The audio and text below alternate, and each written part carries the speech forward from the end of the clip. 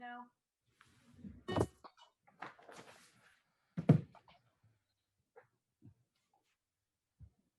Can you guys hear me? It seems we're on mute. Yeah, I can hear you. I can hear you. Yeah, good morning, Lisa. Everyone, am I coming through? Yes, you are. Thank you. Good morning. Hi, can you hear me? Yes, we can hear you. Okay, great. We're going to get started in a moment. Apparently Commissioner Sheffer has frozen again, so we're trying to get that straightened out and we'll start the meeting. Susan, can you hear? Yes, I can hear you. Okay. Max, are you on to answer a question? Yes. Max, the last Zoom meeting we had, Irving Central, if we muted ourselves, we couldn't unmute without you doing it as the host. Is there any way that we can change that this time? No, I cannot. I have too many public members. Okay. So Max, I'm assuming you're going to keep us muted until it's our turn, right? Yes, ma'am. Thank you. Makes it easier. And also, Max, I'm hearing from a couple people that that they're still in the waiting room. I guess participants that are waiting to get in. I have several people in the waiting room. However, they have not logged in using phone numbers that we recognize or names that we recognize that have registered. So those were the instructions that they were sent. But anyone trying to view it through the video link on the website should be able to do that, right? Yes, ma'am, and we are currently streaming live. Okay, great. You want to do anything else?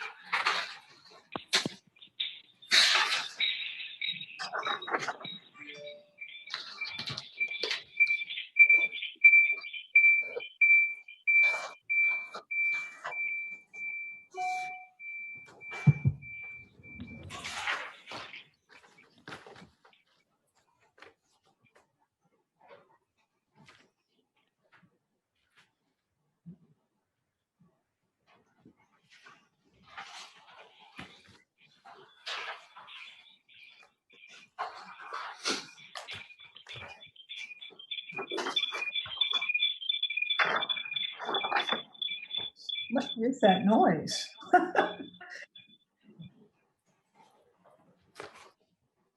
don't think they turned on the audio yet.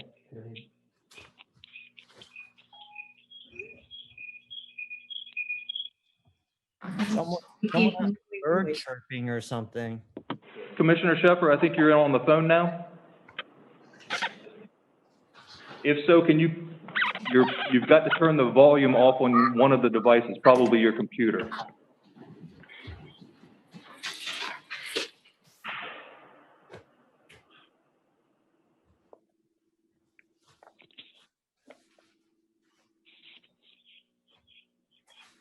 I can't seem to do that. Turn the volume down on your computer, one of your devices, or turn the computer off altogether if you can't get on. Hey, Pat, maybe your nest is hatched. What's that? Okay, I just turned the computer off. Maybe your little nest is hatched. Maybe. All right, so Stephen, you can hear us? I can. Okay, shall we just get started? Okay, I'm going to start the meeting. Stephen, I know you can hear us. You can't see too well, or we can't see you too well, but we know you're there. Good morning, everybody. I'm sorry it's taken so long for us to get together on this meeting. It's been, we've got a lot of people that are on the phone, as well as signed up, as well as the commissioners. What I'd like to do is call this meeting to order, and I'll do a brief roll call of the commissioners. Could you answer when I call your name? Commissioner Gay? Here. Commissioner Byrne? Here. Commissioner Schlosser? Here. Commissioner Taluzzi? Here. Commissioner Sheffer? Here. Commissioner Szymanowski? Present. Okay. With that, I'm going to go into a little bit about the meeting today, what we're here for, and then we'll turn it over to commissioners for discussion. First, at our most recent commissioners workshop on May 4th, the commissioners discussed the need for an all-encompassing recovery plan for our community. A reopening plan as we move forward through the public health crisis towards a local, safe reopening and economic recovery for Rehoboth Beach. With that in mind, I asked the city manager to schedule a special commissioners meeting today to focus specifically on the development of a comprehensive action framework of recovery for the city of Rehoboth Beach. I have also asked Commissioner Taluzzi to act as liaison to the commissioners to work with our local stakeholders to develop conceptual ideas and suggestions for that recovery plan. Simultaneously, I have asked the city staff to work with me to create a draft logistical framework for the city's reopening. I believe you all have that. That is up on the website. Taking into consideration the fact that the city staff will be the group that will be tasked with developing the logistics and implementation of a reopening of the city. With that as background, I would like to go over the proposed draft framework for the implementation of the phased approach to the reopening of the city of Rehoboth Beach, and then pass to Commissioner Taluzzi to discuss the ideas and suggestions of the commissioners based upon input from our community stakeholders that they have contacted. After this discussion of the commissioners, we will open to participants that registered for public comment in order to gather further input from local stakeholders. Please be aware the public, especially the people that are attached to this call that will be speaking. We ask that you please try to keep your comments to 3 minutes. We have over 40 people signed up. That right there is 2 hours of discussion if we stay at 3 minutes, and I'm sure it may go a little bit longer. Additionally, we have received many emails that will go on the record that are part of the agenda packet. And then additionally, there will be some email questions or comments that come in today that will be read off at the end of the meeting in the community comments that will be read off by Margaret Carson. So with that, I'm going to go right into the framework that we've put together. First off, I want you to see that on these pages that we've developed in this framework for a possible reopening of Rehoboth, we have 4 different phases, one being phase 0, then phase 1, phase 2, and phase 3. Phase 0 is basically where we are right now, and on each of these pages, on the right side I have the phase for Rehoboth, but on the left side, most importantly, is the phase where the governor is at this point in time for the state. And just to reiterate, the governor's gone through, I believe, approximately 16 modifications, if not more, on his state of emergency. The most recent 2 being that are specific towards communities like Rehoboth, one being the modification to allow non-essential businesses to have curbside service or appointment service. And most recently, yesterday, his opening up of farmers markets with limitations, I believe as early as May 15th. Otherwise, the governor has pointed towards June 1st as his date in and around for phase 1. So he has extended his state of emergency from May 15th to the 31st of May. And those state of emergency items, among other things, the quarantine if you're out of state for 14 days, the prohibition on rentals and hotels, non-essential travel being not recommended, stay-at-home orders still in effect, restaurants, for example, are just still takeout. Now, in the phase one of the framework for Rehoboth, where we are right now is the beach and the boardwalk are closed. The benches have been removed from the boardwalk and many of the streets to combat what we had seen as the lack of feelings towards social distancing. The City Hall and Convention Center have been closed. The restrooms citywide are closed. The playgrounds are closed. All events have been canceled, as we mentioned before, through July 5th. We are in the process. We had a previous discussion about a boardwalk access for businesses on the boardwalk because the governor just opened those businesses, non-essential to service. But that's something I'm sure will come up in this discussion.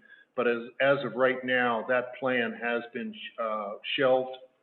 And then finally, right now in phase 0, our thoughts moving forward, we're going to have to discuss the parking meters as well as parking permits. Right now, the date for the permit to be determined. Formally, it was leading up to this pandemic, May 22nd, but that'll be a subject of discussion amongst the commissioners. So we move into phase 1.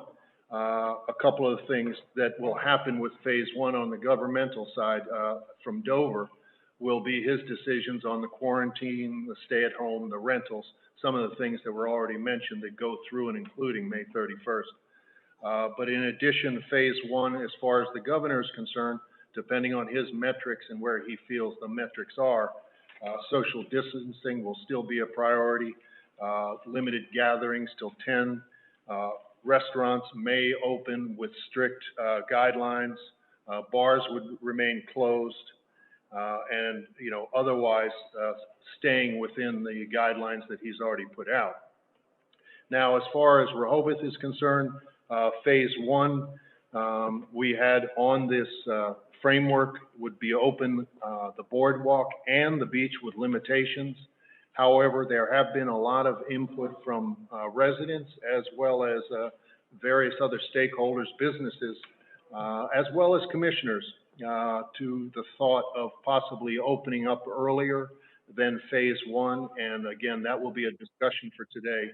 And I think, you know, given the circumstances of what's going on around us, for those that don't know, Ocean City has opened up their boardwalk as of this past Saturday. Dewey Beach opened up their beach to walking, exercising, dog walking. Fenwick Island did the same. Lewis has been open all along to walking, exercising, and dog walking. And additionally, various towns north of us, Cape May County, have opened as well. So there's a number of different municipalities for us to look at, to gather data on. And it seems as though so far so good from those municipalities. And it gives us a lot of thought on what we should do here in Rehoboth. Additionally, in phase 1, City Hall would be opening up by appointments only. We would open up the Rehoboth Avenue restroom. However, if we do look into the fact that we may be opening the beach and the boardwalk earlier than phase 1, we would be considering opening up the restaurant, at least the restaurant on Rehoboth Avenue. Otherwise, phase 1 would be open up the tennis courts, the running club in Gove Park. And we have farmers market open with limitations, but as you know, we've already mentioned the fact that the farmers market, the governor has opened those with limitations as soon as May 15th. As we move into phase 2, the differences from the governor's perspective, what he's mentioned a number of different times would be a 14-day spread differential between phase 1 and phase 2. So right now he's focused on June 1st as phase 1. Would anticipate without any changes, his phase 2 would start up approximately June 15th. Again, social distancing still in place. His limitations on gatherings would be up to 50 people. There would be moderate physical distancing protocols as far as restaurants are concerned. The possibility of bars opening with some modifications as well. Same as we move to phase 2 of Rehoboth, the boardwalk would be open with broader limitations. I think as soon as we open the boardwalk, we would be exercising only. So on the boardwalk, walking, running, bicycling, and again, the dates after May 1st, after May 15th would be biking from dawn until 10 a.m. and then walking and exercising on the remainder. Then with the beach as well, exercising on the beach, whether you're running, whether you're walking. The ordinance right now is that there's no dog walking after May 1st on the beach or the boardwalk, obviously.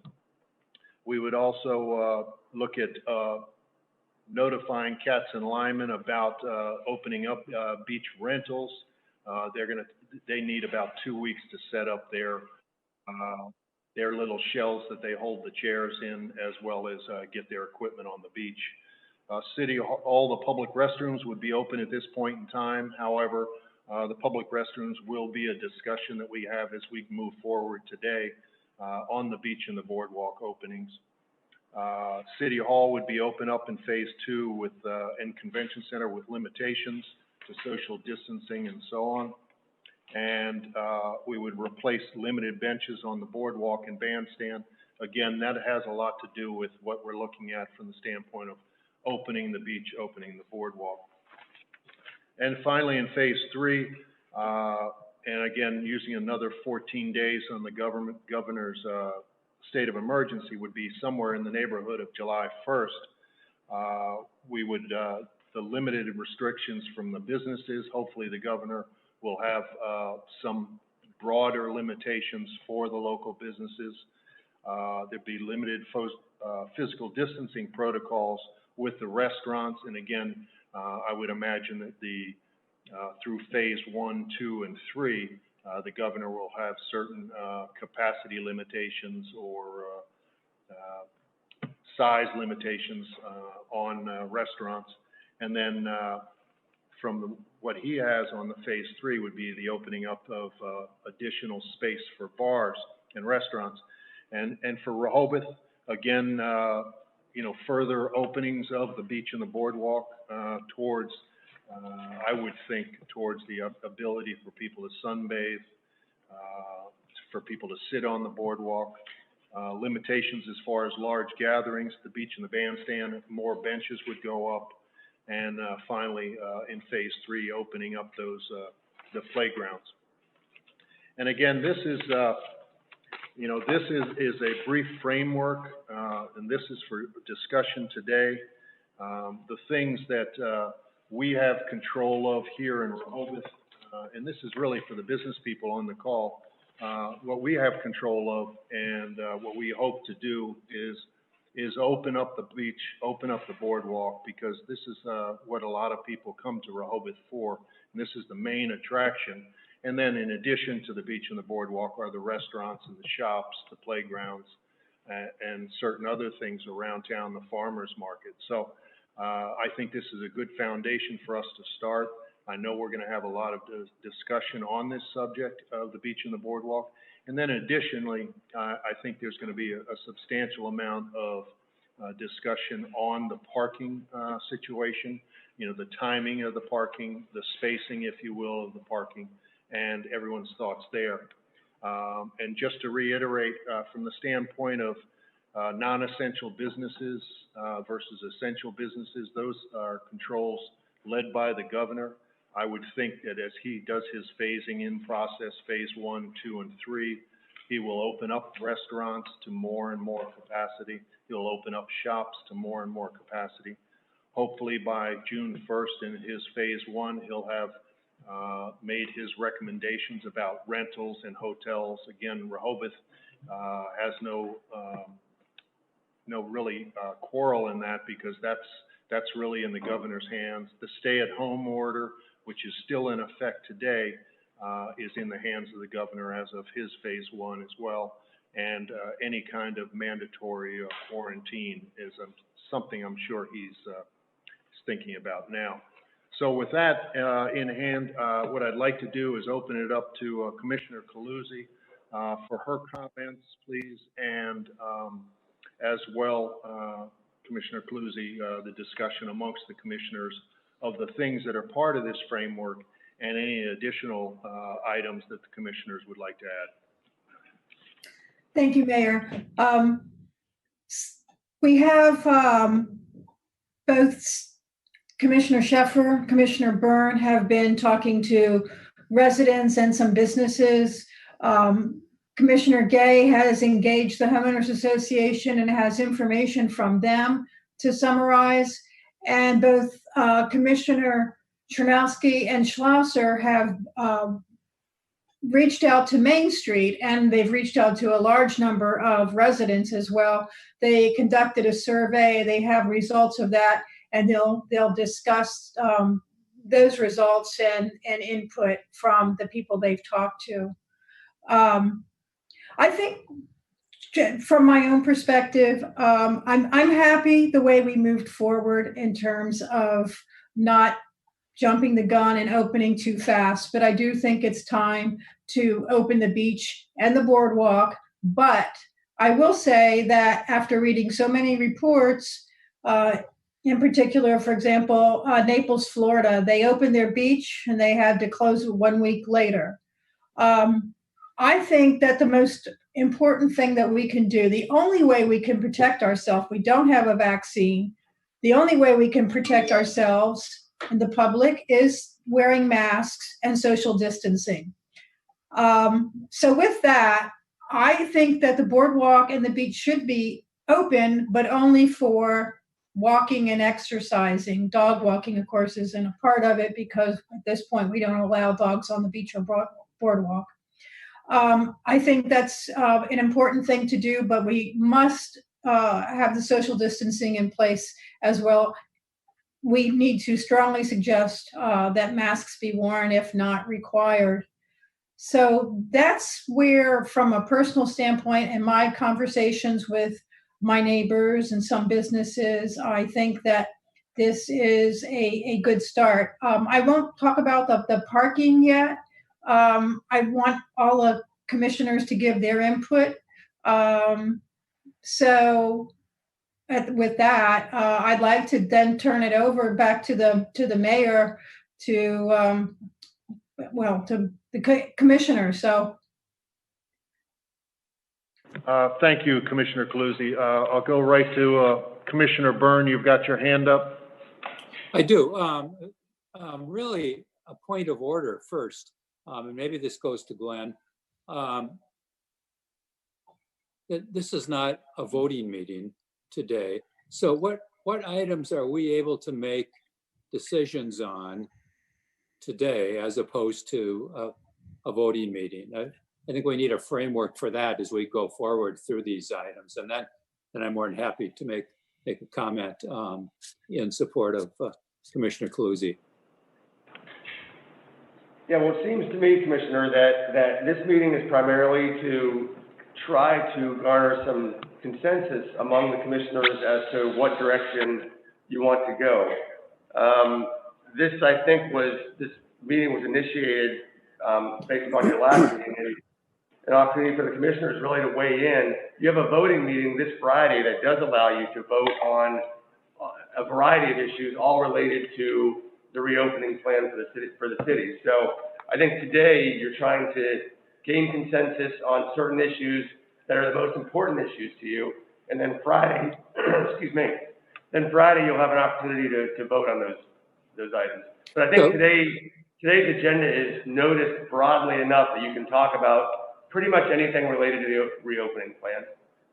So we would have to wait until Friday if there's consensus about opening the boardwalk and the beach. I think that was the way that we as far as voting is, I think that's the way we went, but the mayor's looking at me as if maybe there's some other consensus issues. The impression I have, Glenn, is that because the closure of the beach and the boardwalk was part of the city's state of emergency, that the impression I have here is if we come up with a consensus to open the boardwalk and the beach, we can walk away from this meeting with whether we're opening it or not opening it, rather than having a formalized vote. Just as an example, that's what they did in Dewey, for example. The 4 commissioners, they had their commissioners meeting, and they came to a consensus about opening their beaches immediately, and that's what they did, rather than having a specific vote. They did not take it. I think the same thing in Ocean City. I don't think they had a formalized vote. They had a discussion at the meeting, and then they just opened it the next day. So the impression I have is that this would not be a formalized vote, but from a legal perspective, you know more than I do. Well, Chapter 22 of the City Code does give the additional authorities that would allow the administrative staff in conjunction with the mayor to do it. I just wanted to be sure that you're okay doing that without having a vote of the commissioners, and it sounds like you are, so. Yeah, I would be, but obviously with the input of the commissioners, I mean, obviously it's going to be a discussion today. And if at the end of the discussion that the commissioners, there is a consensus that they feel otherwise, then we'd have to take it to a specific vote on Friday. But I would think that based on how we put the state of emergency into place, by removing the state of emergency in that regard, would be done the same way. Fine, yep. Okay. Thank you, Glenn, and thank you, Mayor. I think it's important that we have that understanding as we go forward with the discussions today. So, well, I have the floor for just a moment. Let me just say that I'm very supportive of what Commissioner Cluzy commented on. I think opening the boardwalk and the beach with the restrictions that she mentioned as soon as possible this week, as soon as our city team can make that possible, is the direction that I would support going. Thank you. Thank you, Commissioner Byrne. We had a call from Commissioner Sheffer. Are you there? Commissioner Sheffer, did you slip off the call? You see him on? If you can bear with me for a minute. Okay. I'm gonna try to contact Commissioner Sheffer on the outside. Commissioner Schlosser, you had your hand up.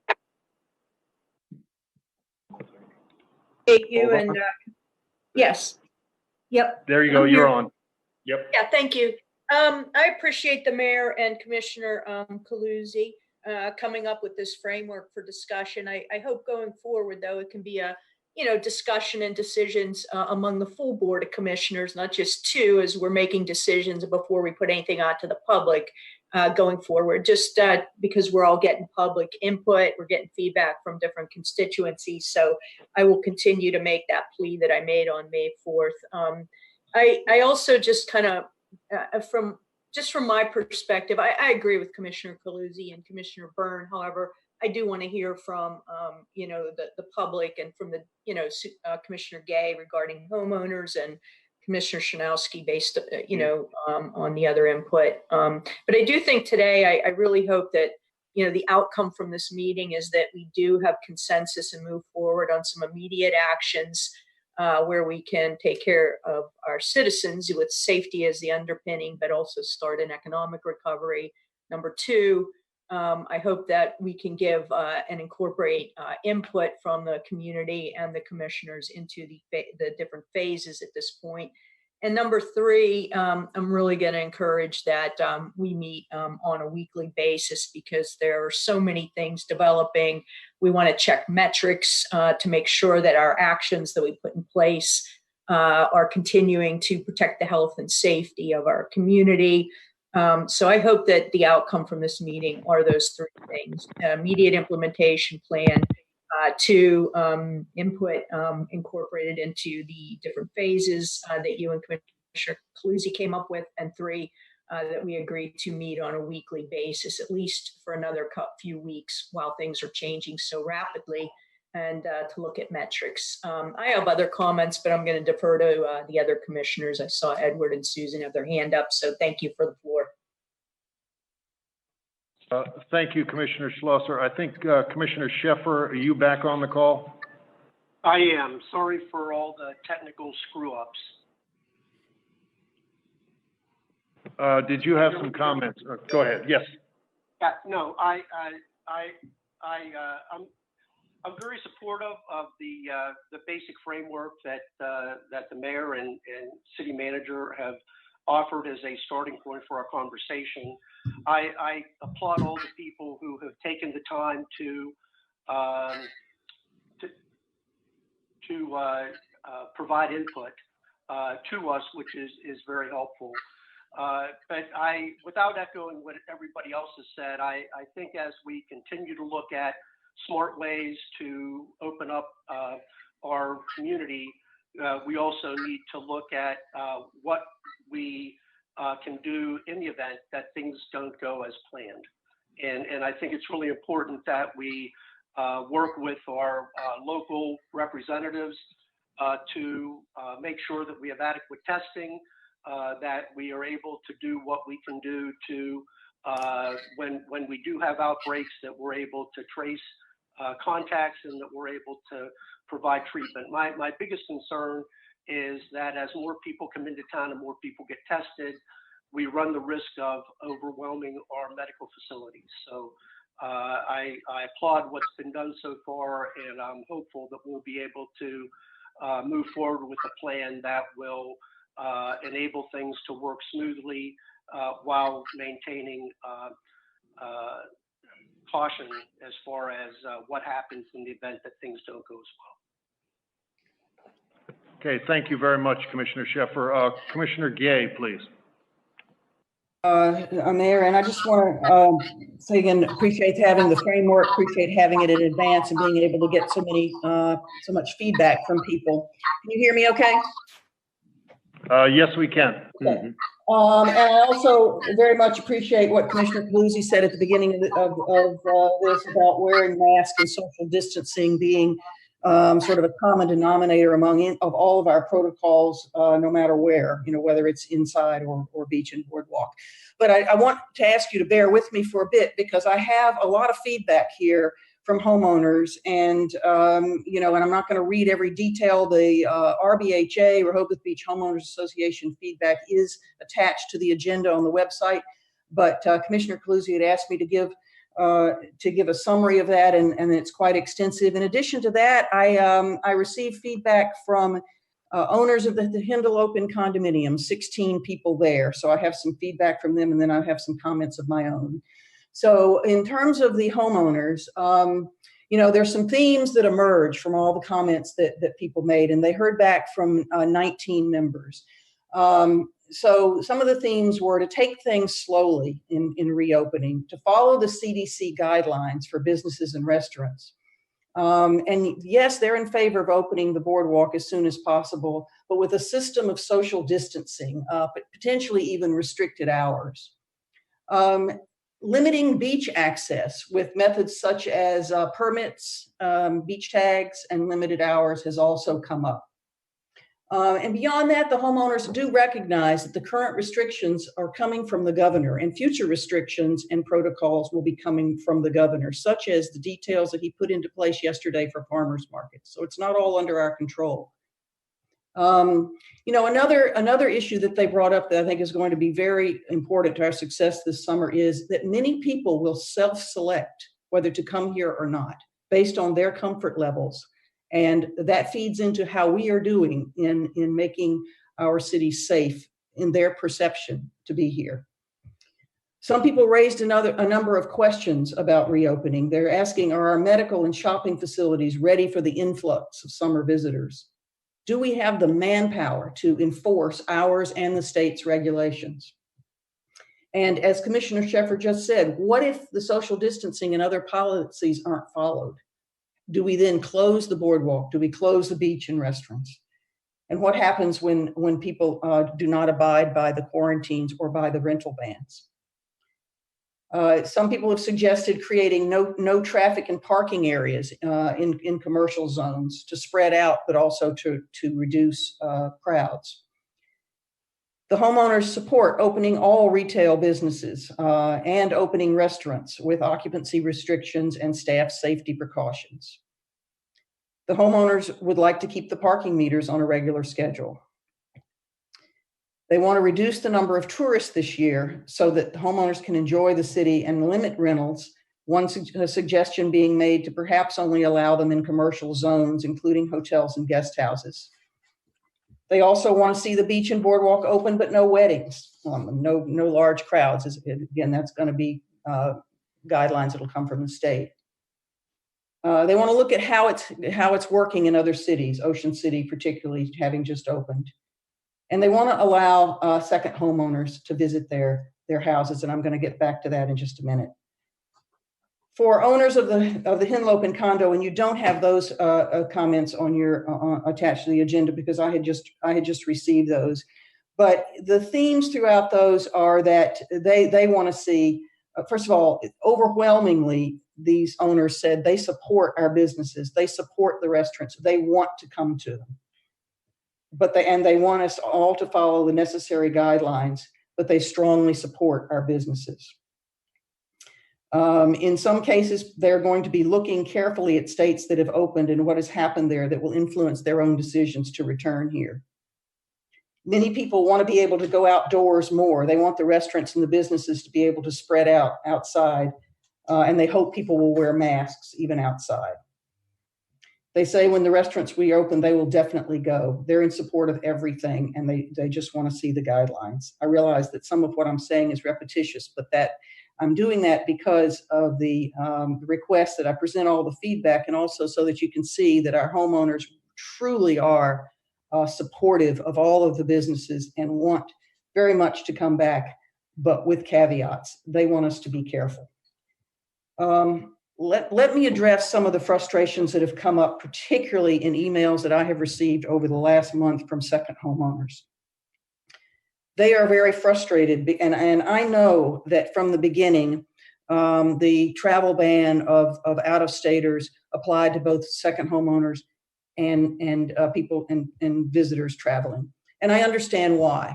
And I've tried to explain this to people. I understand that the virus doesn't know whether you're an out-of-state visitor or an out-of-state homeowner. And most people have been abiding by those quarantines, but some haven't. And this has produced a number of frustrations for our residents and for our second homeowners who are following the rules. But in addition to that, I have been advising people, some homeowners have said that they don't feel welcome there, that they don't even feel like they can come if they're quarantining. And I have advised them that they may indeed come to town, that the regulation from the state is self-quarantine for 14 days or as long as you're in town, whichever is shorter. So if you need to come to your house for a few days, as long as you do not go out in public, do not go out of your house. It's not a very pleasant way to visit town, I'm sure, but as long as you do that, then you may come to town. The problem is that recently I have been shown information put out by the state and the county realtor associations that are basically saying that rentals can be done. They're saying out-of-state renters have to follow the quarantine. They're saying in-state renters, so if you're coming from Wilmington, you can rent in Rehoboth and not have to quarantine at all. And that's not right because there's a ban against all rentals. In addition to that, all eyes are on us right now for reopening, and we're going to be doing it very soon. And many people will be traveling to town, many out of state, despite the stay-at-home ban, many out-of-staters will be traveling to town, and yet our homeowners are not allowed. So I think we do need to address the message that we are sending to our second homeowners.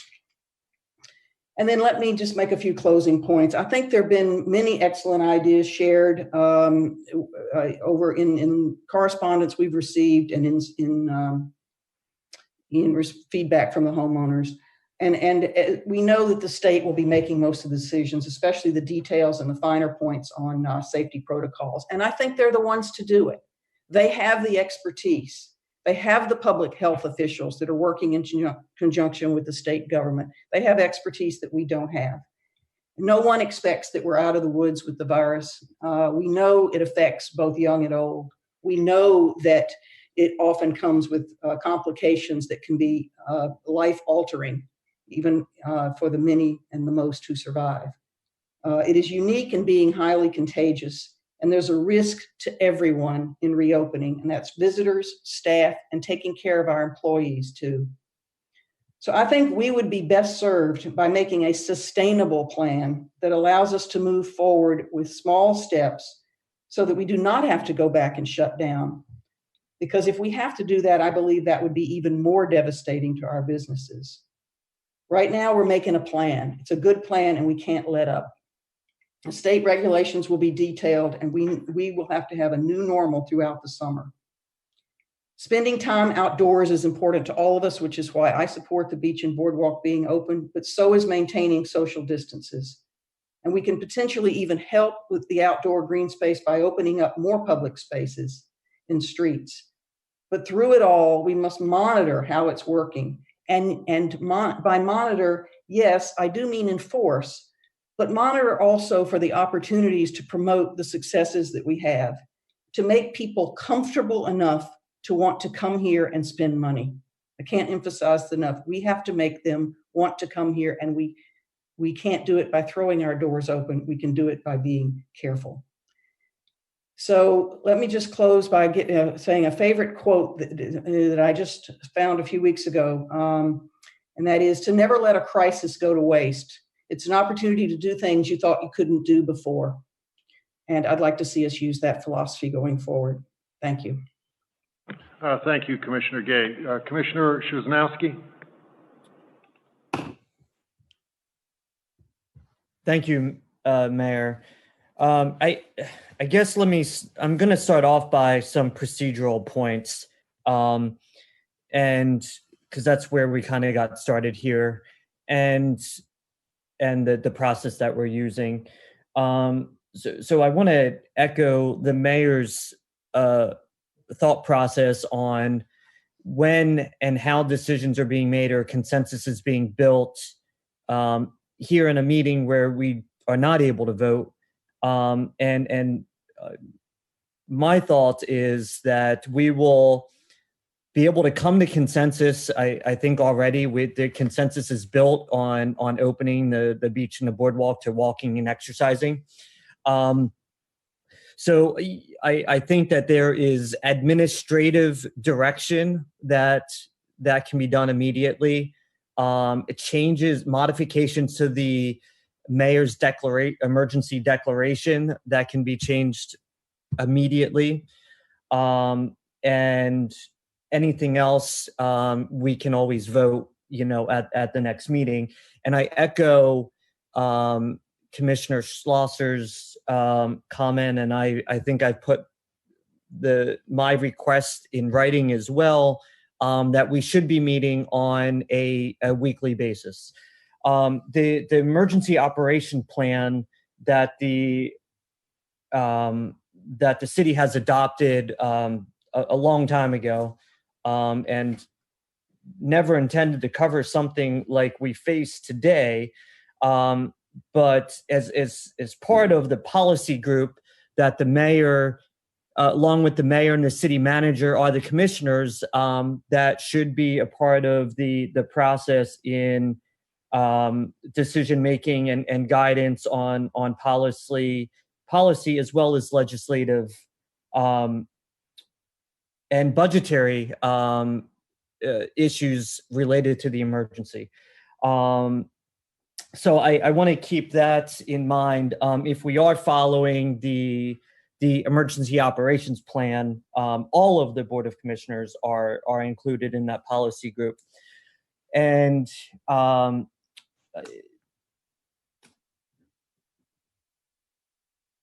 so I just want to make sure that we're acknowledging that and following those rules. In addition to any emergency funding related to the any emergency funding to support the emergency operations needs to be established by the full Board of Commissioners. Like the fence that was, or barrier that was potentially going to go up on the boardwalk, that a purchase order, in my mind, should not have been signed without coming before the full Board of Commissioners. Those are some thoughts on the just procedurally. Then I'll now move over to some feedback that we got from Main Street, and this summary is on the website on the agenda, dated May 11th. And I'll just highlight a little bit of what Main Street has done, some of the survey results and their task force meeting sessions, and what's come out of them. So Main Street engaged its members and other community members to get feedback on a recovery plan, which I've asked them to do. But prior to that, Commissioner Schlosser and I have been meeting with them over the past 6 weeks on an ongoing basis, as well as meeting with residents and businesses individually. The feedback and suggestions that Main Street has gotten over the past just 5 days to a week, since I've asked them to really formalize something in writing for the commissioners, they have had many meetings. I think in the task force meetings alone, it's been about 100 people total. The board and the executive director has spent countless hours speaking with folks individually and coming up with ideas and creative ways that we can get out of this or navigate through this recovery. But it by no means represents a consensus of all of its members, rather just some preliminary suggestions given in a short time frame to begin the framework and a starting point as we move forward from this point. And they recognize it's a fluid situation that they will continue to meet on an ongoing basis and adapt and change and be flexible. This crisis may require some trial and error, that's without question. So the survey that they used via SurveyMonkey reached about 1,800 respondents. 31% of those were property owners, 19 of those full-time residents, 21% business owners. That's the makeup.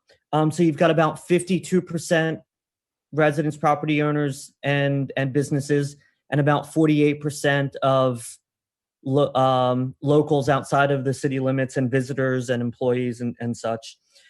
So it's about 50-50. 68% of the respondents replied that the boardwalk should be opened. 56 responded that it should be open, requiring face coverings. And 75% agreed that it should be open with social distancing required. 80% responded that parking meters should be off until businesses are fully open and the DART system is in full force. 60% said the benches should be put back.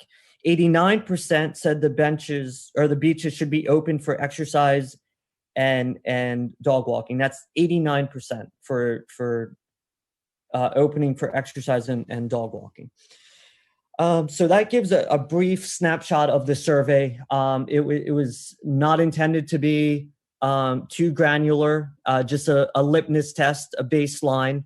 I think that the responses are very much in line with what I've been hearing, and I know others have been hearing throughout the community.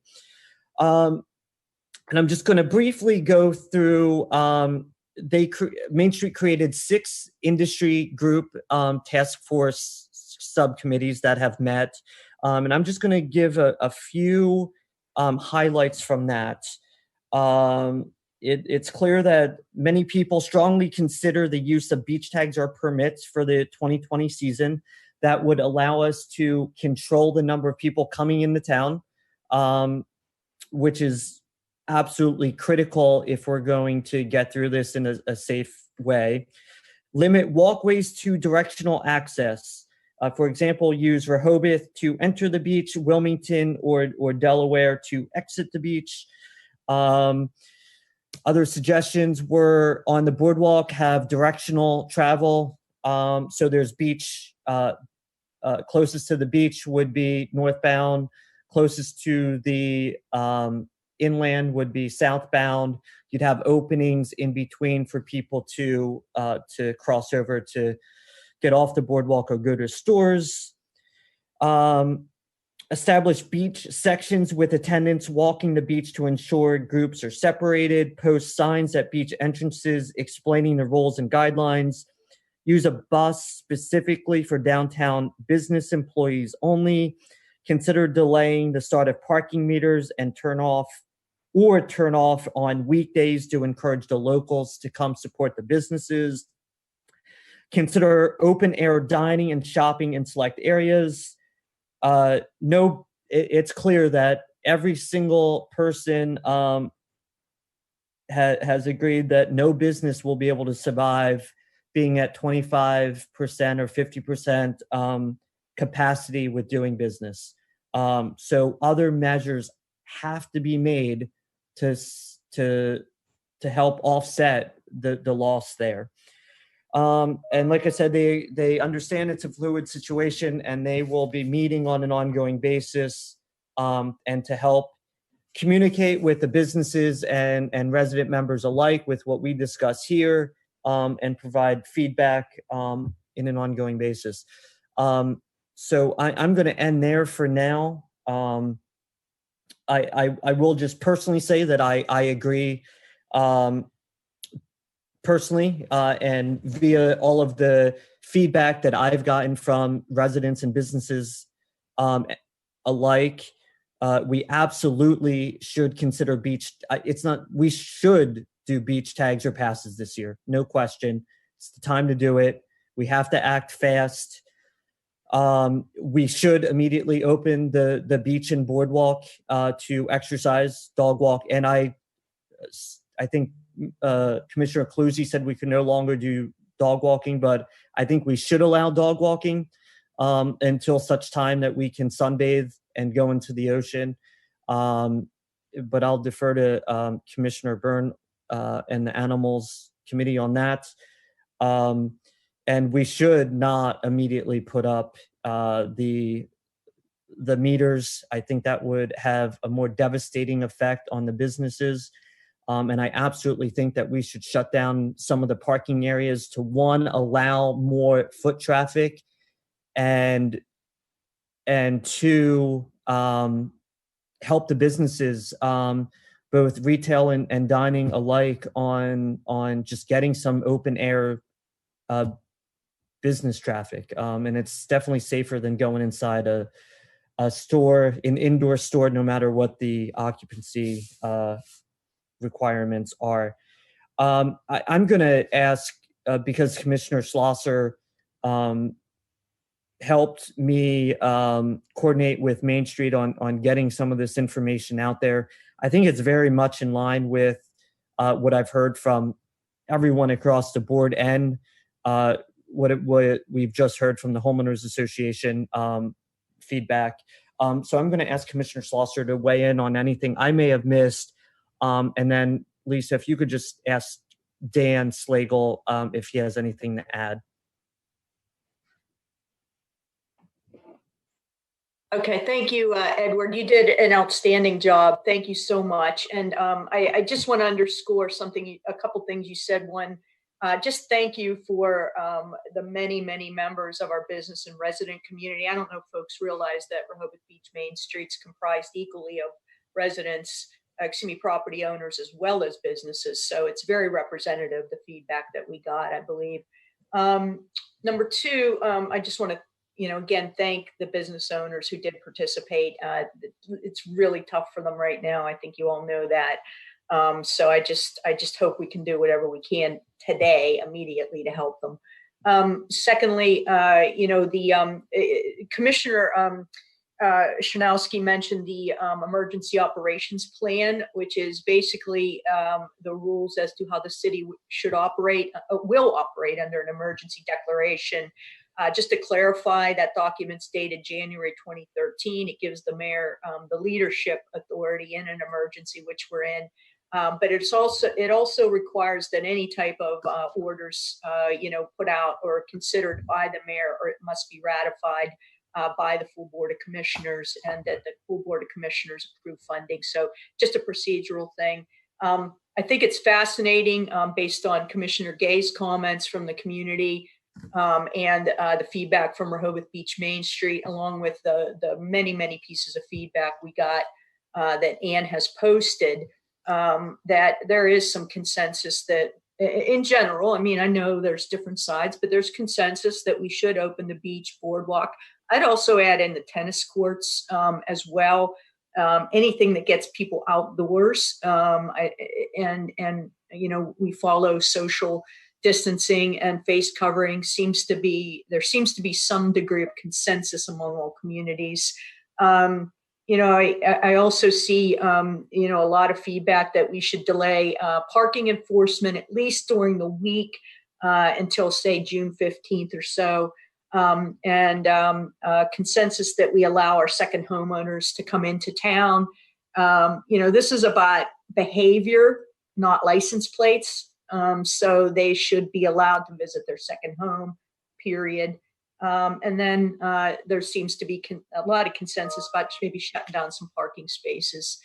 So I just wanted to underscore those points. And then I'd like to ask Dan Slagle if he could be unmuted. He's the executive director of Rehoboth Beach Main Street, led a lot of the effort here. Love to give him just a minute since we're on the topic of Rehoboth Beach Main Street's input to speak. Thank you, Commissioner Schlosser. Unfortunately, we've got 43 people. I'm just going to go down the list of the people. I know Mr. Schlegel is on there. He'll be able to give his 3 minutes of input as well. I think both you and Commissioner Szyznowski have summarized the input that you've gotten from Main Street, and that's been very helpful, I think, to all. I think before we actually open it up to the public for their comments, I've got a couple comments I'd like to make myself, and then we need to discuss among the commissioners if there's anything else, and then to move forward with the group of people locally that wanted to call in. A couple things that I'd like to say is I agree from what I'm hearing from people, whether it's businesses or residents, homeowners, is that as soon as we can get the beach and boardwalk open for exercising, I think that would be very important to our local people. I think it would be very important to the businesses because then it gives all of our second homeowners the opportunity to come into town following social distancing, following the safe practices recommended by the CDC. I know that quarantine is there. I know a number of our second homeowners have come into town over the last month or so, and they've done a very good job of being social distancing, keeping safe. More and more people are wearing the masks, and I think that's doing well. But I think the beach and the boardwalk, as we are capable of getting it open with the city staff, I think that'll be very important. And again, I think the sooner the better, especially given the fact that Ocean City has opened, Dewey is open, Lewis is open, Fenwick is open. So we're seeing it on all sides. And I think we should allow the same thing to happen with the other communities. When we close the beach and the boardwalk, the other communities, with the exception of Lewis, close their beaches as well. and Bethany closed their Boardwalk. So I would think, again, limitations, social distancing, mask wearing, I think would be very important for the beach and the Boardwalk. And so that we could seriously give consideration to moving up the phase 1 from this framework of beaches and boardwalk opening into phase 0, again, with the implementation by the city staff. It'll take a bit of time to set up the boardwalk, get trash cans on there, get signage, but hopefully we can get that done within a couple of days once we have a final decision coming out of this meeting by the commissioners. As far as the parking goes, you know, I know there's been a lot of talk about postponing parking until the businesses get open. Again, phase 1 for the businesses will be the governor's chance to open, depending on what his metrics are as far as where we are on the spectrum of new cases, hospitalizations, but I think we're moving in a positive fashion. So I could see him putting in the modifications to restaurant use, modifications to non-essential business use, so that people could have their doors open for some type of crowd.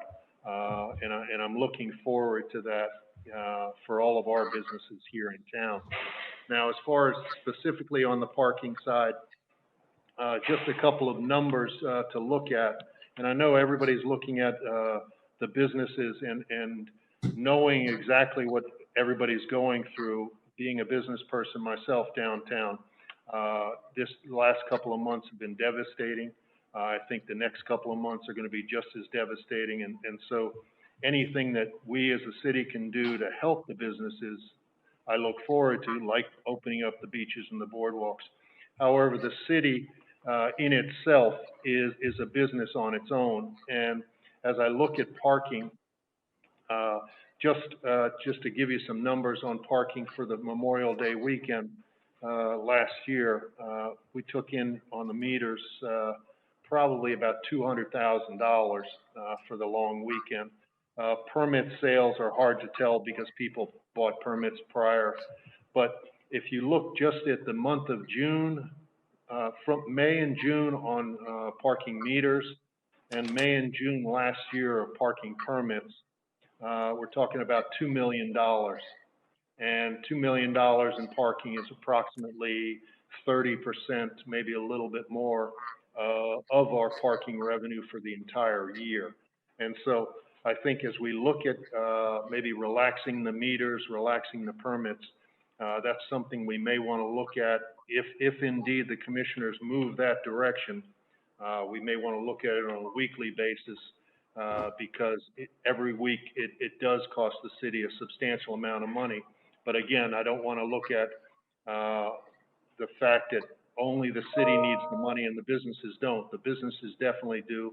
And we want to make sure that as much as possible, we allow the businesses to do their work. And so some type of relaxation may come out of this meeting. And I look forward to further thoughts. I know some of the business people on the calls have thoughts, but we have to look at it from the perspective of if you allow restaurants to have tables out front or into the street, we're going to have to allow businesses to have their racks on the sidewalk as well because they're under some of the same limitations. So there are some things to think about from that perspective. As far as having a weekly meeting, I think that's probably a good idea just to keep everybody abreast of what's going on. We do have a meeting in 2 days, Friday, for any type of discussion we might have on this. And we may want to just schedule weekly meetings for Friday for the next 3 or 4 weeks, but that's something to come out of this meeting. So those are my thoughts. Again, you know, the real focus for us is the beach, the boardwalk, and maybe any kind of parking issues. And then hopefully as the governor moves forward, he'll be looking at his metrics. He'll be looking at other communities. We'll be looking at other communities on how they handle the social distancing. but so far, so good from what I've heard locally. Ocean City, Saturday, they had a warm day. They had a decent sized crowd, but it seemed like it was a little bit manageable with the exception of right around one of their French fry places. So obviously we've got many fewer businesses on the boardwalk than Ocean City, and I think we'll be able to handle that with our staff. So with that, I'm going to move right into the list of Mayor? people. Hold on one second. Commissioners Gay, Calusi, and Byrne. Okay. Commissioner Byrne, and then Commissioner Gay and Commissioner Calusi, in that order. You have questions. Commissioner Yeah, Byrne. thank you, Mayor. And I greatly look forward to hearing from our up to 43 guests that are on. I'm really pleased that they've taken advantage of this opportunity, and their input is going to be critical to where we go.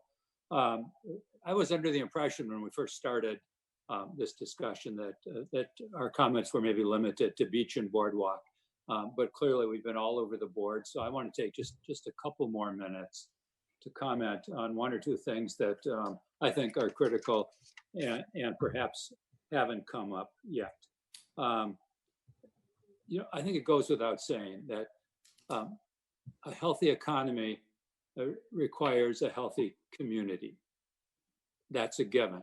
I think there's incredible concern still coming out of the CDC, coming from Dr. Anthony Fauci in Washington, D.C., about what can happen if we open too fast or we do not open carefully enough. I think it's important to recognize that no one has the risk or the right to put others at risk. And I think that that's a message I have heard from our residents as I've wandered around our community the last several weeks. We do remain in a health crisis in this state, in this county. The health crisis hasn't moved east to where we live and where we want our businesses to open again, and we want to keep it that way. We do want to ease the pain, and I'm certainly all for many of the things that have been discussed so that we can ease the pain of our small local businesses without compromising our local health situation. We're definitely not out of the woods yet. And I think a significant point, while this isn't the fault of any of us here in the city, I think it's a huge concern, and that is that our local small businesses have not been treated fairly as the state has made decisions, as the big box stores on Route 1 close to us have been able to continue to engage broadly in retail business, whether it's selling shirts or shoes or jackets or books or any number of other items. They've not been able to do that here, whereas we can go a mile or two away, and they've been able to do that. And that's, to me, a very big fairness issue, and one that hopefully we can help address in the very near future. One thing that has not been mentioned, and the reason I kind of mentioned the obvious about the fact that we are still in a health crisis, one thing that I think would help us as we do ease the pain of our local businesses, as we do open the boardwalk and beach, and as we open up, is that we know from our public health folks, we know from experience across the world over the last 2 months that testing is critical. And I would hope that we can somehow figure out, under state support, to bring testing right into the city of Rehoboth Beach very, very soon. I would say that we need to make it easy. And sure, people can go out and find testing if they can find it. It's not convenient. It's not inexpensive for a lot of people, particularly people that are making minimal and or no salaries right now. And so I think it's critical that we bring testing right in. Maybe we set it up in the parking lot. at City Hall or at the fire hall, and that we prioritize testing for the folks that are working in the restaurants, whether it's takeout or whether they can expand, whether those that can come in and work in our retail establishments. I think testing for our municipal city employees is critical, and that we should be able to provide that, make it very convenient, very easy, very quick, no cost. And then certainly the residents of our city, many are in the age category, the demographic that I'm in. And whether we say it's over 65 or over 70 or so, vulnerable population. We have a lot of us that reside in this city, either full-time or part-time. And so I think we should prioritize figuring out how. And if it's working with Pete Schwarzkopf, Ernie Lopez, and the other powers that be beyond our city to figure out how to do this, I think it's critical. Thank you. Thank you, Commissioner Byrne. Commissioner Gay? Yes, first of all, thank you, Commissioner Byrne, for your comments about the needing a healthy community before we have a healthy economy. I couldn't have said that better myself, and I really echo everything you said with regard to, being mindful of the health situation we're still in and the need for testing.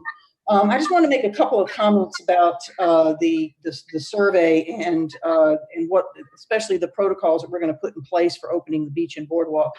And this is something that one of the things just occurred to me this morning, and that is, while the state is being very detail oriented, I mean, I was especially impressed with what they put out yesterday on farmers markets. I mean, they covered everything. And I was under the impression that they're going to be doing that for other types of businesses and other types of openings, and which in a way takes us off the hook. And in another way, I mean, they're doing the work. They have the experts.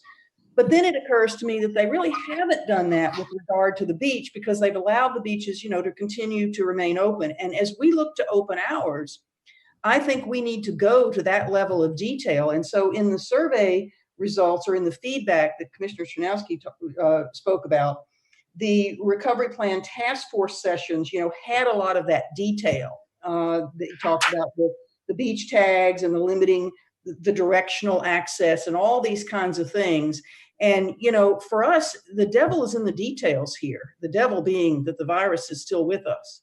So it looks to me like on that score, the state is not calling the shots, that we will have to do that locally, because all the state has said is that, yes, the beach and boardwalk can be open for walking and exercise, and we're getting ready to do that. So I just want to throw that out there. I will say this, I was a little disappointed in the numerical part of the survey, in the sense that everyone I know responded to the other in a number of questions, because they're so complicated, that some of these issues, and none of the others are reflected here. And I don't know whether that means only the yes, no's are reflected here. So I don't think that means that 68% of 1,800 said the boardwalk should be open, but 68% of those who responded yes or no. I think that's what that means. But I was disappointed that those nuanced responses were not on here. And the other thing, I guess, just on a couple of elements, I know that the benches, even with the survey, even with the responses that I got back from homeowners, the benches were a little bit of a mixed bag. Some people thought that it was better to keep them off, and some people wanted them put back. But this weekend, in the pictures I saw from Ocean City, they had their benches up, but they had them covered with police caution yellow tape.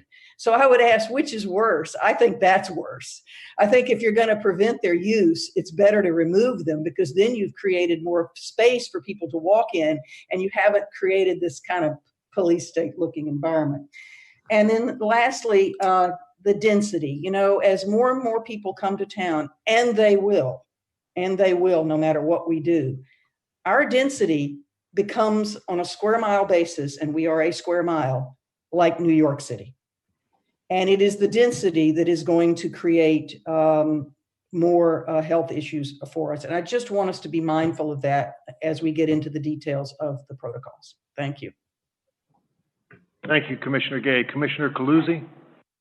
Yes, first let me say thank you so much, Commissioner Byrne, for your comments about testing. It is critical, and I think we need to engage our state officials to get testing here because, as we all know, people from outside of our town, the workers from Georgetown, from Milford, from Milton, from all these places will be coming into town. And so the workers need to be tested.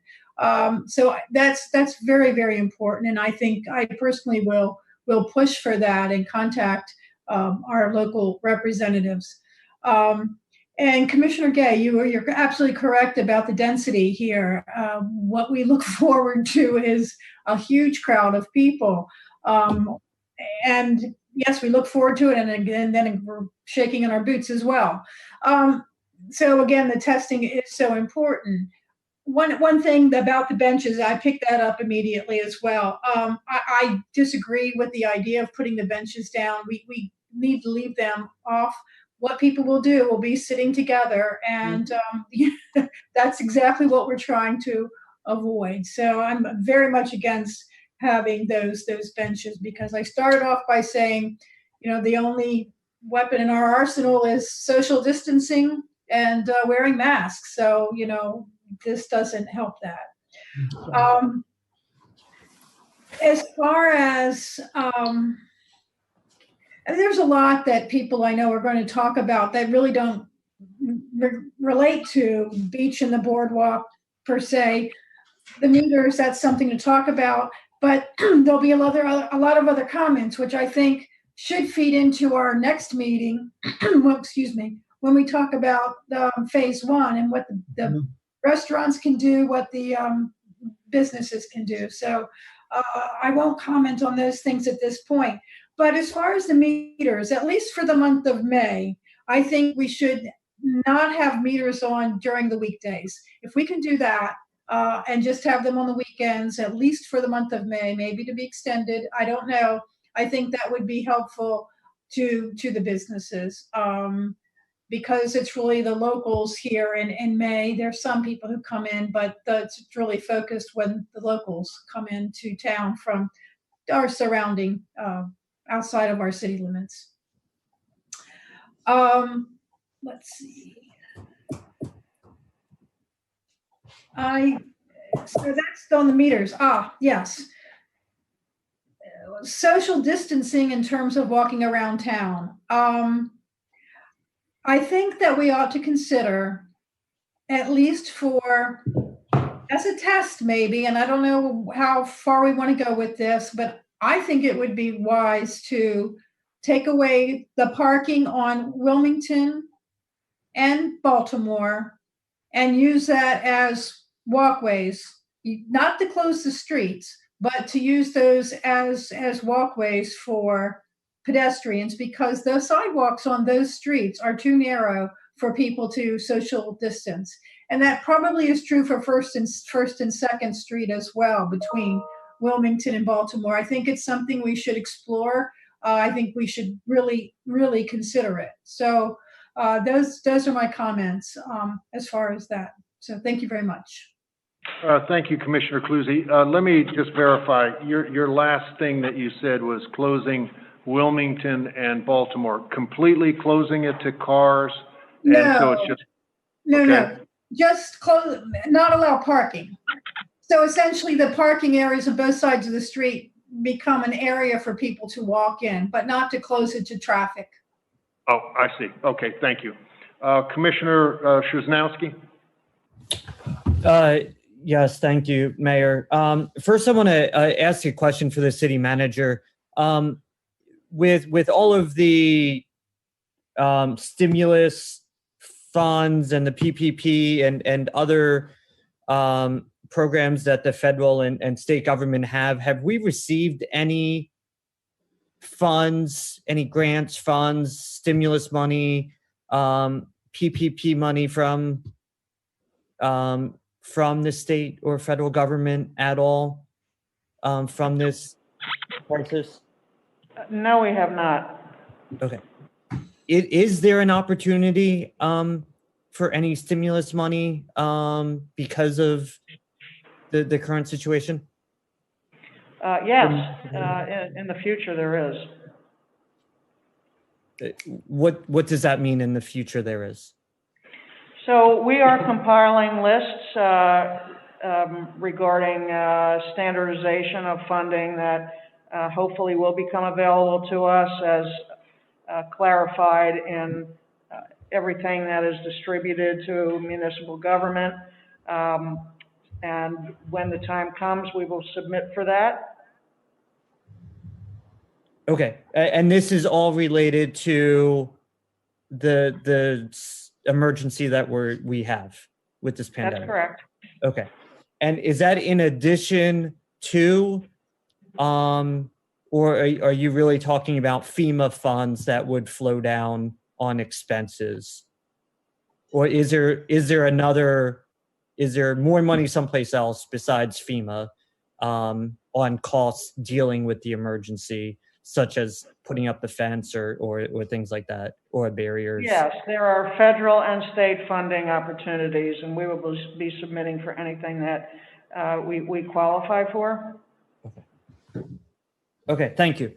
But just to clarify, these would be reimbursements for expenditures that we've incurred, not any type of stimulus funds based on loss of revenue. Correct. Yeah, that's my understanding. Is that correct, City Manager? That's the understanding as of now, correct? All right, thank you. So I think I agree very much with Commissioner Byrne and Caluzzi. We need to have testing sites here for the city employees and workers. I have to say, I didn't sit in on all of the Main Street meetings, but I've sat in on probably about half of them, and I could not be more impressed and proud of some of the thoughtful thinking that these businesses have on taking safe measures for their employees and the folks that will be coming into their establishments. And it was very nice to hear how far the businesses are preparing to do that. So safety is in everyone's mind, and I think that's worth acknowledging. So I think I'm going to make a couple of recommendations that for the commissioners. One, that is we open the beach and boardwalk to exercise and walking, and obviously allow folks to go to the businesses on the boardwalk that are opened. And I would add that with that, social distancing is required. The guidelines from the CDC and wearing face masks in public. And I think that should include the commercial streets, Rehoboth, Baltimore, Wilmington, First and Second. Anyone walking around in those areas should have a face mask on, and I think that should be. I think that's covered in the governor's order now. We also need to think about other ways that and hear from the chief and the city manager on how we can enforce those things. And we've got enough people to enforce those things. And if we don't, we need to fine people. I know a long time ago, Main Street had, city community ambassadors that used to be on the boardwalk to help people find what they were looking for and things like that. I think that if we don't have enough seasonal police officers and beach patrols or lifeguards in the beginning, then we should maybe ask Main Street and the VIA and Camp Rehoboth if there's a big enough volunteer base that we can have volunteers, 1 or 2 people on each block of the boardwalk and Rehoboth Avenue, just showing people along, reminding them what they need to do. And then you've got the seasonal seasonal police and the normal police officers, issuing citations and stuff if people are not complying, because we have to communicate it that you will get fined if you come to the city of Rehoboth and you are not adhering to these things. Otherwise, it's just going to it could turn into a disaster. So we have to be very mindful about the enforcement, make sure that we have the capabilities to enforce it if we open it up, and that we're communicating to the public so the floodgates don't open. Secondly, I would recommend that we strategically have the city manager and her staff put some of the benches back with signage on that they are for disabled and elderly people only. They're not to be congregated on. One of the things that I heard first and foremost from our residents is the Boardwalk was one of the safest places for them to walk and get exercise. They knew how long it was. They knew that halfway they had a bench to sit down and catch their breath on. I think that we would be not listening to our elderly population if we did not have some place for them to be able to sit and rest. But limited number, clear signage that they are for the elderly and disabled only, and not to be congregated around. I would suggest that we have no meters until May 29th. And at that point, we consider, we reevaluate towards the end of May, and then maybe consider not doing it during the week for the first couple months of June. I understand that it's a huge revenue loss for the city, but I think it's very important that we are supporting and making it easy for the businesses to get business. If we have half the businesses close up, that's going to have a much more economic disastrous impact on us than losing a few $100,000 in revenue. So I'd consider that. And then I would consider closing parking on doing what Commissioner Calusi mentioned on 1st, 2nd, Baltimore, Wilmington, but also banning parking on the sidewalk side of the 1st and 2nd blocks of Rehoboth Avenue to allow some of the businesses to have outdoor seating and dining, and also allowing enough room for pedestrians to walk safely.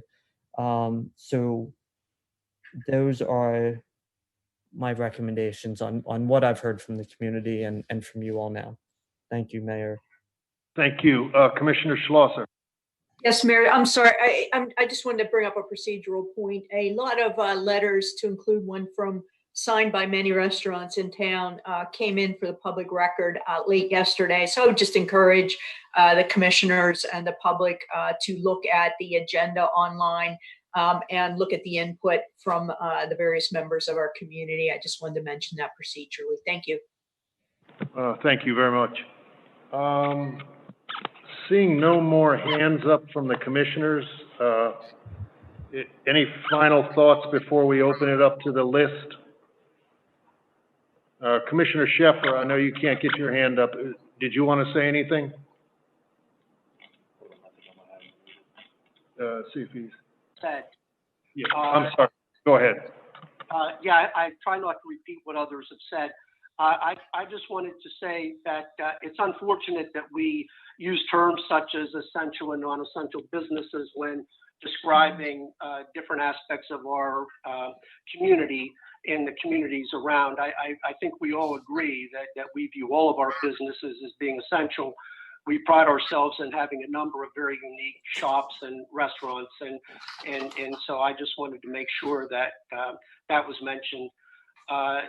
Secondly, I wanted to say that I love the idea of thinking creatively and looking to the city manager and Chief Banks to help us operationally operationalize some of these things, such as closing off parking on some of the key commercial blocks, with the understanding that deliveries still have to be made, that people will have to conduct business. But I think if there's a way to do that, that would be great. As far as parking goes, I like the idea of having weekly meetings where we can talk about outcomes, because outcomes really matter in these things. And what we've discovered, at least from my perspective, when we've made changes to parking, we haven't always gotten the outcomes that we had intended, despite the best efforts. And I think we need to have ongoing conversation about it, because if we find from the business owners that we're not getting the type of behavior, my concern is that we try to accommodate that desire. We don't have the meters working. People come in and park and just walk around and don't become patrons and spend money. And then all we've done is lost revenue. And so I don't have how that can be completely monitored, but I think we have to have ongoing conversations about that. And I am in favor of opening the beaches and the boardwalk, as has been discussed.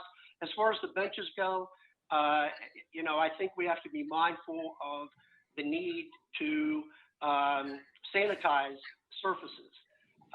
The restaurants do it, but if we have benches on the boardwalk, as has been suggested, as people leave those benches, we have to have somebody there to sanitize them before the next person sits down. I don't think that's a bizarre thing to mention. I think it's important that how we do these things is as critical as trying to do them. And so I'll shut up after that.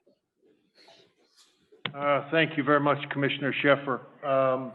Seeing no more hands up from the commissioners, what we'll do is we'll start with the call-in people that have signed up. And again, if you can, try as much as possible to keep within the 3 minutes. We do have over 40 people signed up.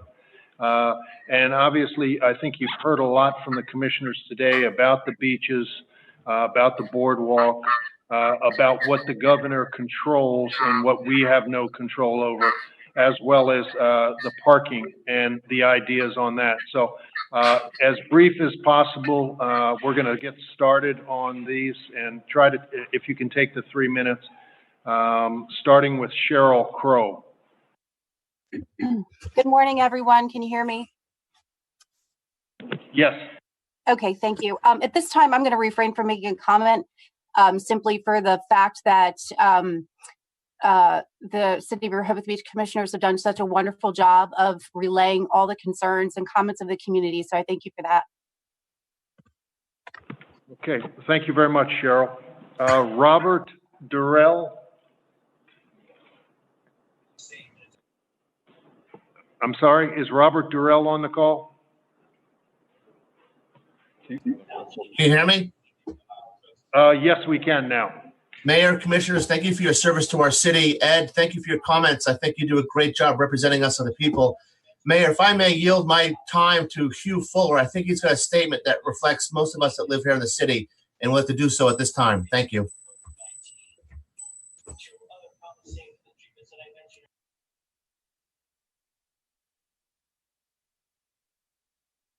Mr. Durrell, we're taking them in order. I know Mr. Fuller is on the list, and we will get to him when his number comes up. The next number, number 3, is Kathleen Cowles.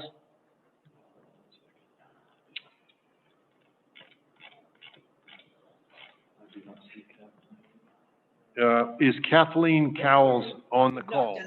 Everybody runs their kickoffs a little differently. Oh, I'm sorry. Could you start again? We just connected. Especially important would be to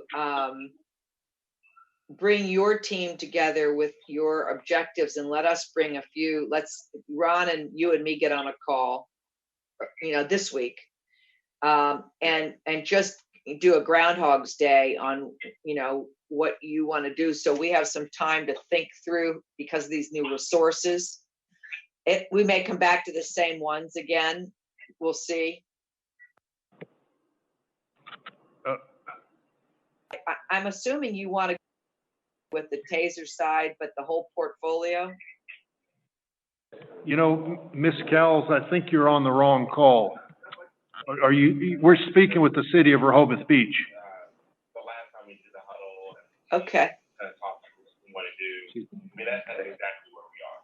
We're going to move on to Lori Klein. Hi, thank you for all your work. I'm Lori Klein. I own Lori's Cafe in downtown Rehoboth Beach. Been there for a long time, and I think this situation is really daunting us all. It's such new territory. As a business owner of a small cafe, I'm personally, we're just, of course, like every other cafe, just running things out the door. My plan for the summer is not to let anybody in except for a couple of staff people.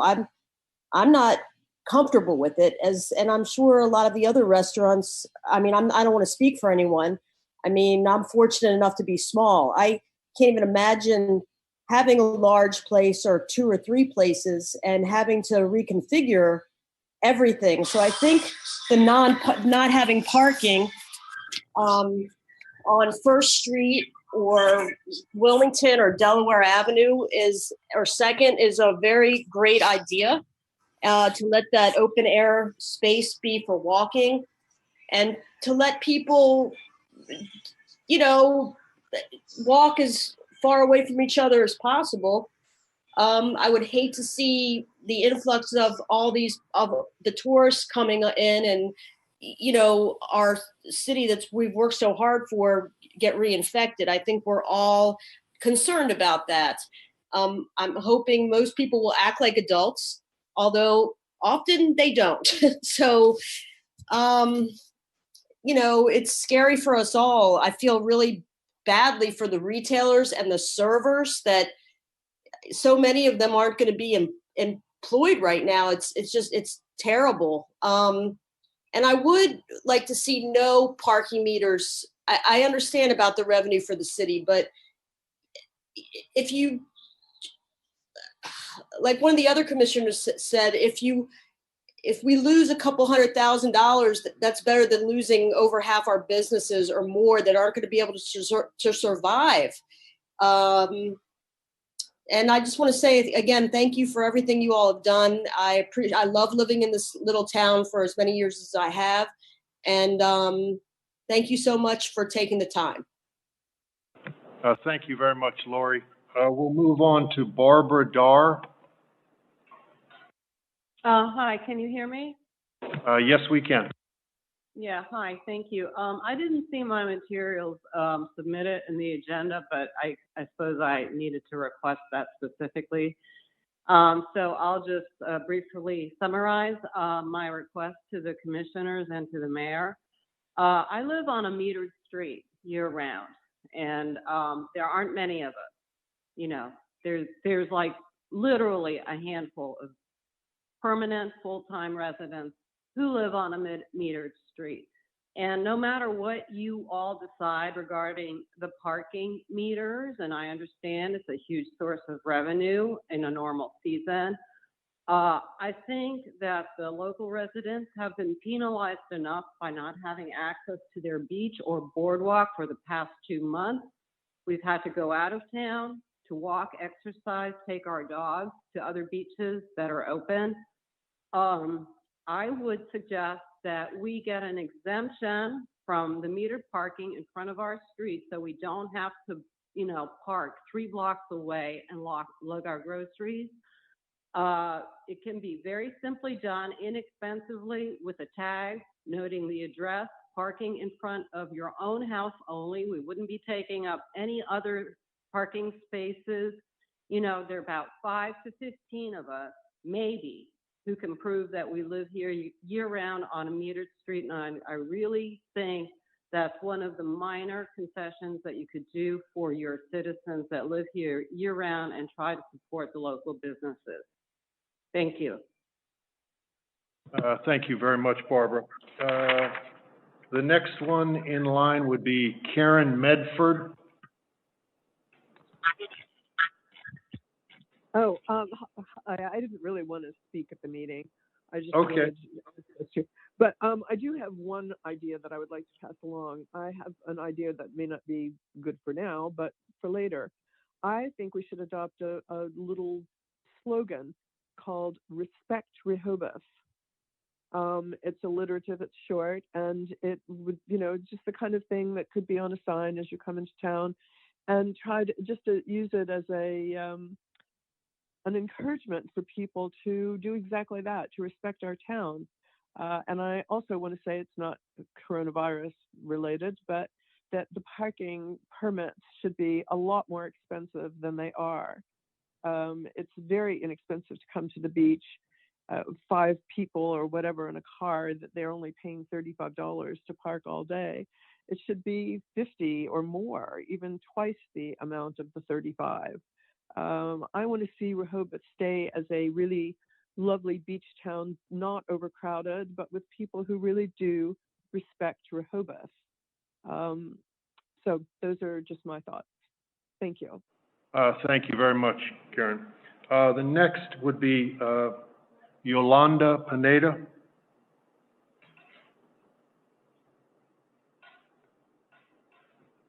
Do you see her on there? Yolanda Pineda.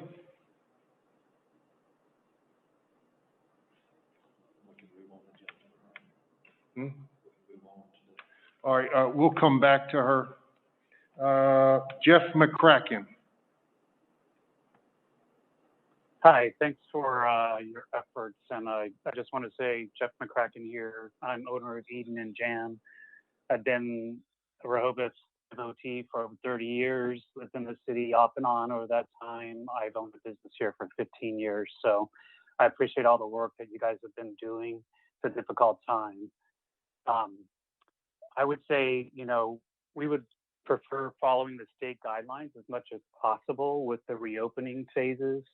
Since, as you mentioned, they are doing a lot of really great detailed work.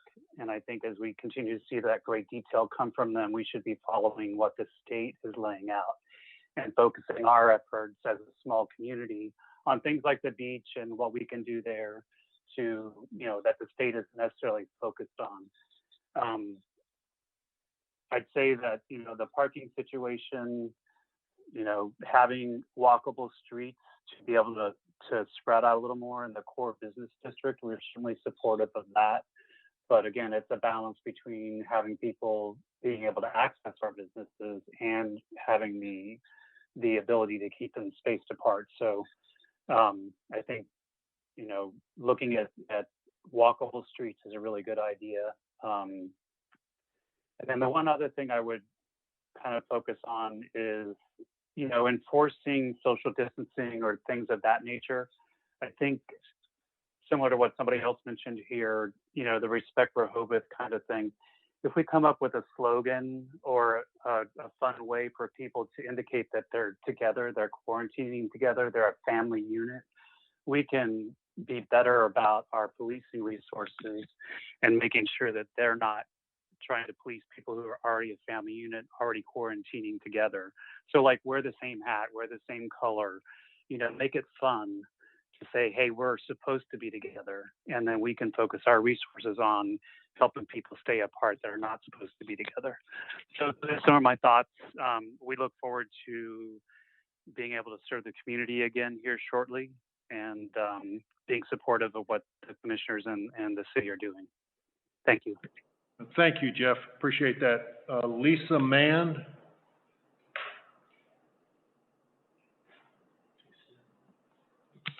Sorry, Lisa Mann. Maybe, how about Randy Core? Randy's here, I'm waiting. Can you hear me? Yes, we can, Randy. I figured it would be either you or Lisa or both. Yeah, I think she's stuck on a conference call. Sorry about that. No problem. I want to thank you guys for your time. It looks like you really are looking at the situation. As you can imagine, we are one of the older businesses in the area. And these are some scary times for a seasonal business, as I'm sure you guys are all aware right now. We have been operating in a little bit in New Jersey and Virginia so far, and we have been finding that people are actually taking the time to try to social distance. We are putting signs up in front of our stores recommending it, and it seems to be helping. Obviously, there's other measures you guys will have to put in place, but anything you guys can do to get us open and operating will help us, because this is a very bad situation for seasonal businesses. We do not have any time to make any money up after the first week in September. And we've already lost a great deal, and the way things are rolling, it looks like it could be much worse. So please continue to do everything you can to get us open and operating, and please try to respond as quickly as possible to the change in the situation, which does seem to be moving in the right direction at this point in time, and seems to actually be less of a push on the containment as far as what the actual virus is doing. So thank you. That's all. Thank you very much, Randy. The next is Mike Venanzi. Hey, this is Mike Venanzi with the Green Turtle. I just want to thank you for your efforts. Actually, this meeting, I think, has come light years ahead of what the meeting was last week. So thank you for all those. I do also want to just say that one size shouldn't fit all. I think that the more outside seating you have available is better, but it's really hard to put restrictions of percentages on businesses. I think of some of these businesses that only have, 10, 12 seats in them. And if we throw a 25%, mandate on them, you can't operate with just a couple, tables in your business. Whereas if we did distances, 6 foot, 8 foot, whatever the number is, maybe that business can get 2 additional tables. Just because your restaurant's large doesn't mean you should have to follow the same restrictions. And I really would make sure that outside seating is not included in those restrictions. You think of some of your larger venues, both on Baltimore, Wilmington, that have large outside capacities. That is probably the safest place for our visitors to dine. So therefore, why should we restrict them and not allow them to have people outside conjugating as restrictive as we do inside? So that's all. Thank you so much. I appreciate it. And thanks for all you do. Thank you, Mike. Richard Perry.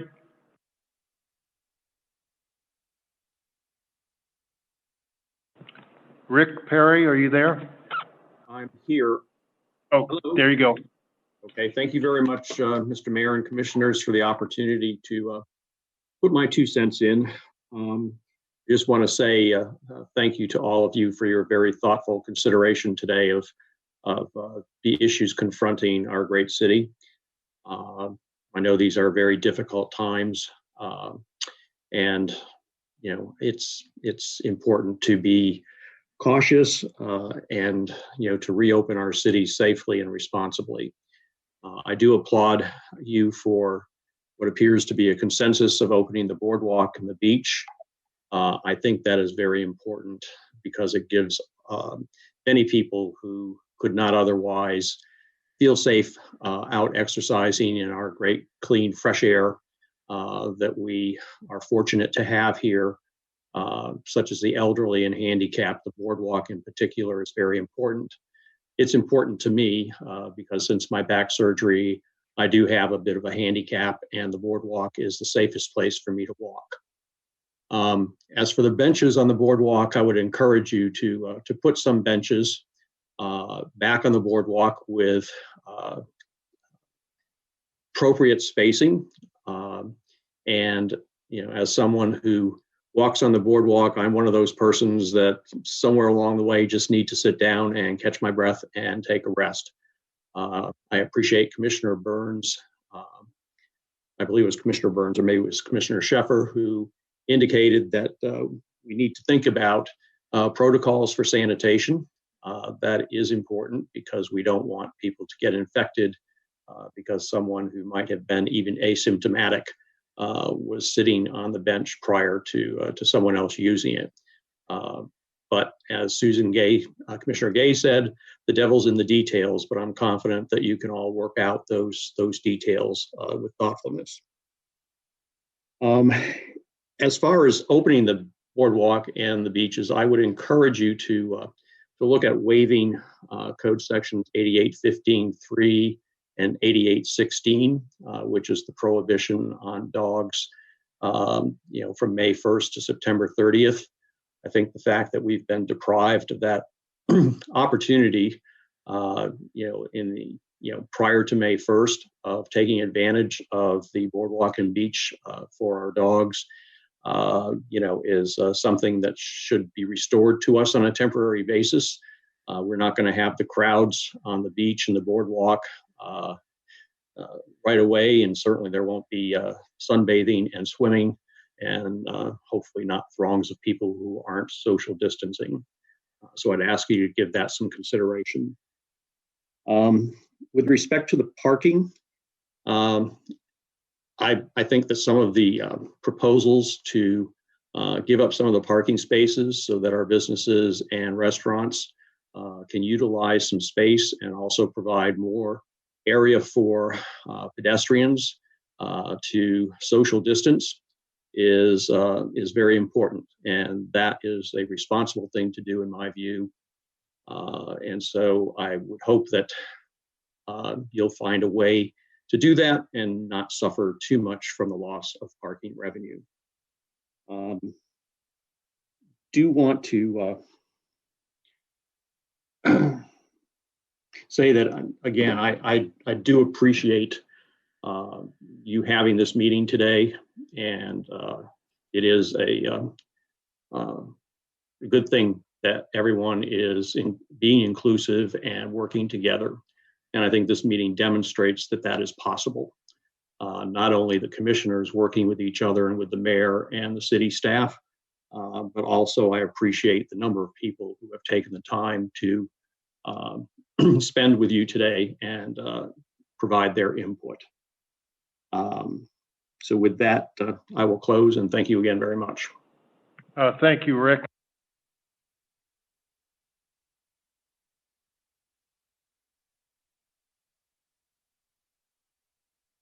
I'm sorry, I'm going to go back and is Yolanda Pineda on the call still? Okay. Going to move forward to Hugh Fuller, please.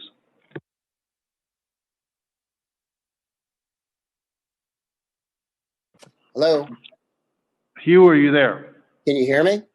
Yes, I can. Thank you. I want to also say that I'm very grateful and very honored that you guys are all taking the initiative to do everything that has been done so far, and very happy with progress from the last meeting as well.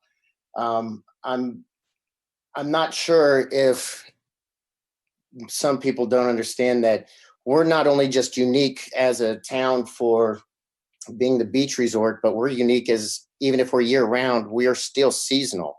So we need to make as much as we possibly can during the summertime to survive during the wintertime. So if we don't get a portion of the business, 25% is not going to survive us. 50% is not going to survive us.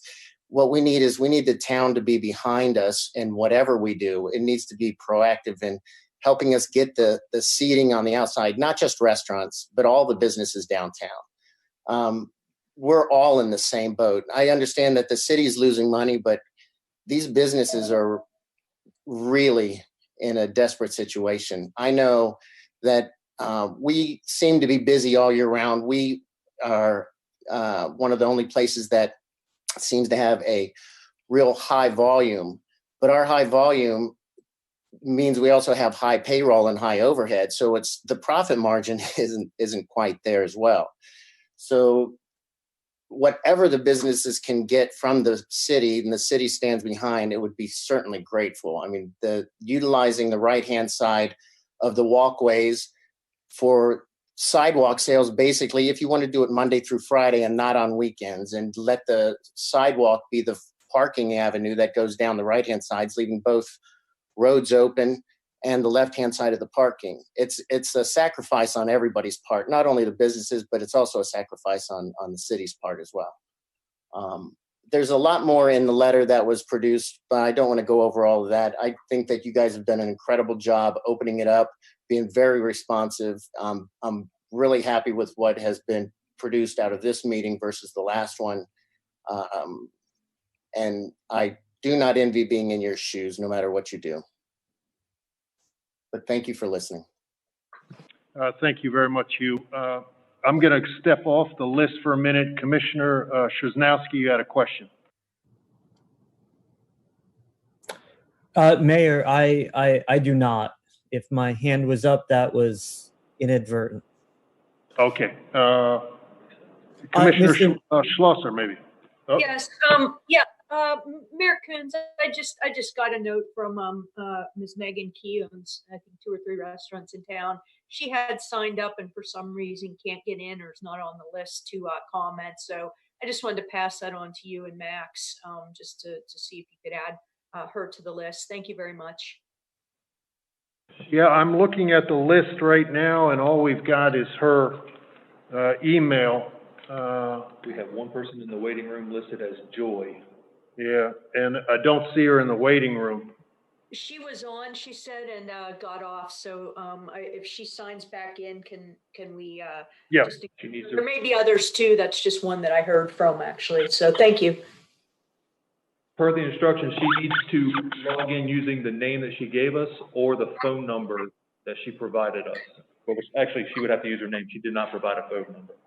Okay. Thank you. Thank you, Mayor. Going to go to the next one, which is George Stakias. Yes, hello. Yes, you're on, sir. Yes, thank you. Good morning, commissioners and mayor. I want to commend you for everything you've done. I own and operate Ghoulies Grill, and I've had for quite a few seasons. They're on the corner of Wilmington and First. I pretty much agree with everything everyone has said. And I do want to basically reiterate the fact that, you know, for me, my business, I operate breakfast, and you can't do pretty much breakfast to go other than like a bagel sandwich. So I've been closed for 7 weeks. It's going to take me, you know, some time to gear up again to open. There's no employees right now. Everything is shut down. So it's not just like we have to flip a switch and boom, we're open. I seat generally about 60 people inside my restaurant, and at 25%, that's 15 seats, and you can't operate a business on 15 seats. I just wanted to kind of like throw that number out there. Now, I'm on a huge corner. I have 3 storefronts plus the side of Wilmington. If I could get tables out there spaced, you know, accordingly, that would help me out a lot. So I love some of the ideas everybody is coming up with. I love the fact that this is a time we need to think kind of outside the box. And the letter that was proposed by like the 12 restaurants in town have some really good ideas for your consideration. So I thank you, and please keep, you know, doing a great job. Thank you very much, George. Next is Matt Weiner. Hi there. Hello. Yeah, this is Matt Weiner. I'm with Zelke's. Can you hear me? Yes, we can. Thank you. Yeah, hi. This is Matt Weiner with Zelke's on the Boardwalk. We've been here for 35 years in town. We've got 4 locations here on, again, what's prime real estate. I just wanted to thank everybody for the opportunity first, for having this call. This has been really constructive, it seems. I also want to say I really agree with the majority of what Commissioner Szyznowski has said. And overall, I mean, we've had a lot of really good suggestions. I want to say I'm in favor of opening the Boardwalk. I think encouraging social distancing around town is going to be an amazing opportunity for people, and the boardwalk will be a great place for everybody to do that. I think having the benches out for people to sit on is a really good thing as well. So people, again, can sit down. I think it's really important that we do everything we can to help most of the businesses get open. Anything that we're able to do to help. We've all been so economically impacted by everything that's gone on. And, you know, the majority of our businesses downtown realistically do depend on some sort of visitation.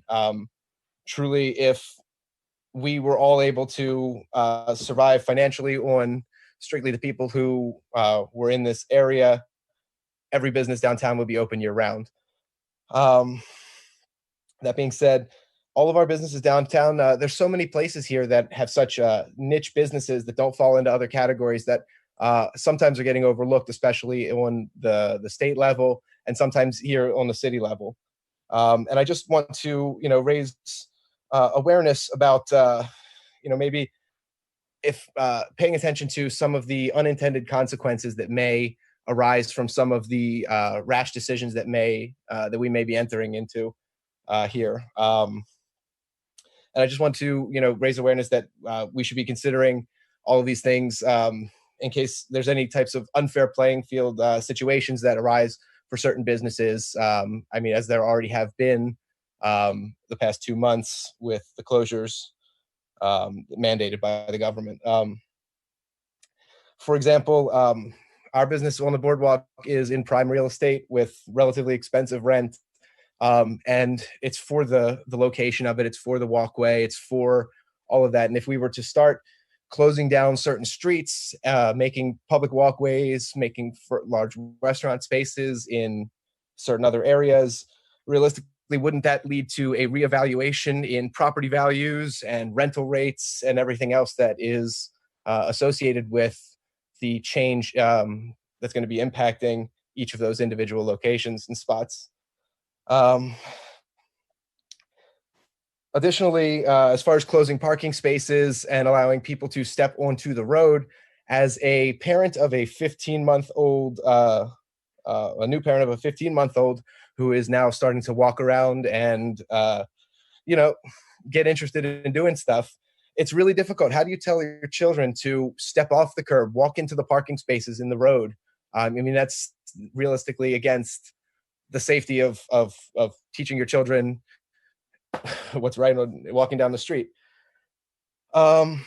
Additionally, I wanted to say, I think this Respect Rehoboth campaign is a really positive thing. I think it provides really good messaging. I think right now everybody's understanding of the situation with the whole virus, and nobody wants to get sick.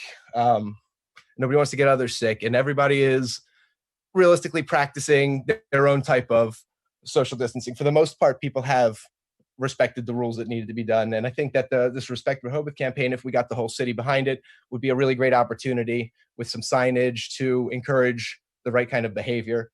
It'll also really help a lot of our businesses. I think if we did, somebody suggested like a color wars kind of thing, you know, your group wears the same kind of stuff.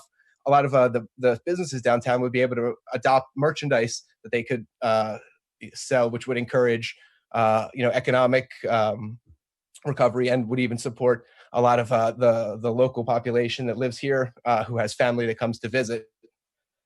My last point is realistically that nobody wants to get anybody sick. None of us want to get sick. And all of us who run businesses down here want to take the necessary precautions to protect ourselves and our staff and the public who visits and supports all of our businesses. And we're all going to take proper safety measures. In our case, when we are able to reopen our arcades, you know, we're going to offer gloves, we're going to have sanitization stations, we'll be wearing masks, and we're going to have other types of safety measures to minimize the amount of transmission of any kind of dangerous virus. And realistically, each of us as a business, including the city, which was mentioned as a business, will need to assess what we need to do for the places that we're individually responsible for. People were mentioning the benches. I mean, we have staff for the city that walks up and down the boardwalk cleaning things. And realistically, that could just be an additional responsibility to sanitize the benches as they walk up and down, as it's going to be for our staff to sanitize our machines. And again, I thank everybody for the time and the opportunity to speak. And I hope that this is a very constructive meeting and we can continue these to move the city in the right direction. Thank you very much, Matt. Moving on to Tom Evans, please. Am I unmuted? You are there, sir. Yes, Tom Evans, 512 Newcastle Street. I'm a year-round resident, as is my wife, and this is her hometown. We walk around town a lot, now more so than ever. And I know that I've heard comments both by the mayor and others saying that people are really taking to wearing masks. And I would tell you, while it's not a statistical analysis in commercial and the blocks in commercial, I would say it's far less than 50% of the people. You can find clusters of people who wear masks. You find people who pull their shirt up over their mouth for a moment because they don't have a mask. In the residential zone of town, people are headed for the commercial zones, or they just don't wear masks most of the time, and none of them are even showing masks. If this is an indication of what's to come, I'm not as optimistic as the mayor is, because the density is low now, and I can walk 4, 5, 10 feet into the street to get around people who are not wearing masks. So I'm not as optimistic, and I'd say that if you're going to make masks required, they are required everywhere. At least you have to have one visible so that they can pull them up when they are within a zone of 6 or whatever number of feet is social distancing. Also, even seeing the summer police in training, they were not wearing masks the time I saw them. So I don't know what the plan is, but that's not a good sign for the city. And I would say if you don't have a mask hanging around your neck, then there is a problem.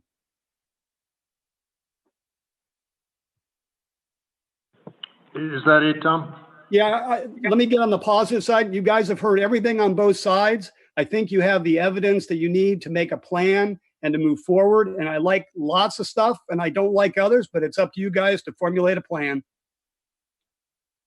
Thank you very much, Tom. Thank you. Gretchen Richardson. Hi, I'm Gretchen's daughter, Neva, and I've grown up in Rehoboth my whole life, and I'm currently a Rehoboth Beach Patrol lifeguard. And I have 3 questions. I'm wondering if there will be a differentiation between swimming as exercising and recreational swimming, and if any sort of swimming might be included in any of the phases or detailed on signage when you're entering the beaches. My second question is I'm wondering if you could possibly elaborate a bit more on how violations of social distancing or restrictions on exercising will be enforced. Because, I mean, having people like prove if they're exercising, I mean, people, if we open up, then, you know, how are you going to discourage crowds, basically. And then my third question is about the gazebos on the boardwalk. Specifically at the end of Wilmington and other avenues. I believe there's one at Maryland or, yeah. I'm wondering if the seating on those gazebos at the end of the boardwalk are going to be permitted. Let me try to answer your questions, Neva, and thank you for being on. First of all, the swimming is not part of the governor's current opening of beaches or restrictions on the beach. That is not part of exercising at this point in time. I would imagine once you come to phase 1 of the governor's state of emergency, his moves may provide more opportunity for things like swimming, like any other type of activity on the beach other than just sitting on the beach. But right now, swimming would not be part of the governor's plans where he is right now. After June 1st, that's yet to be seen. As far as the enforcement, of social distancing as well as masks as much as possible. These are recommendations by the CDC and therefore the governor and therefore the city of Rehoboth. We will have people out and about, whether they're the summer officers or the lifeguards, and they will be asked to make suggestions and recommendations to people, and as well as getting people to move along. But that's what the enforcement would be at this point in time. And then the third thing is the pavilions. We will have to speak with the city manager and the Public Works Department on how to handle those pavilions as we move forward with opening of the beaches and the boardwalks. I'm not exactly sure what the plan might be. It may be caution tapes around it, but obviously we can't remove those, but that's yet to be seen. I hope that answers your question. Yes, you answered all of them. Thank you very much. Thank you. Kate Wall. Hi, good morning, good afternoon. I am the owner of Shorebreak Lodge Restaurant on Wilmington Avenue. I think that today's meeting has been light years than last week's meeting, so I applaud everyone for all your efforts. A couple of things that I had written down is, I'd like to urge the city to recommend to the governor of Delaware to remove the 14-day quarantine on out-of-state visitors, as the virus is not linked to any region being more contagious, and it's unfair. Delawareans can travel interstate and not quarantine, then why impose a fear restriction on others? I did look up the current infection per capita for Maryland, Virginia, DC, and Delaware. We actually rank second. And so I think that should be considered. Secondly, I really urge the mayor to recommend to the governor to open up dine-in service as soon as possible. Phase 1, of course, it'll probably be the earliest. Restaurants are being discriminated against in maintaining a safe and sanitized environment, while the big box grocery and liquor stores are allowed to operate without any restriction. Restaurants already have best practice sanitations in place. We offer reservation systems that can guarantee no waiting and crowding. We offer tools of touchless thermometers, hand sanitizer, masks. We want to ensure everyone's safety. I'm going to say that what I heard from several other people, putting a 25%, I don't think that's the right way to go. I think we should consider having another meeting to talk more about that. I'd like to have us put more structure together so that we're unified, and then possibly, once we pass our, test per se, putting a pre-qualification together, we should get a city certified, sticker or something to put in our windows to make people feel comfortable knowing that we've done all that we're supposed to be doing to follow the guidelines. So I think that's something we can look at. I'd like to have an end date for all restrictions on restaurants, some kind of, something to look at so we can, prepare for that day as well. That we've all talked about losing a lot of money. Lastly, I'd like to say that, the state's put our businesses out of business, basically, with very strict capacity, and it's deeply impacted our sales revenue. Yet the city had decided last week that they really felt it was important to keep their revenue stream by enforcing parking meters by May 22nd. It was also mentioned that there'd be something about $141,000 roughly, lost in city parking. But I can tell you, Mr. Mayor, that a small business alone will lose about that much in the month of June themselves if we don't come up with a better plan to allow us to have revenue ourselves. And if you're asking us to do it, you should be a part of it as well. And then finally, I'd like to say that we should look at outside, sources and prepare for what people are saying about overcrowding. There are 3 hospitals in the Southern Delaware region that have about 442 beds, and they handle roughly anywhere between 40 and 60,000 patients annually.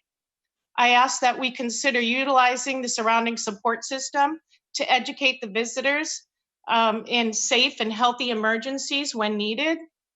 I do like the idea of unidirectional walking on the boardwalk. And finally, I'd like to say that as a business owner, we do care about the city and are willing to take the steps to adhere to the safety and regulations so that we can survive during these difficult times. That's pretty much sums it up.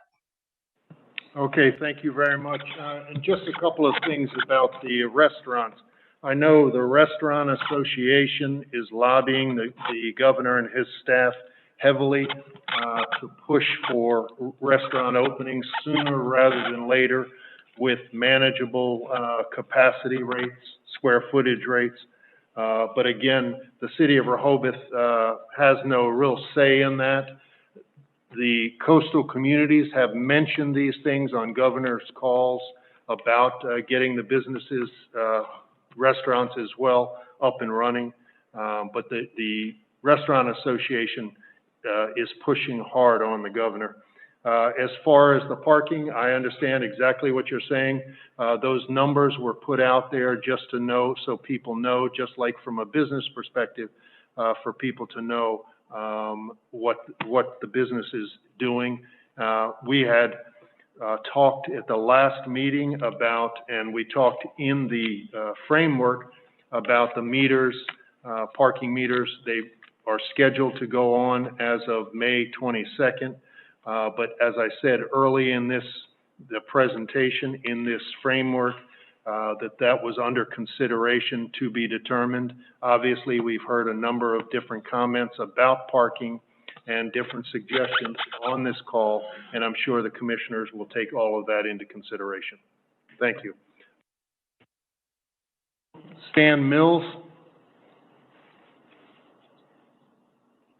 Hello, Stan Mills here. Yes, sir. Go ahead. Hi. Thank you for conducting this special meeting. Regarding opening the boardwalk and beach, I concur that imposing conditions is reasonable when reopening. Of the entirety of the beach and boardwalk, the most constrictive pathways are the mostly 5-foot sidewalks that access the boardwalk. Also, the dune crossings are only 10 feet wide. The southernmost boardwalk is 12 feet wide. The northernmost boardwalk section is 17 feet wide, but without the benches. But if you put the benches back there, it only gives you a pathway of about 12 feet. So what I'm saying is all these pathways where social distancing and two-way traffic is challenging is not possible. So again, I believe that reasonable conditions, the wear masks is reasonable, as well as putting signage out there reminding people of social distancing, as Ocean City has. The other thing is wearing my cap of the chair of the Boardwalk and Beach Committee. We have nothing absolutely critical going on, but at some point, Mayor, if you could address us and with when we might be able to get back to meetings, especially everybody's seeing now these virtual meetings through the Planning Commission and Board of Commissioners, and they're curious when they're able to meet. So thank you very much for this opportunity to speak. Thank you, Mr. Mills. I'll speak with the city manager and the solicitor, and we'll start working towards getting committee meetings up and running with our staff via virtual meetings, because I don't think the physical meetings are going to happen anytime soon. Thank you. Carol Everhart? Yes, can you hear me? Yes, I can. Okay, Carol Everhart, Rehoboth Beach, Dewey Beach Chamber of Commerce. First, thank you for the opportunity to chime in. We have done several surveys. I'm very encouraged today to hear what seems to be a general consensus between the mayor and commissioners to get that boardwalk up and running and get the beaches open. It is the number one call that we received. When is it going to be open? When is it going to be open? So I'm very encouraged to hear that. And of course, it was just for exercising and walking in the beginning. When it comes to the how, keep it simple.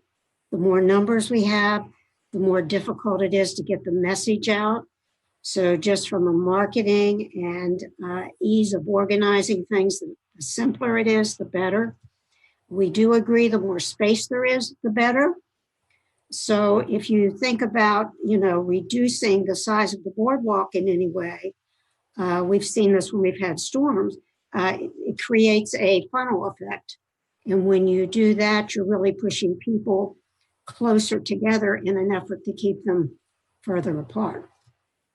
So the wider the boardwalk, the better. The simpler, the better. When it comes to the benches, I know it was done in an effort to make a safer environment, but what we have seen and what we have heard is it has, in some cases, done the opposite. So if I need to sit down and I can't, maybe I have a breathing problem, maybe I have bad knees, whatever the issue might be health-wise, that's one issue. And we see people sitting wherever they can sit. So we had an individual who, he sat down on the curb. And when he went to get up, he was an elderly gentleman, he couldn't, and he rolled right out into the street. So we had people run to assist him immediately. But in doing that, they certainly weren't 6 feet apart. So this is just the reality of it. So whatever benches can be put back, I think that has to be part of the consideration, that there are just people who need to sit down. When it came to the meters, it was unanimous in where I talked. Leave the meters off at least until we get the beaches and boardwalk open. Optimal would be until the business community is up and running, but that was very unanimous. When it came to the outside dining, I didn't hear any objection to that, provided it was on their sidewalks or in their area, or if their associated neighbor had no issue with them moving a little beyond their door front. There was no big uproar about objecting to that. We have always supported beach tags, but I will say this. If you're thinking now of putting in for this season, you need time to promote this. So you would need at least a month so that you can promote it. We can create it quicker than that, but you need to let the visitor know. So you need at least a month in advance to make that happen. The last thing I'll say is we really have a need. As your Chamber of Commerce, I can tell you, we don't get hundreds of calls a week. We get thousands and emails. They're all wanting to know basically, when is it going to open? That's the number one. We need to know the information about the decisions that you make as soon as possible, because the sooner we know that, it creates an opportunity for us to let the visitor, the potential visitor, know, and it eliminates that callback. So if we don't know and we say, you can call back May 15th, you can call back whenever, it just makes the need for information more than it probably needs to be. So I really encourage that. Whatever decisions are made, let's make it public. Let's make sure we share it. And, we're sitting here, I can tell you, your requests for visitation are high. And I'm expecting that you are going to have visitors. So I'm really pleased that you did this today.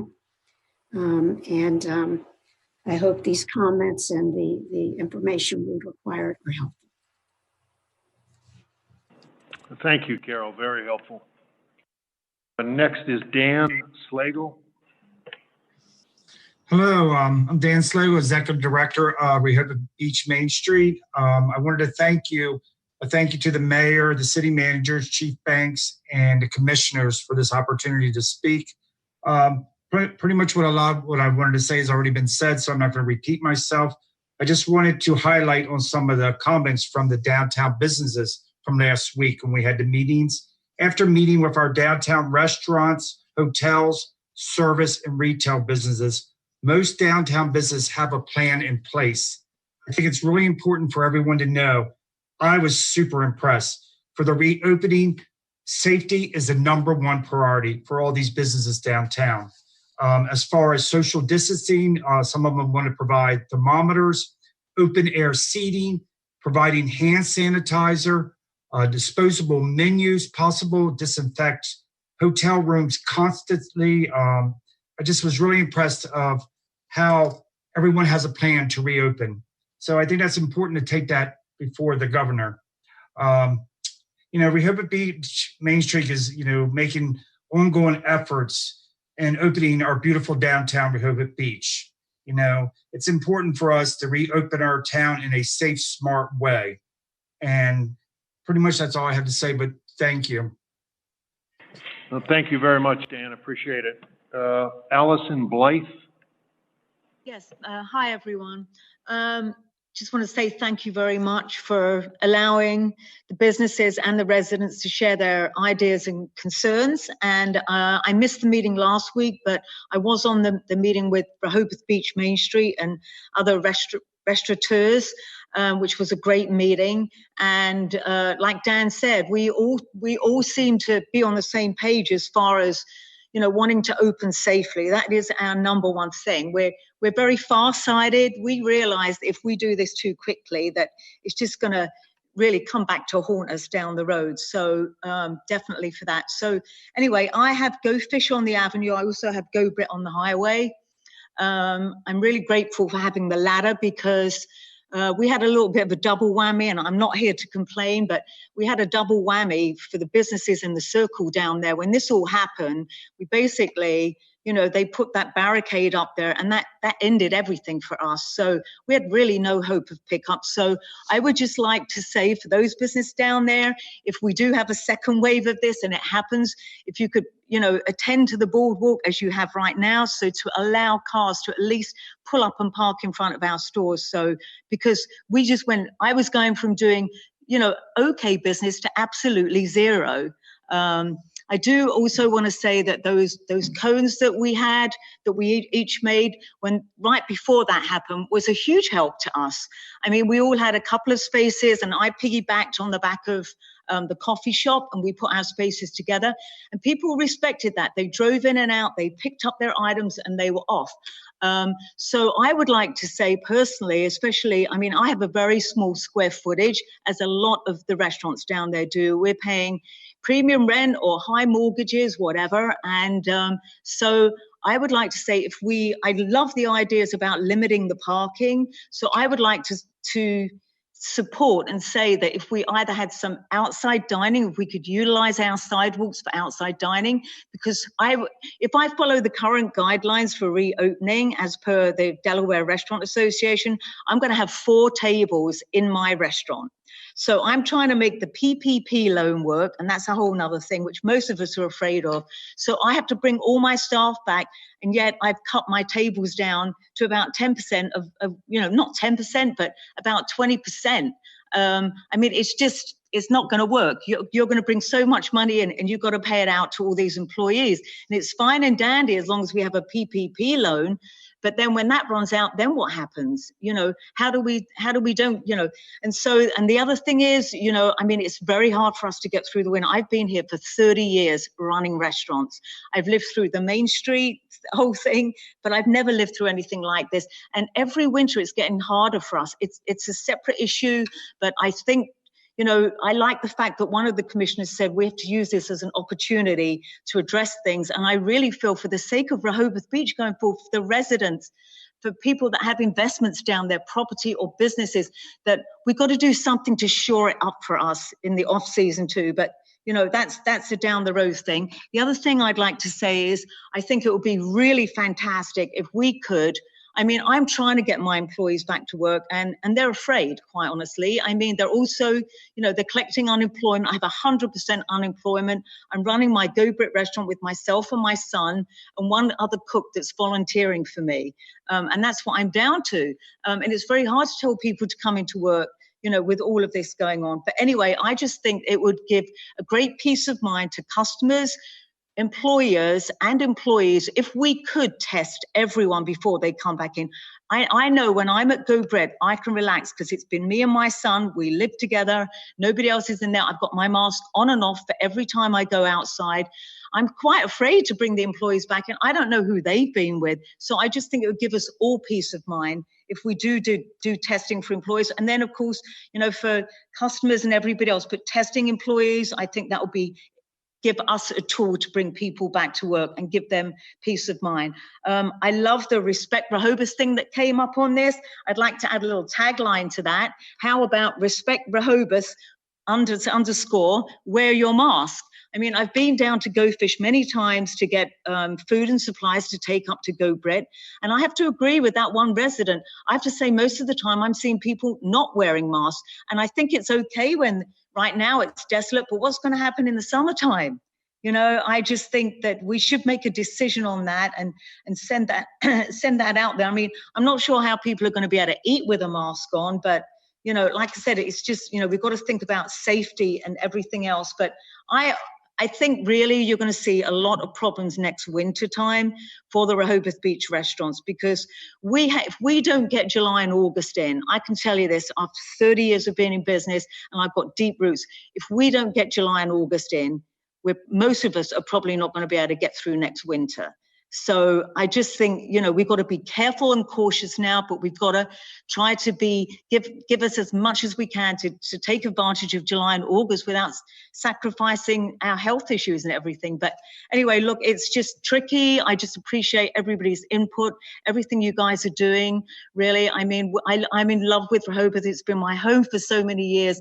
And I just want to see us come out of this, you know, alive and well with a thriving economy. So I think we're all in this together. I think your weekly meetings are a great idea, and us as restaurateurs are going to get together more often too. We decided that as well, and I just think it's only for the greater good of everyone. So thank you very much. Thank you very much. We're going to move on to Carrie Pauley.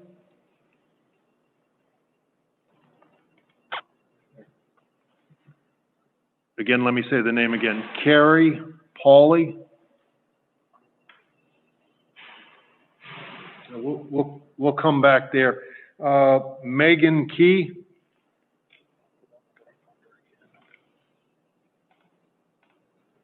Hello, can you hear me? Yes, we can. Hi, I want to thank everyone for giving me the opportunity to speak today. I know that there were some exceptions made for the deadline, so I just want to get that out of the way and say thank you so much. I have had several phone calls regarding our community and the restaurant business in particular. I'd like to start, if I may, with just a couple of things that I've heard from residents and visitors outside of my business expertise, I say. There are a couple concerns that have been arisen to me, which would be the park and ride. I know that that's not a city thing, but we do allow people to take advantage of the park and ride to come into town. Have we had any discussions with that facet of how they plan on keeping their infections low when their volume goes up? Are they having a plan for socially distancing people on the bus and how they get on and off the bus? I'm mainly concerned about that because the Park and Ride has several stops around town, and as much as I love to see that tool utilized, I just want to make sure that that is a concern that we take into consideration. Also, the meters. I know meters, like it's the worst word to use, but the meters in particular, I'm concerned about the socially distancing of that business. So all of our restaurants are really thinking diligently about how we're going to space out our tables, what the CDC guidelines are going to push us towards. But I think about none of that will be effective if people are allowed to park directly next to each other and stand right next to each other waiting to pay. And if there's no sanitation or hand sanitizer or wiping of the meters in between people, or gloves or additional trash cans for gloves and masks, I'm not really sure what we can do to protect ourselves when people eat without masks on if they're continually being around themselves paying the meters. I don't really have a plan other than like skipping every other space. And that's really up to you guys, but I just wanted to bring that to attention. And as far as the beach, speaking to my guests who have reached out to me regarding our season, a lot of people are familiar with the beach tags, which I've heard is a great opportunity to instill that.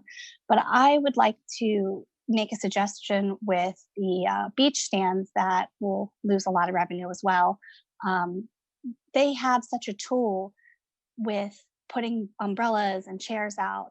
I was wondering if it could be consideration to work with them with these beach tags and create socially distanced pods that we see popping up around the world right now for the beaches, where you could sort of permit out your pod space of 4 or less people. You pay for your day in that pod, and then the beach companies could space them out, put a stick with the number on it, and have the umbrella and the chairs.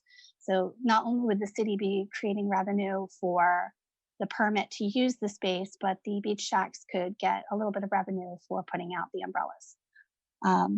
Those are just I know those were the topics for today. And just a couple questions regarding my business. I've been working by myself with a volunteer like a lot of the other restaurant owners. It's been a lot of stress and a lot of work to keep ourselves safe, not just for our community, but for our families.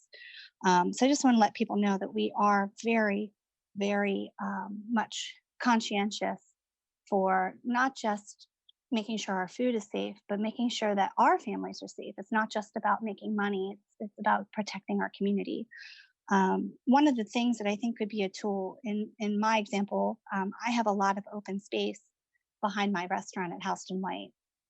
I understand if we move forward with opening up spaces on the street, but could we possibly consider loosening up patio guidelines for people who do have the access to driveways or free yards, or maybe neighboring properties that have open space?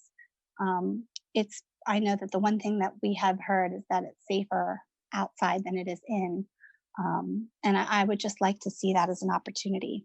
I know that's a lot of conversation, but that's really all I have to say. And I appreciate you giving me the opportunity. Thank you very much, Megan, for those suggestions. Next will be, let me go back to Carrie Pauley. Are you on the call?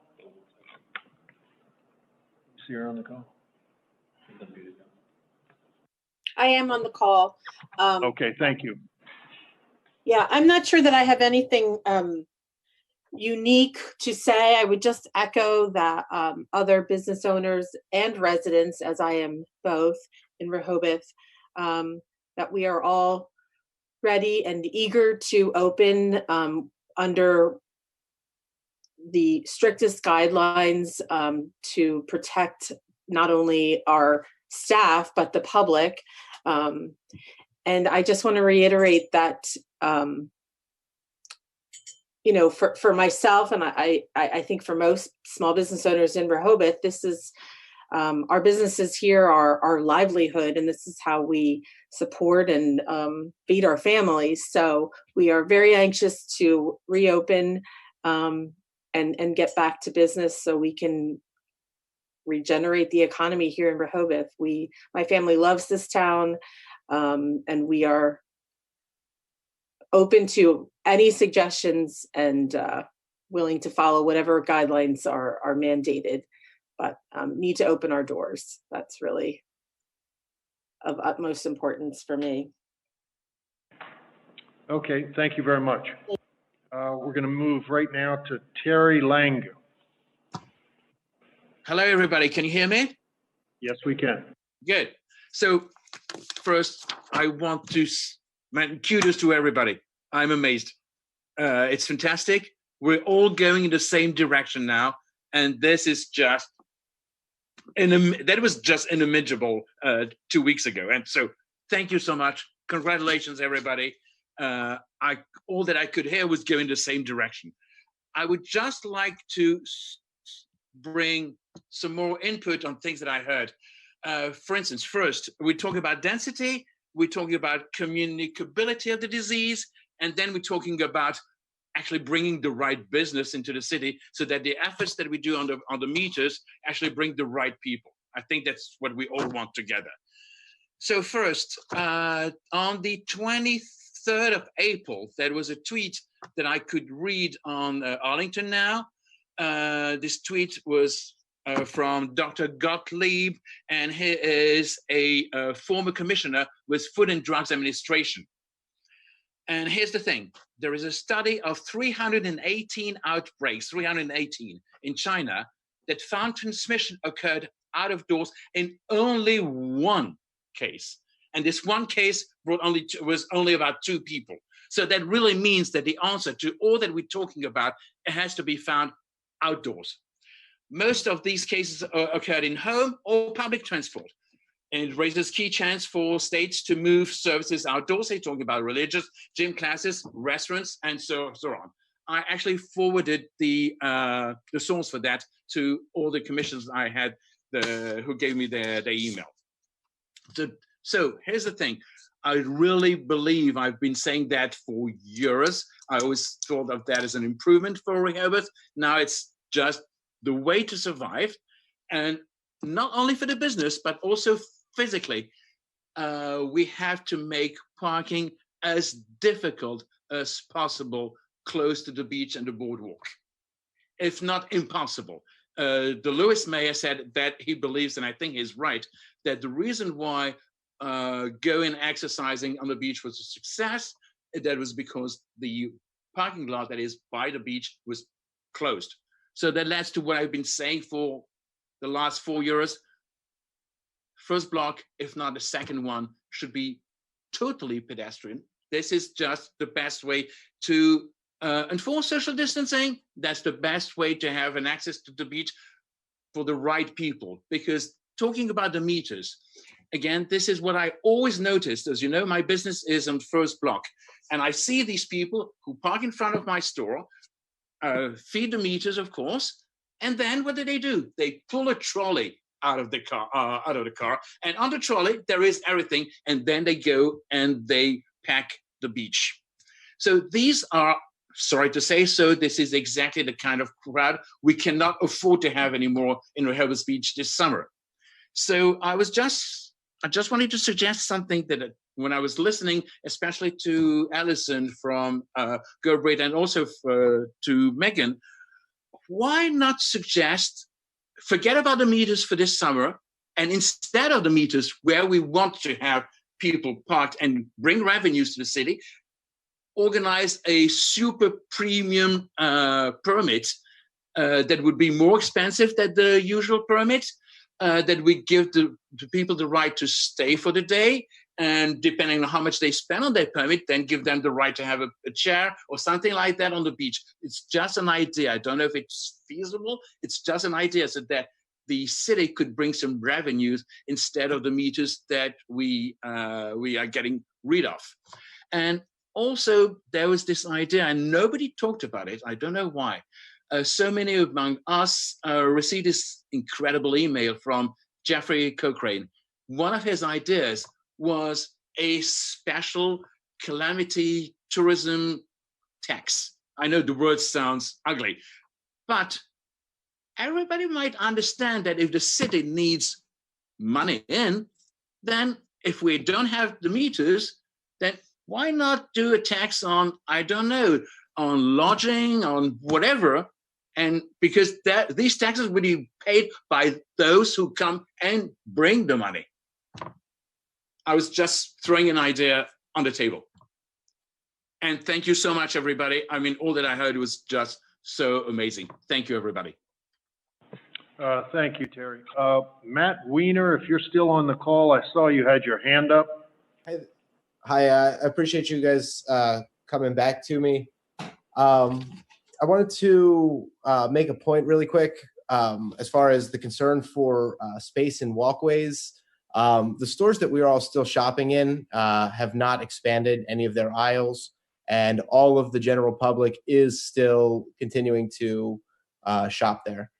I understand that a lot of our small businesses do have some tighter spaces, but in some of the walkways, as far as that's concerned, people are still using the sidewalks now safely, and people will be able to pass each other. People will be respectful. I think the idea of putting masks back on when you pass people is great. And the last thing I've got is just a question. There was parking spaces that were allowed for takeout for and curbside stuff for businesses in town.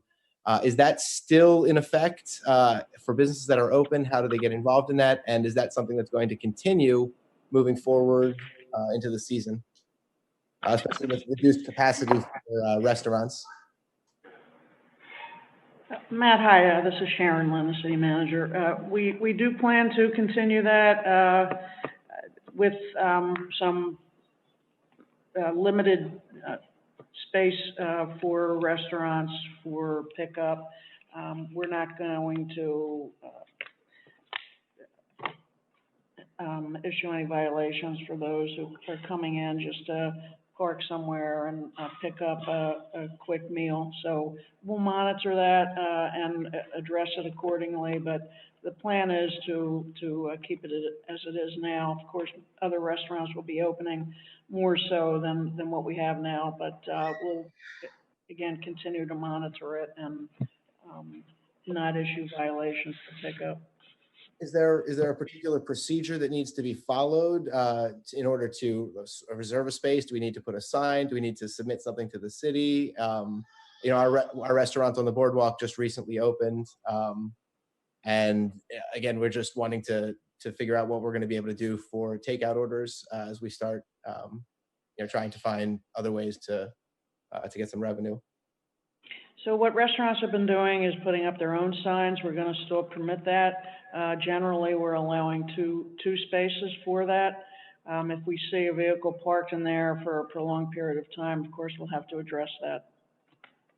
Sure. All right. I appreciate you addressing this point. Thank you, City Manager. Now we're going to move to, we've received a number of emails this morning with comments. Margaret Carson will be reading those off.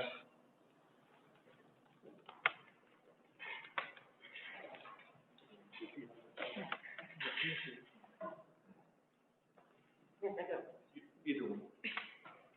And this is on for you. Okay, thank you.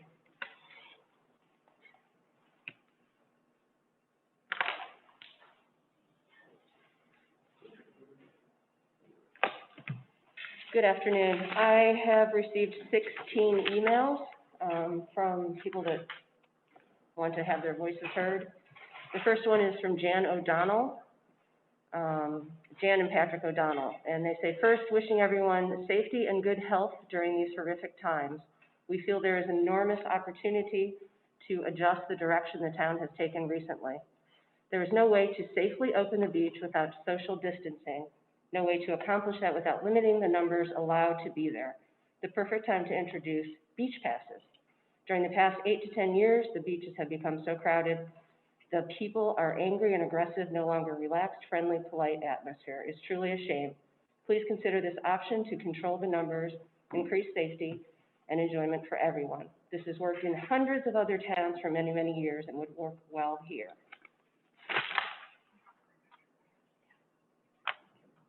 Okay. The second one is from Jennifer Rubenstein, and she said, thank you for offering this way to submit questions for today's meeting.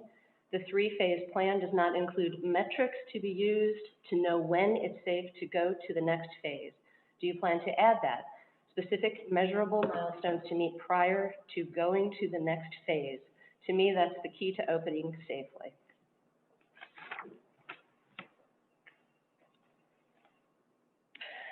The third one is from a resident, and Susan Gay sent this to me. In light of the pandemic and need by many for limited trash service during these uncertain times, could the requirement be lifted for when barrels, trash receptacles, can be put out, requiring those that can't meet the requirement to continue to pay for valet, or can the requirement for valet garbage service itself be lifted for this summer 2020, as many of us will not be there as often and will not be using the valet service as often. And that was from a resident.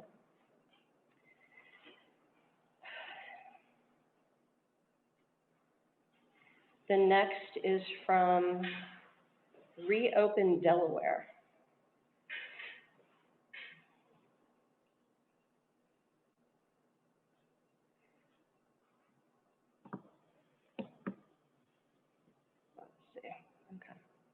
Reopen Delaware would like to encourage Rehoboth Mayor Coons and the commissioners to move at least some elements of their Phase 1 plan earlier than June 1st, specifically the beach, restroom, and farmers market accessed so that they may be enjoyed by citizens prior to the Memorial Day holiday weekend. We hope that Governor Carney would move to combine and accelerate his Phase 1 to 3 plans in a more logical, reasonable, and accelerated fashion.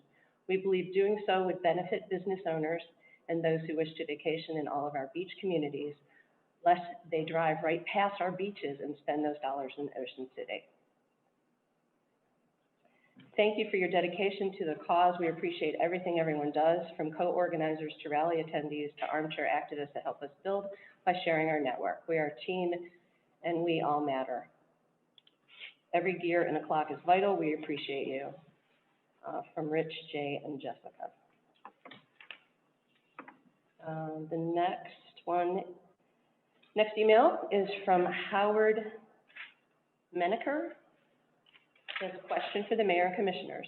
As city leaders, you are creating a process and a plan to lift restrictions on businesses, residents, and visitors, but nothing is guaranteed. If the level of infection, hospitalization, and death rise with reopening as predicted, what level is acceptable to the city before we halt reopening and reimpose restrictions on the beach, boardwalk, businesses, and quarantine? Please define the benchmarks that will be used and levels that will define action.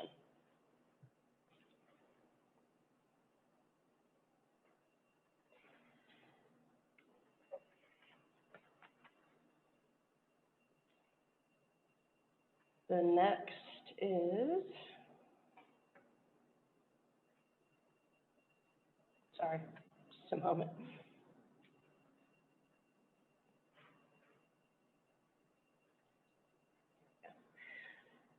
The next is from Tim and Elise Burns.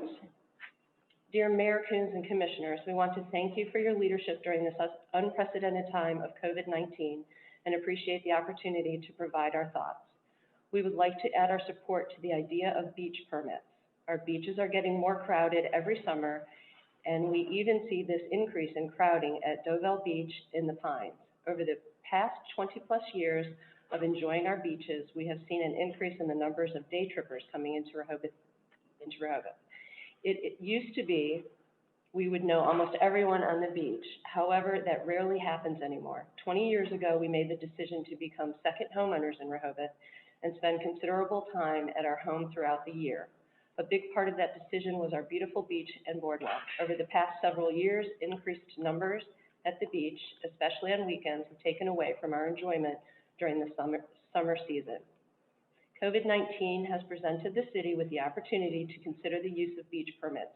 Towns in New Jersey have successfully used beach permits for many years with the acceptance from residents and visitors. We understand it won't be easy to put a new process in place this summer.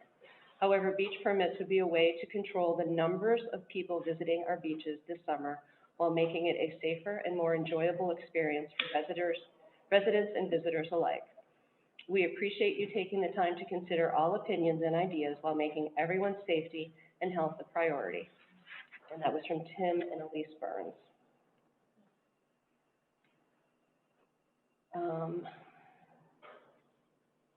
The next two are from Dr. Marianne and Paul Pudemat.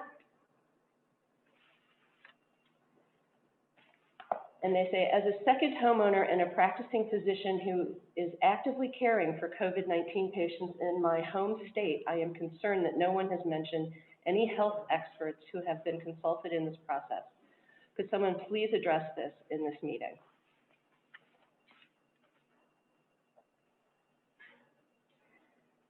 Again, from Dr. Marianne and Paul Pudemat. This is in reference to limited opening of the beach and boardwalk. They write, how will this be controlled? Will it be residents only or allowing day trippers as well as those who have not quarantined in any way?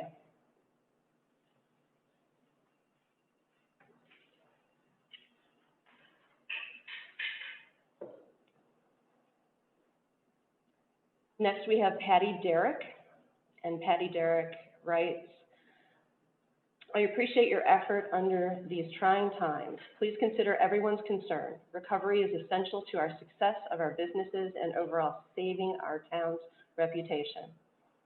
Number one, curbside for retail stores does not work. It's an unreasonable solution. Box store openings make it impossible to compete. Number two, please consider Rehoboth businesses all essential to our city, regardless of definition of the state. We are very different. We are very essential to our small town environment. We are not a big town. We as small businesses make up our town, plus one post office, one library, one museum, as we are all a few city blocks that makes us viable. Number three, parking will affect the recovery enormously. Careful consideration is vital. Opening parking meters too soon will destroy our recovery, so consider delay on opening meters, say July 4th, for a target for obvious reasons. It is fair to all. It lets us all share the horrific situation. Don't just burden the businesses or other consideration. Limit meter hours 10 to 5 with consideration, whereas the controls the beach that opens retail/restaurants to a viable success. Fair solution for all. That was from Patty Derrick.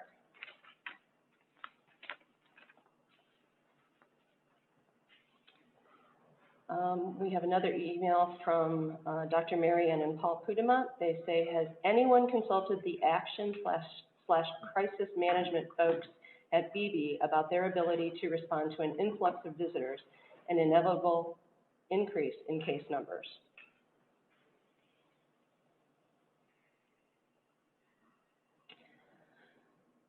Next email comes from Peter Carson. I have left messages the last few days regarding suggestions for Rehoboth Beach. In particular, I have been appalled at the previous posting on the city website regarding the number of cars that had been followed and some stopped by Rehoboth Beach police because they had out-of-state license plates. This was apparently thought to be reasonable due to the governor's direction.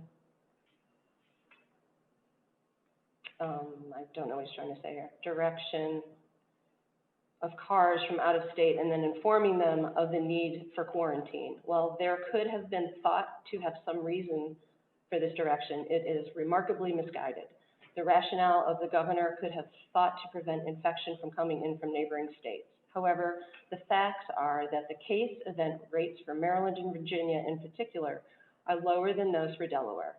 More importantly, the rates are particularly lower than those in Sussex County. The event rate in Montgomery County, Maryland is less than half of that in Sussex County. If one really wants it to affect the event rate in Rehoboth Beach, the data-driven approach would be to stop traffic from those living in the Georgetown and Milford areas, which were hotspots. Of course, that would not be done. Hence, those with out-of-state tags, including people with significant property in Rehoboth Beach, are subject to being stopped. This certainly limits their interest in coming to Rehoboth Beach. They're coming to Rehoboth Beach there to make use of their property and also support local businesses, ordering takeout or perhaps venturing to a grocery store, etc. There are obvious unfortunate effects on the businesses in town, but no real impact on the risk of infection. The better approach as a state would have been to direct resources towards testing and contact identification in the hotspot areas. For Rehoboth Beach, the approach now would be to reopen the boardwalk. It is, after all, wider than the sidewalk on Rehoboth Avenue, but leave the businesses on the boardwalk closed. The beach could be reopened for walking only. The police should be redirected to them, the boardwalk and the beach, to win for social distancing rather than chasing out-of-state cars.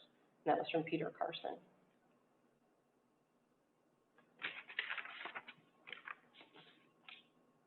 I have 5 more emails.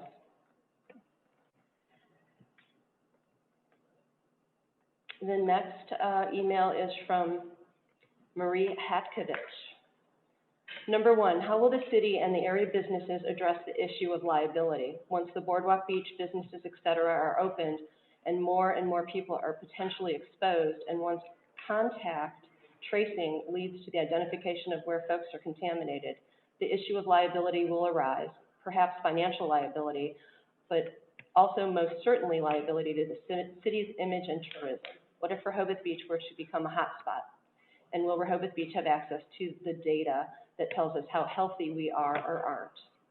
Number two, a lot of folks who have spoken have indicated support for beach tags, yet no one has addressed any concern about how visitors will react to that new requirement. Visitors don't expect to pay for beach tags in Rehoboth Beach. What other Delaware beaches require them? And there will be a recoil factor. Plus, it will require added people power to manage the distribution and payment for them, as well as police them. And that will be a tough job. Number three, perhaps a silly question, but how does one wear a mask while eating in a restaurant? How are services, et cetera, protected around eating unmasked patrons? This is particularly a concern because many of the city's restaurants are small and will have challenges in establishing the 6-foot social distance spaces, which the restaurants are already concerned will clearly reduce their ability to be profitable. Number four, who will be going around and sanitizing, making safe, all the public area benches, cafe tables, restaurants, et cetera? Number five, and who will be paying for all the folks required by the beach tags, safety, housekeeping, et cetera, particularly given that the city manager is looking at reducing the summer staffing?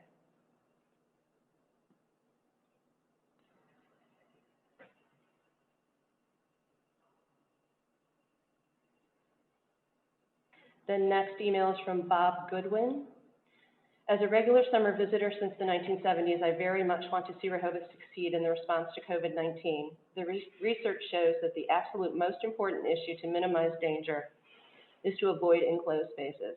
The answer is to move outdoors as much as possible. This would mean that Rehoboth should close downtown streets to traffic and allow restaurants and shops to set up tables and operate in the street. This is the only way that businesses will feel comfortable. Thank you for your attention to this.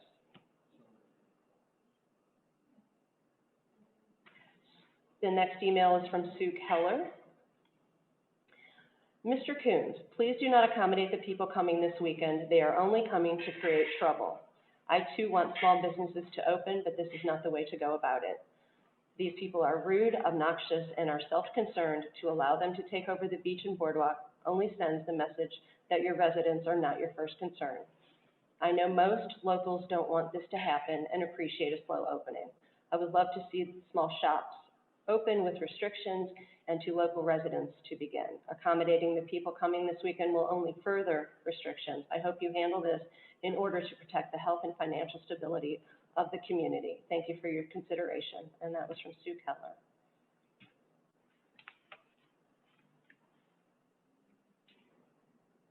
I have two more emails. This is from Jeff Cochran. The capacity control instruments I've heard mentioned at this meeting include primarily beach tags and secondarily, or perhaps just incidentally, limited parking closures in the central business district. I would like to hear from the commissioners what they recommend as Plan B for capacity controls in the event that the above mentioned measures prove insignificant.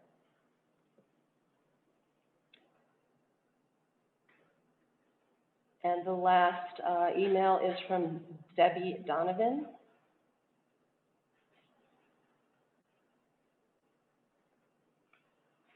To the Mayor and Commissioners of Rehoboth Beach, I am asking for the Commissioners to consider my question in view of the current situation.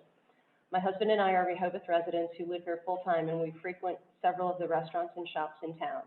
Many of the shopkeepers know us by name, and we believe in supporting the local economy and have done so often during the shutdown. We acknowledge and appreciate that the residents of the city proper are indeed paying a tax that we as non-city residents are not paying. I am asking for a clearer understanding of how we, the non-city residents, would be viewed should the downtown area be open on a limited basis.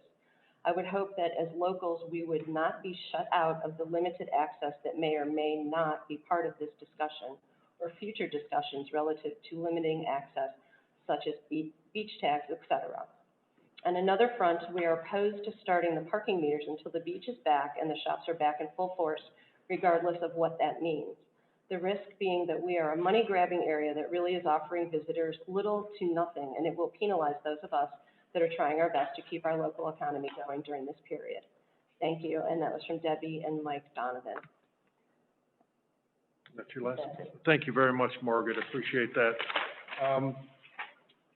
Going back to the commissioners now, And thank you, everybody that's on the call, in addition to the commissioners, for all of your input so far.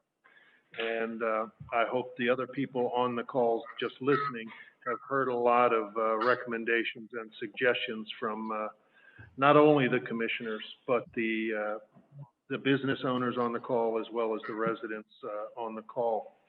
It seems to me from what we've heard that a couple things stand out that we have to make a decision on sooner rather than later. Number one being the opening of the beach. Number two being the opening of the boardwalk. You know, my suggestion from what I've heard is to get open as soon as we can, given the circumstances of the fact that we have a number of the other communities already open for their beaches. There are no other communities here except for Ocean City. Their boardwalk is open. With the exception of a few incidences in Ocean City, I don't know that they've been overwhelmed.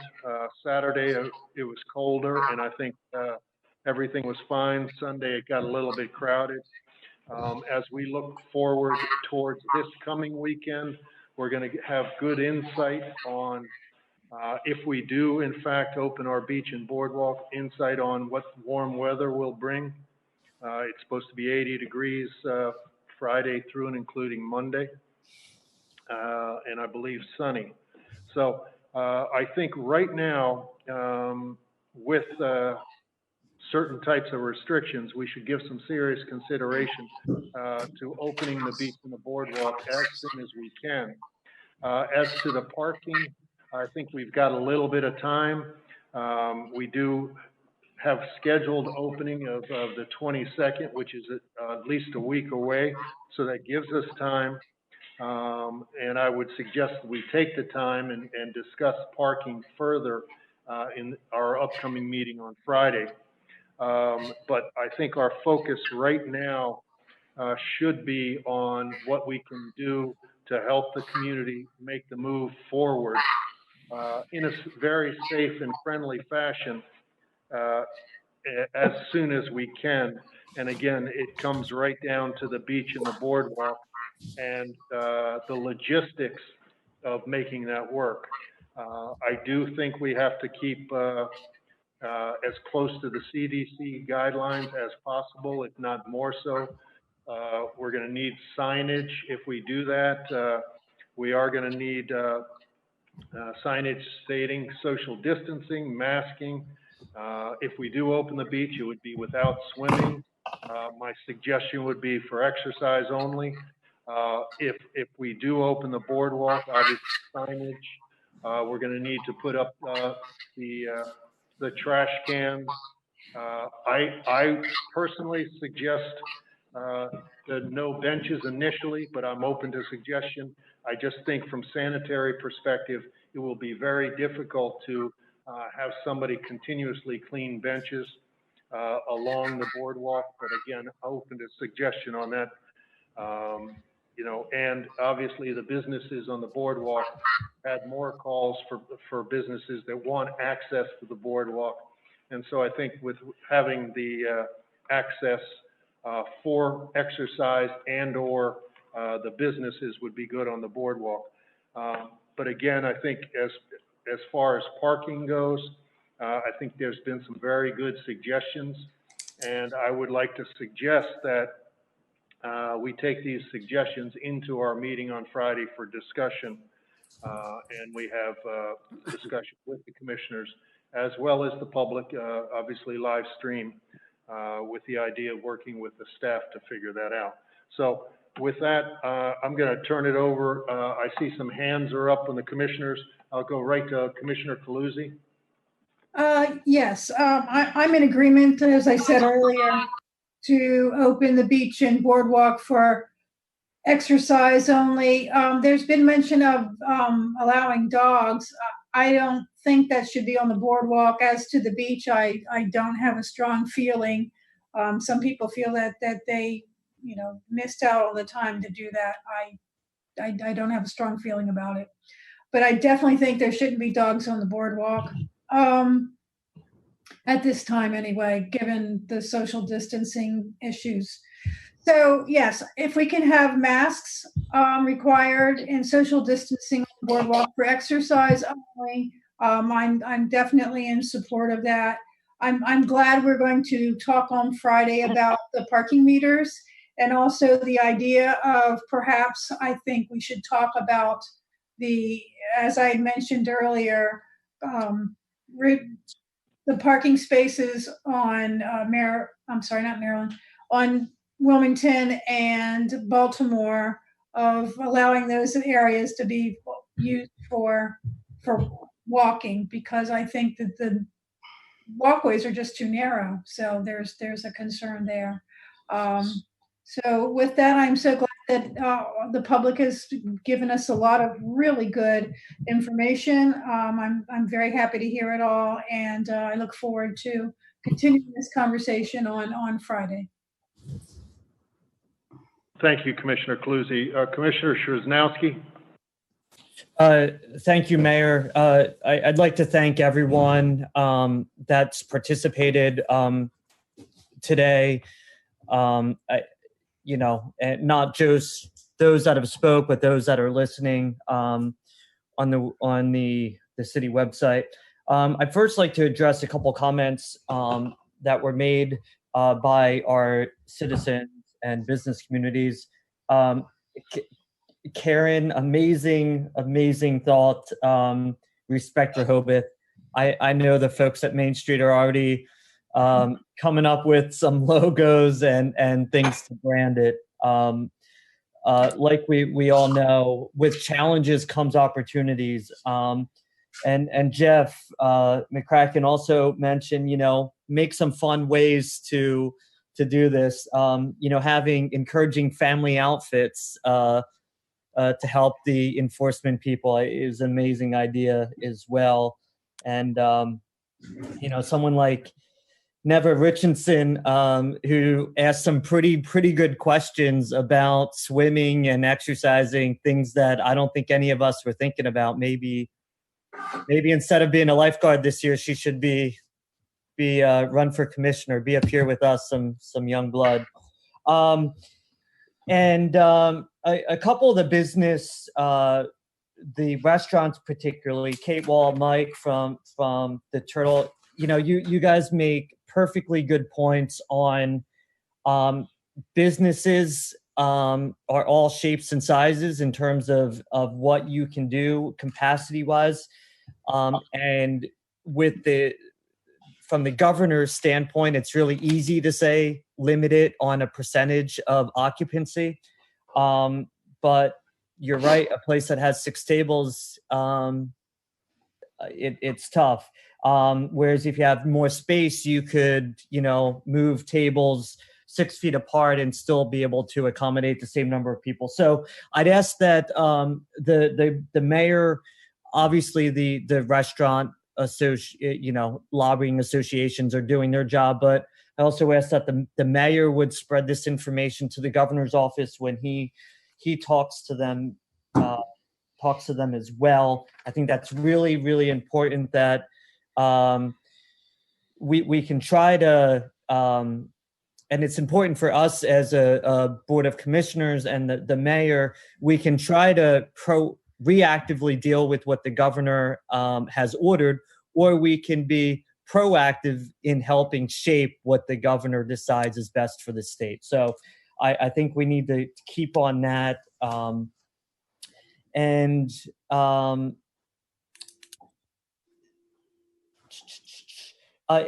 one other thing I would mention, which has not been mentioned, and it's something that's really, really hard to, there's really not much that the city can do, but with all of the public here and the business owners, and hopefully we have some commercial landlords on the call as well. One of the biggest challenges and the problems that the business community is struggling with is the commercial landlords not working with the small businesses, and everyone needs to take a share of the hurt that we're feeling in this crisis. So I'd encourage those of you to put a little pressure on our friends that are commercial property owners and let's see if they can share in some of the pain with the small businesses. Now we've talked a lot during this about the businesses and the impact on the small business, but we cannot lose sight of the fact that so much of this is about our residents and the property owners, which is one of the reasons why it is so critical that we lift the beach and the boardwalk access now. Let our residents enjoy the amenity that they have here. So completely in favor of that. So path forward, I agree that we should be lifting the ban on the beach and boardwalk for exercise, walking, and visiting the businesses on the boardwalk, and allowing dog walking on the beach with masks and social distancing. I'd ask that the governor's order provides for the order related to masks. There are some pretty broad exceptions in that that I would ask the city solicitor to look at to see if we can do anything more strict. There's a very broad statement. I think it says if there an exemption where doing so would inhibit the individual's health. That seems very, very broad, and anyone can say it's going to inhibit my health. So if we can just get some guidance for the Friday meeting from the city solicitor on that, I'd feel more comfortable opening it up with those conditions. In addition to us agreeing to opening it up today, I think we should talk more on Friday after the city manager and the police chief have had time to think about how it's enforced, whether swimming is part of exercising, how the restrooms will be dealt with, how the public areas will be sanitized, and if we're able to use utilization of directional traffic perhaps on the boardwalk, which technically is a street, so maybe you have directional traffic like that as well. In addition to opening up the tennis courts and the other parks within the city as well. I think we've all agreed that we should delay the meters, so I would not table that until Friday. I would say that we're going to not enforce the meters until May 29th. I think, and we can still evaluate it on a week-by-week basis and what we do after that, but I would say we come to consensus on that today. What I would table until Friday is whether or not and how we close parking on 1st, 2nd, Baltimore, Wilmington, and the sidewalk side of Rehoboth Avenue on the 1st and 2nd blocks. I think we should seriously consider that, but table it until Friday. And I think I've not heard from one person that thinks beach tags are a bad idea. So the challenge is operationally, how can we get it done? And I would be more than happy to be a point person to work with the city manager and her staff over the next 3 days to come up with a plan to put forth before the commissioners on Friday, working with Main Street and the Homeowners Association and the Chamber.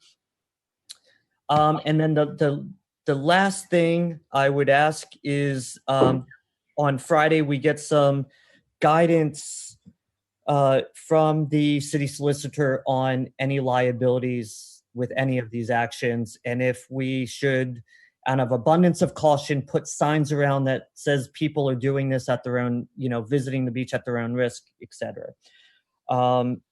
And so I think that's our path forward over the next 4 days.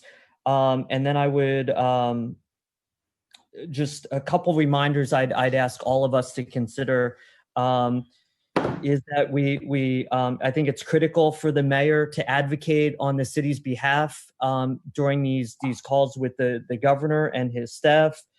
One, a reminder that per the emergency operation plan All of the commissioners are in the policy group to work with the city manager and the mayor on operational issues related to the emergency, and that no additional spending or purchase orders are signed related to the emergency without the approval of the Board of Commissioners in whole, and with the exception of emergency order that has already been made and the modification to that related to the closure of the beach and boardwalk, we've all come to consensus with, that no other proclamations, executive orders, or ordering of public notices shall be made by the mayor or city manager without the ratification of all of the commissioners per the emergency operations plan, which has been adopted. So that's all from me. Thank you, Mayor and Commissioner.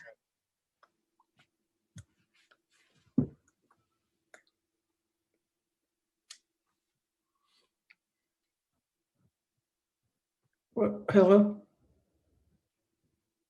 Mayor, can you hear us? He's muted. Oh. Unmute the mayor.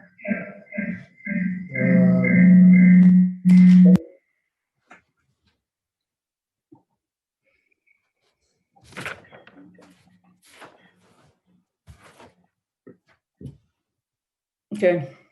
While the mayor is doing something, I'd also like to just add, I did get a note. Mr. Brisari, the owner of the pond, was one of the individuals that could not log into the meeting.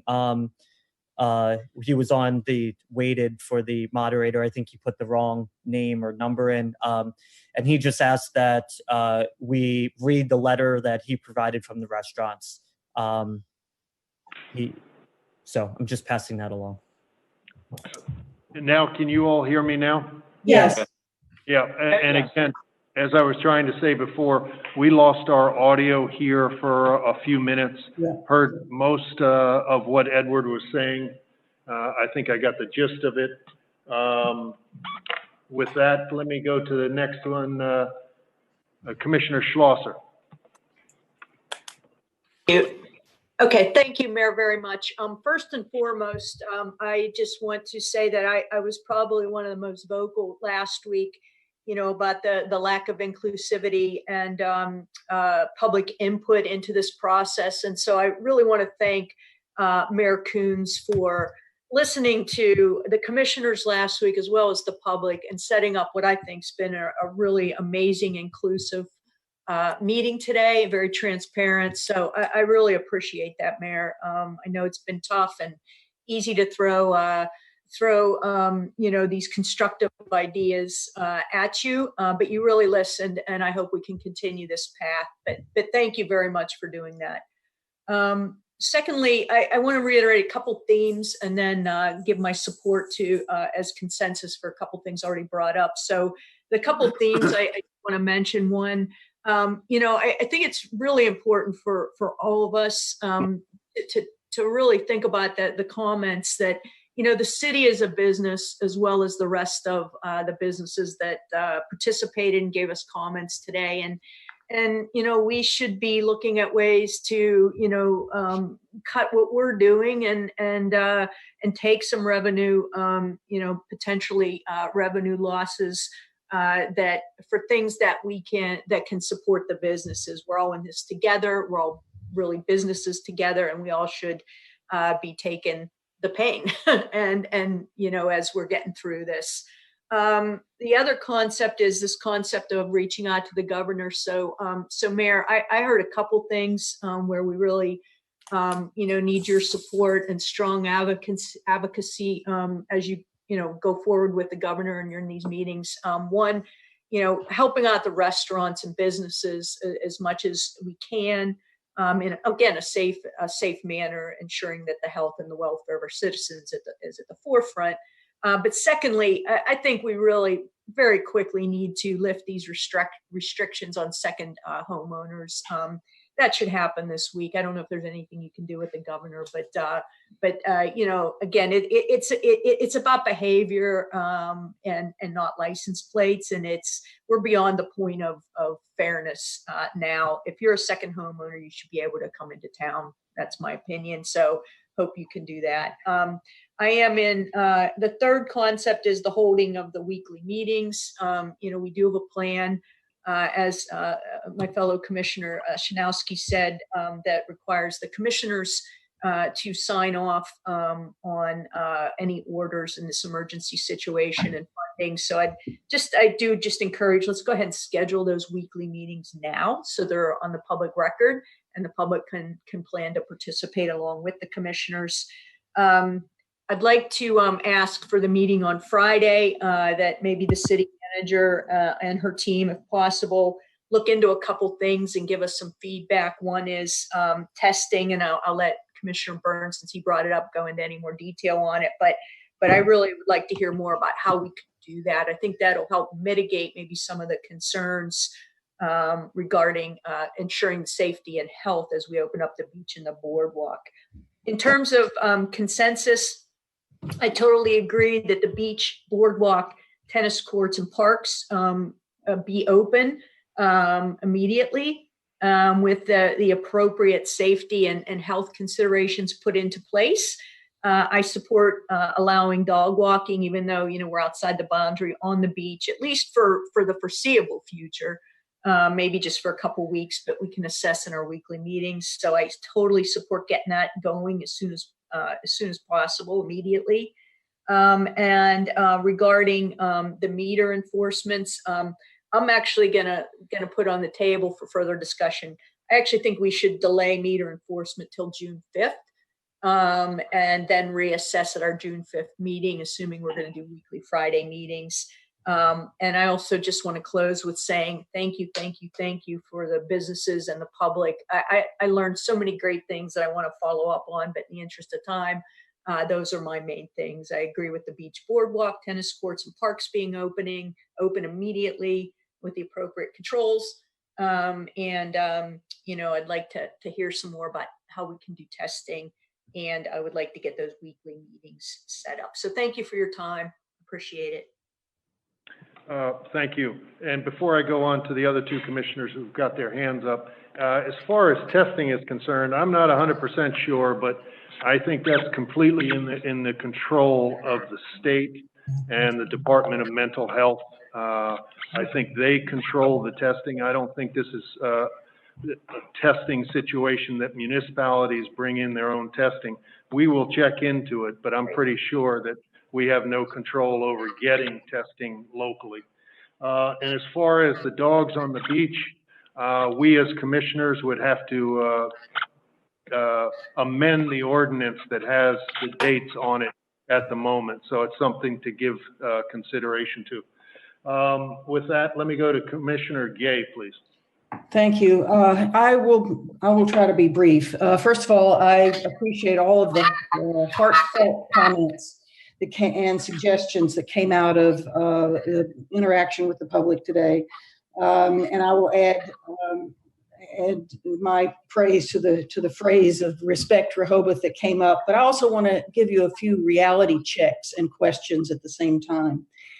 I love the idea of the Respect Rehoboth, but what I heard today from several people was trends that are sort of in the opposite direction of that and have been going that way for some time, not just with the pandemic. People wrote in about that the beaches are no longer the relaxed, polite atmosphere they once were. Their people are often angry and aggressive, and we have a lot of overcrowding beyond that. So those are our trends. And you add on top of that, the public just wanting to come back in big numbers. And you also add on to that the real life experiences that other communities that have opened up have had. And you see that respect may not be the first word that comes to mind. So it gives us, that is our challenge. Our challenge is to, as I said at the very beginning, to have a sustainable plan, a plan that we can move forward with, and one that is successful so that we can promote it as such. And I love the concept. I am concerned about making sure that we put tools in place to make it a reality. The other reality check is that if we open right away, and I'm certainly open, want to see the beach and boardwalk open. In fact, I would say that residents in town have been asking me that since day one, because they wanted to be able to use it for exercise at a time when there weren't very many people here. And it was a shame that they couldn't, though I understood it at the time because of what happened on March 20th with the crowds, and there was no way to enforce whether it was just residents. So I understand that, but the fact is that they have been wanting to use it for some time. And so here we are opening it at a weekend when it'll be 80 degrees, and there will be no way to keep day trippers, visitors from out of state out. And I don't think we can any longer keep our property owners from town. I believe that sends the wrong message. I understand what the governor's stay-at-home order is, but the fact is there's going to be no one listening to that stay-at-home order this weekend. That is the reality of what we are putting into place, if we put it into place right now. And so I'm unclear whether we should try to do a soft opening by doing it, say, the beginning of next week, which still gets us access on Memorial Day, or whether to bite the bullet and do it this weekend and be aware of some of the challenges that we might face. A couple of other things that were brought up. I completely agree with the need for metrics to determine our success going forward, to determine how we move to phases, to determine if we need to backtrack. I'm also concerned about staff needs. There were a number of suggestions made today that will do nothing but increase the burden on our small staffs. So we have to plan for that very carefully.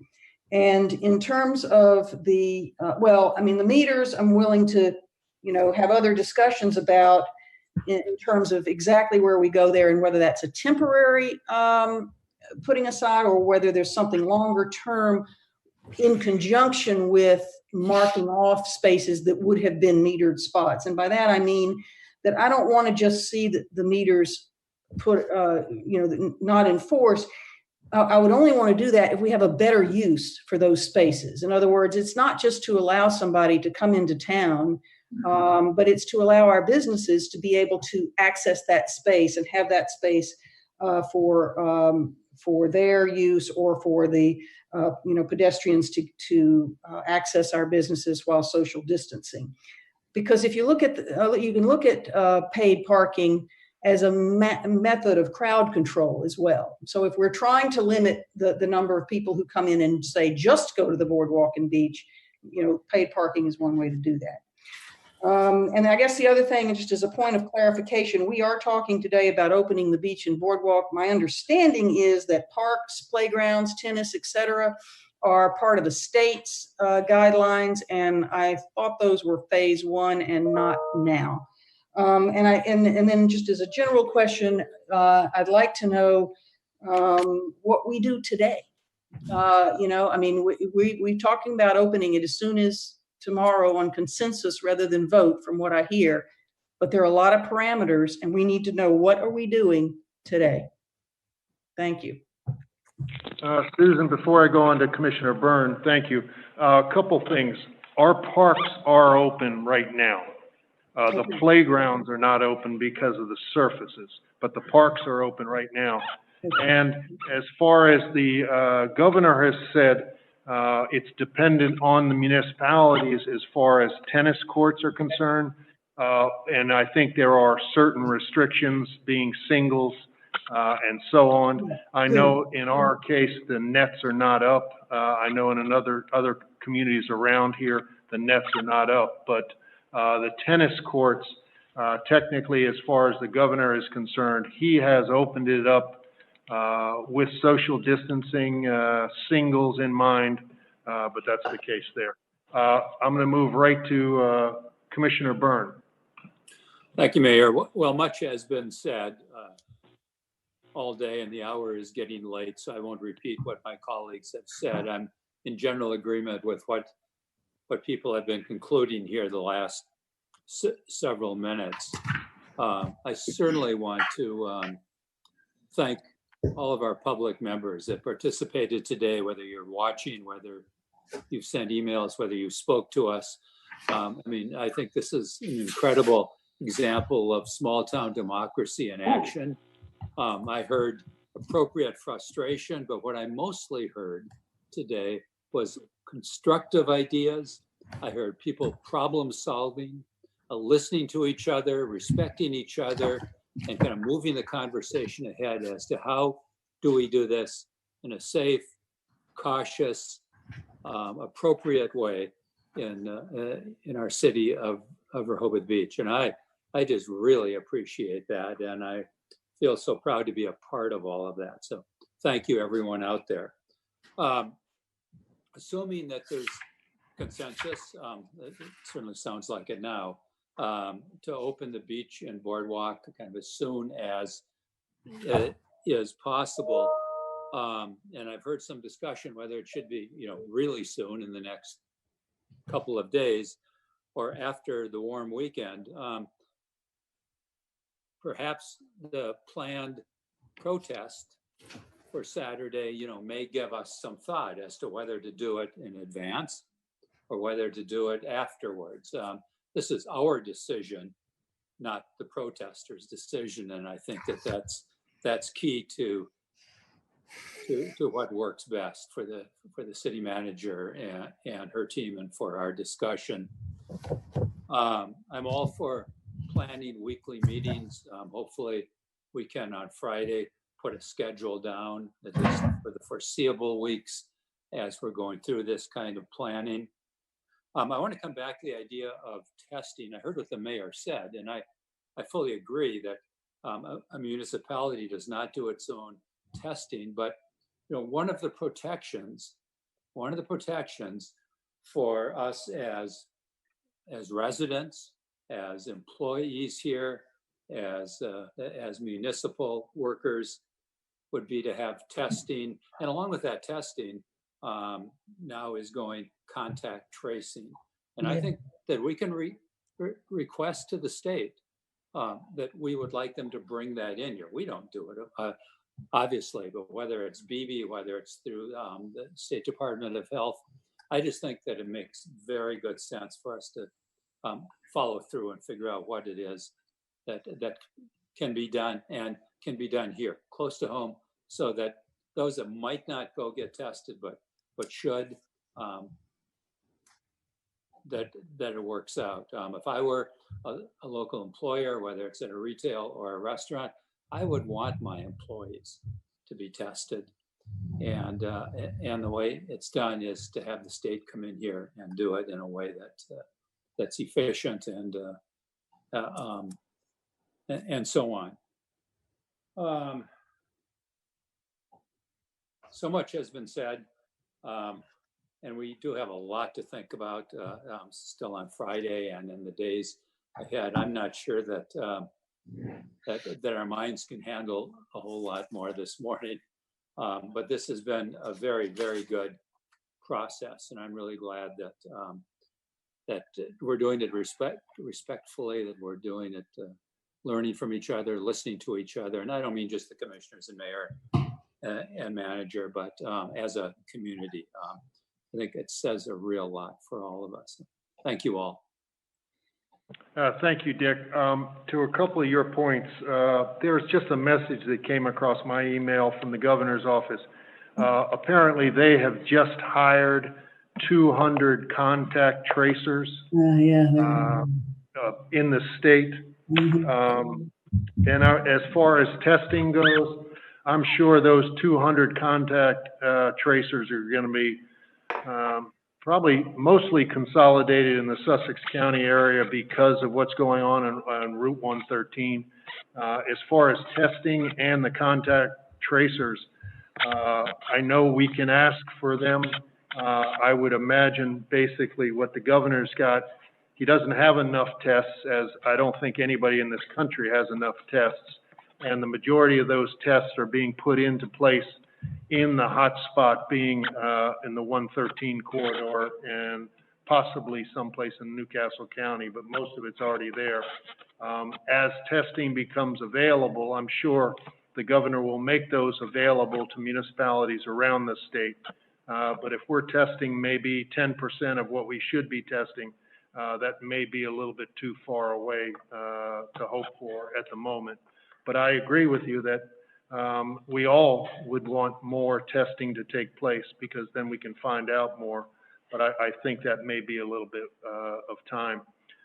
Commissioner Sheffer, Well, did let you me want to just say, go ahead. You know, this is all about prevention, and many of our residents here are very, very concerned about opening too quickly and what could happen in moving the virus to the east.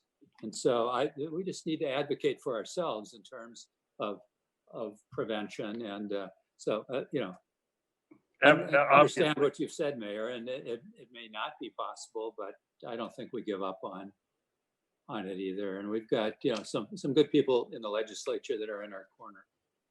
Yes, absolutely. I think you keep the pressure on. Commissioner Sheffer. Hi all. I'll try to keep it short. First of all, I'd like to thank everybody who's participated today, and for the leadership that the mayor and the city manager and Chief Banks have been providing throughout this entire phase that we're going through. I'm encouraged in many ways, and mostly because we're now having positive discussions about what can be done. And I think so much is achievable when we are all being respectful of each other and working together.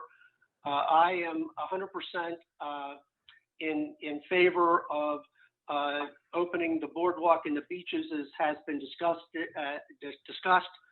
for walking, running, biking. I'm in favor of dogs being on the beach, at least until the time that the beaches open up beyond exercise. And I look forward to ongoing conversations about the best approaches to increasing pedestrian walkways in town, as Commissioner Coluzzi has mentioned a couple of times. I think with all of these things, as we have more and more discussions about incremental opening, that we make sure that we're focusing on what the desired outcome is.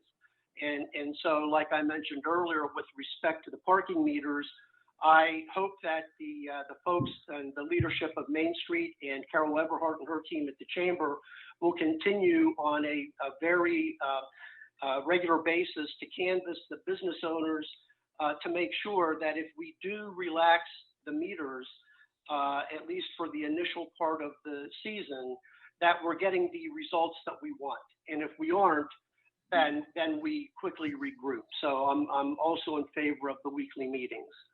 And I think that the key to incrementally opening up aspects of our community is to make sure that we're doing it in a smart way, and that we are very aware of trying not to create a bigger problem. So I know it's a delicate balance, but I think that we need to focus on what we're trying to achieve and how we operationalize it. And I think some of those comments were made today about, okay, so if we expand eating to more of an open air environment, how can you eat and practice the wearing the mask? So I think all of those things have to come into play. So thank you all very much, and I'm done. Thank you very much, Stephen. Commissioner Schlosser, you had your hand up. Yes, thank you, Mayor. Just very quickly, somebody just sent me a note that said the live stream's not live anymore. I don't know if that's just that person or others. So just one thing. Number two, I'm very sorry to all the home renters out there, home property owners who rent their home. But just, Mayor, as you're having conversations with the governor, I think everybody would really like to know when the short-term rental ban can be lifted. as soon as possible so they can start to plan appropriately. I know there's so many variables, but I got that comment from so many. I just wanted to share it with you and ask that, that's something you share with the governor. And finally, on the beach and boardwalk opening, I don't think we came up with a day, so I'm just going to throw something out there. I wonder if we shouldn't do a soft opening on Thursday so that we can even Friday get some initial assessment as to what that looks like. So I don't know if that's the right date. I'm just going to throw it out as a consideration as you go through and ensure we have consensus. So thank you, everybody. Thank you, Lisa. As far as the opening of the beach, speaking with the staff, it's going to take some time and effort to get the boardwalk and the beach open. We have to remove the barriers, the barrels that are around that area, as well as get trash cans put on the boardwalk, and also get the restrooms open. The city manager tells me that we can have the restrooms open by Friday, cleaned and open by Friday, and that the staff will be able to get the boardwalk up to, hold on.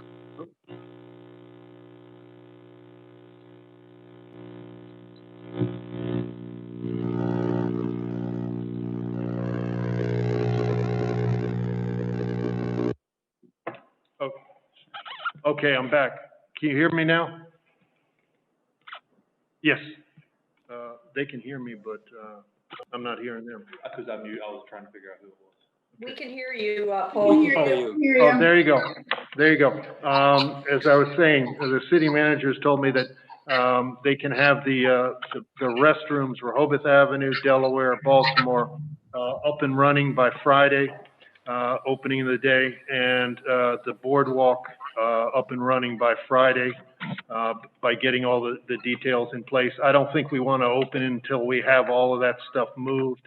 We'll get some public relations information out today about that, but I'd like to get it open as soon as possible. But I think Thursday we would be missing something, whether it's cleaning up all the restrooms or not. I appreciate the soft opening. I think it will be busy on Friday, but I think if we can get the news out to people, I think that'll be a positive thing for the weekend. And again, if we have it again with the social distancing, the masks in place, we've got to get signage as well. So there are a number of different things that we need to get things going. But I think it would be good if we do come to a consensus now of opening the beach and the boardwalk on Friday, that I think it would be good as we go forward, because it's going to give us a week or so before the Memorial Day weekend starts. Again, we'll be able to have more and more data, if you will, from other communities around us, whether it's Ocean City, New Jersey, or the other Delaware beach towns. And I think by opening up, I think it'll be very positive for our residents as well as our businesses. And to the rental situation, apparently on the call today that with the governor that was happening while we were on this call, the question did again come up. It's come up probably on every call I've been on the last 3 weeks, when the restrictions were going to be removed.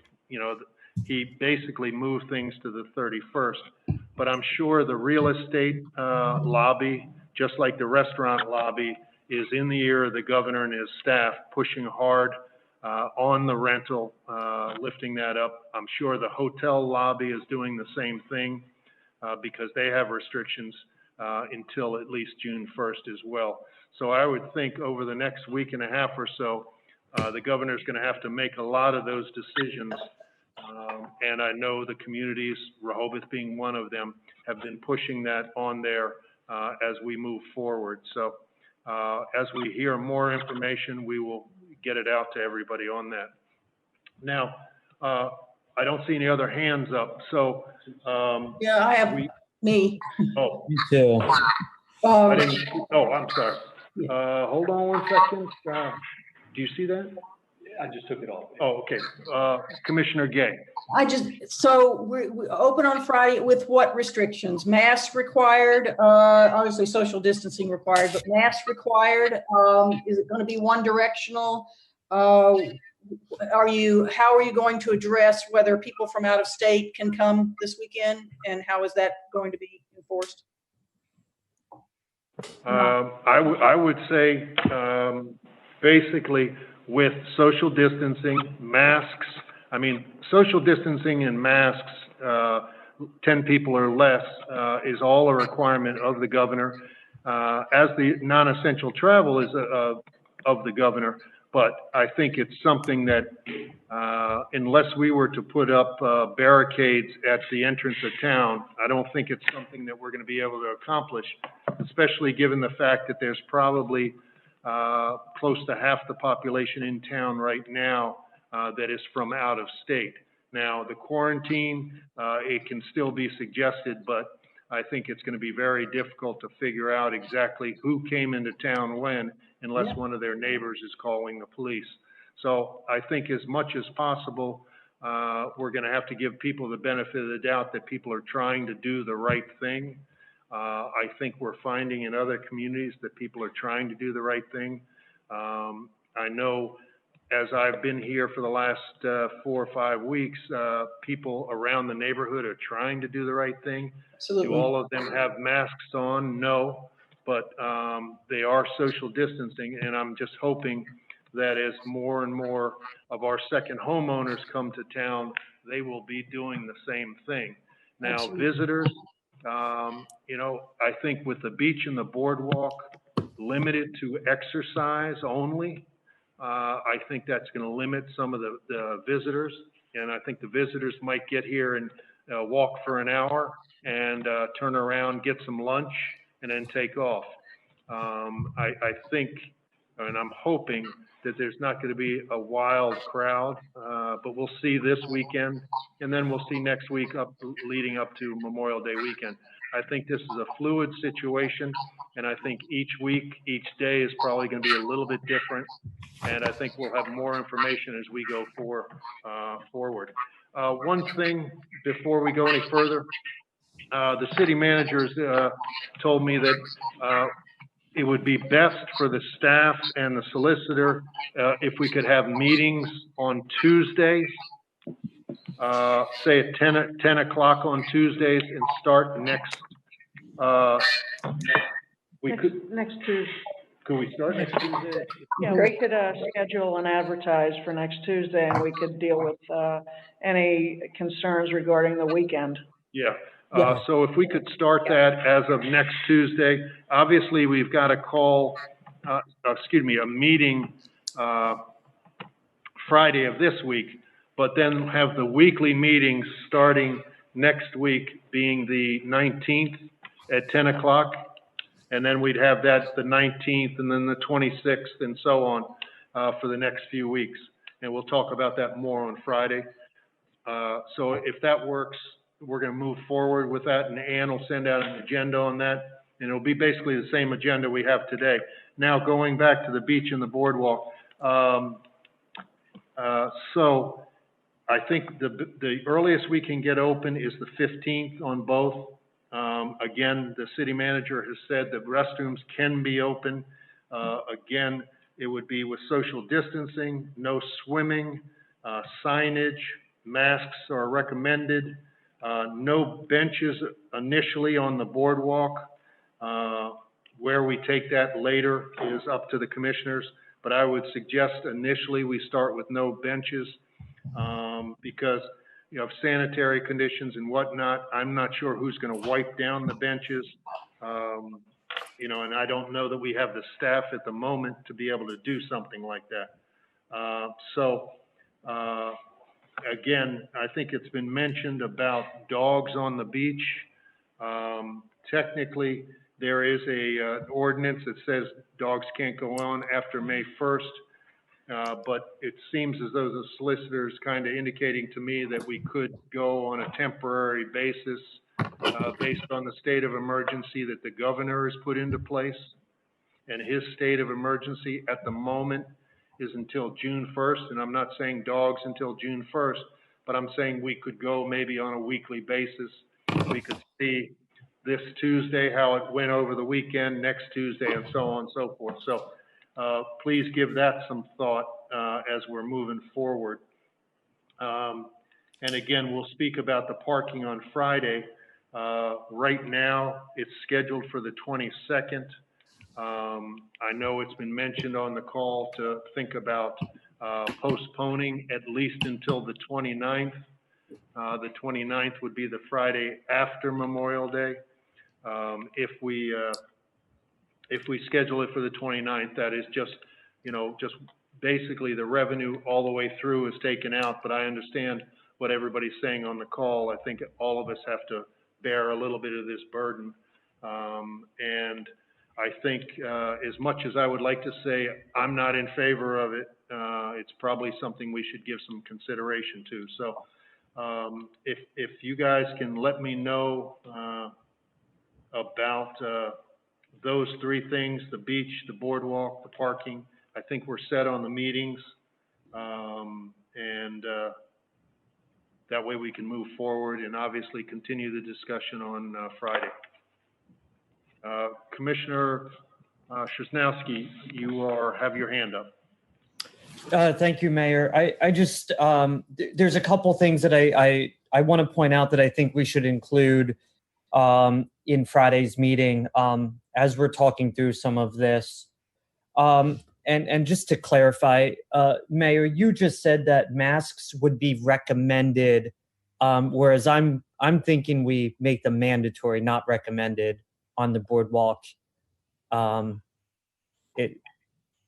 you misspeak, or am I off base? Sure. I'm gonna have Chief Banks get on the phone. Hold on.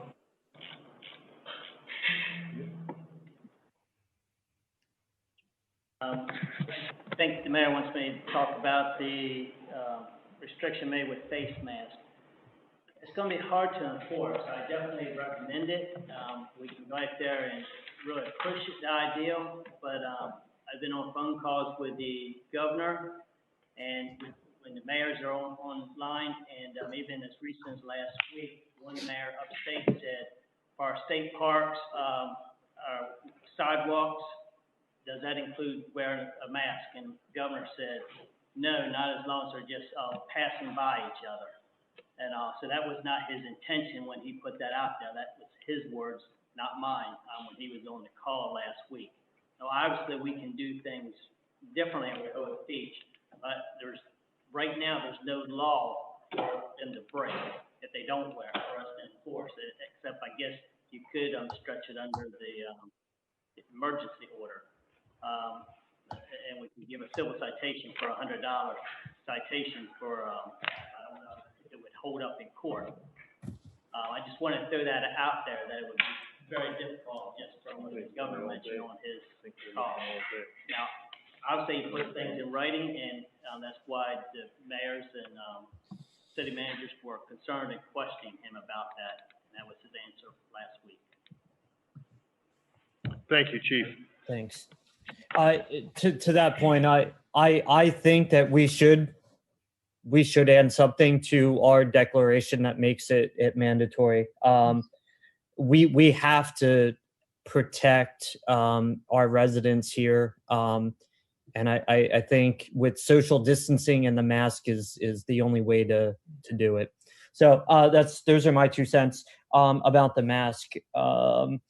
A couple things that I think we need to consider or get clarification from the city manager or her staff on Friday. One, as we're talking about the staff working, with the restrooms and setting up the boardwalk and moving stuff around, I would like on Friday an update from the city manager on if we are well supplied with PPE equipment for the city staff. We have enough hand sanitizer. I think it would be comforting to all know that we were in good shape on that stuff. As we're talking about maybe deferring starting the meters. I'd like a recommendation from the city manager on how we include the residential parking passes with that. Should they start the normal time? Should they coincide with when we're doing the meters? I think I would defer to the city manager's judgment on that and advise us. And I'd like to think about the city solicitor, the chief, and the city manager to think about there always being some sort of compliance officer or code enforcement officer, not that we normally think of with the city code, but someone that has the authority to go to a business and say, hey, the crowd's too big here. You guys need to shut down for a half hour. Disperse people, get them away, something of that nature that has the authority to say, hey, there's too many people crowding here. No one's adhering to social distancing, something of that nature, just something to consider. And then I'd ask the city manager if there's any way to utilize the National Guard. I don't think we want the National Guard all over the place, but maybe to have just a small group on standby to help with crowd control if need be. And the last thing for the city solicitor is I think we probably want to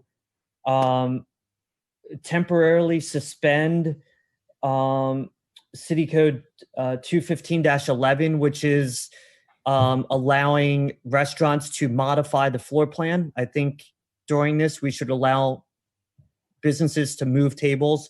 And also, again, I'll defer to the city manager and the building inspector, but I think we should have, I think if a restaurant wants to paint or do anything or move shelves or make any sort of change, I think it requires a permit. So if there's simple things like painting and stuff that in the next couple weeks businesses can do without getting a permit, I think we should allow them to do cosmetic stuff like that, and moving stuff around in the store to make it more open so people can social distance. I think we should allow them. So some modification to permits, allowing the businesses to do stuff while they're closed, and modification or suspension of any modification to the floor plans. I think we need to think about those two things to be proactive rather than reactive later down the road in a couple weeks. I will give that second part to the city manager, and since we have time, because obviously with restaurant modifications, the restaurants at this point in time won't be open until June 1st. But any kind of construction, I would imagine that they do need building permits, but I'm sure that the city manager will discuss that with the building inspector on moving shelves or pushing things around to acquiesce to better social distancing. As far as the masks are concerned, again, based on what the governor has passed down, it is something that is required as you come into areas where you're going to be, whether it's in a business or in a crowd, and that is there. As far as walking around, exercising on your own, he has basically said, as the chief said, that as long as there's no people around you, that's fine. However, it would be very difficult for us to, number one, enforce, I believe, even though it's a requirement as you're around people, until we could have the supplies on hand to be able to give these to the public. And I don't know that, as we've seen other places around the country, unfortunately, there have been altercations when people have pushed face masks on people that didn't want to wear them, and I don't know that we want to put our staff in that position. And as far as National Guard, that type of thing is concerned, there is going to be a protest on Saturday, So we'll have an idea on Saturday, the need for anything like that. My hope is that we would never be in that situation. I have not heard anybody else consider something like that along the coast or any other places in the state, other than when they do have demonstrations. But again, with the demonstration going off on Saturday, we'll have a better idea of our needs. With that, Commissioner Schlosser, you had your hand up. Yes, Mayor, just real quick to respond. Somebody sent me a comment that actually said, I think at the state parks, there's a sign that says something along the lines of must have mask to enter park, must wear mask within 6 feet of anyone not from your home. So just as the city manager and chief are looking at things, maybe adopting what the state parks have it would be a good consideration. I'm sure that the city manager and chief are all over that. But then I also just say, I agree with what you stated, Mayor, just as a starting point to get in consensus that we should open the beach and the boardwalk with the appropriate safety and health considerations in effect as of Friday. Thank you. And again, one of the things that it's going to take us time to get to on Friday is signage. And I would hope we'll be able to put together some signage to mention social distancing, to mention masks as well, if possible. But again, in the long term, that's something that the plan would be there. And then also, one of the things that had come up from the staff, and I neglected to speak to, and I would like your opinions, obviously, would be on the opening of the beach and the boardwalk. And I think we're pretty close to a consensus of doing it as soon as possible, that hopefully being the 15th. There has been some suggestions about hours. You know, it would be probably easier if we had specific hours on the beach and the boardwalk to enforce, but that has not come up, and I'd like to open that up to conversation. And I think Commissioner Gay has your hand up. Yeah, I mean, I think I was going to comment on the mask, but if you're asking the question about the hours, I mean, I think if we're putting something into place that we want to see how it goes, then yes, limiting hours is a good thing to do, because it gives us a sort of a test case or another way to do a soft opening despite a busy, warm weekend. So, I mean, I don't have a specific hours in mind, but I think it's a good idea. On the mask, I'm looking for consistency here, because I do recall that, you know, in fact, I have the wording right in front of me where the state did say it was required, you know, in the parks, and the signage is obviously there, if social distancing can't be maintained. So sure, if it can be, no enforcement necessary. If it can't be, which it probably can't on the boardwalk anyway, then, you know, even the state requires it. But even more important than that is they just put out the requirements yesterday for farmers markets, and the farmers markets are being required for customers to have them. So I'm looking at our own enforcement and saying, you know, if we're going to enforce it at the farmers market, and I assume we are, that's the state's rule, then why wouldn't we enforce it on the boardwalk? Because that too seems to be under the state's requirement. So I understand it's difficult, but I think we need to put the must in there, not recommend. I think our language needs to be that they must be worn. Can I comment on this? Yeah. Sure, go ahead, Commissioner Cluzzi. Okay. As far as, I'll address the masks first. As far as the farmer's market, I can tell you, you know, I put that plan pretty much together from the very beginning weeks ago. It's a lot different requiring masks on the boardwalk in the farmer's market, because it really is so, people are standing in line, people go one way through the market, and so the gatekeeper, and I'm the gatekeeper, you know, you're denied entry if you don't have a mask. And that's for good reason, because it's contained and you're going to vendor, and we are asking for 6 feet, but, you know, it's just to safeguard it. And because I believe the market itself is a contained environment, very contained, it's a much different than the boardwalk, which is a mile long. So I don't know how that we can enforce it, and I've talked with the chief, and I won't speak for him, but it would be, what we don't want to do is, I don't think, is to have people, is to have altercations on the boardwalk over this. Suggesting altercation. Yeah, no, I know you don't want Yeah. that either, but I'm just saying it could lead to that. I have read a lot of how that's happened.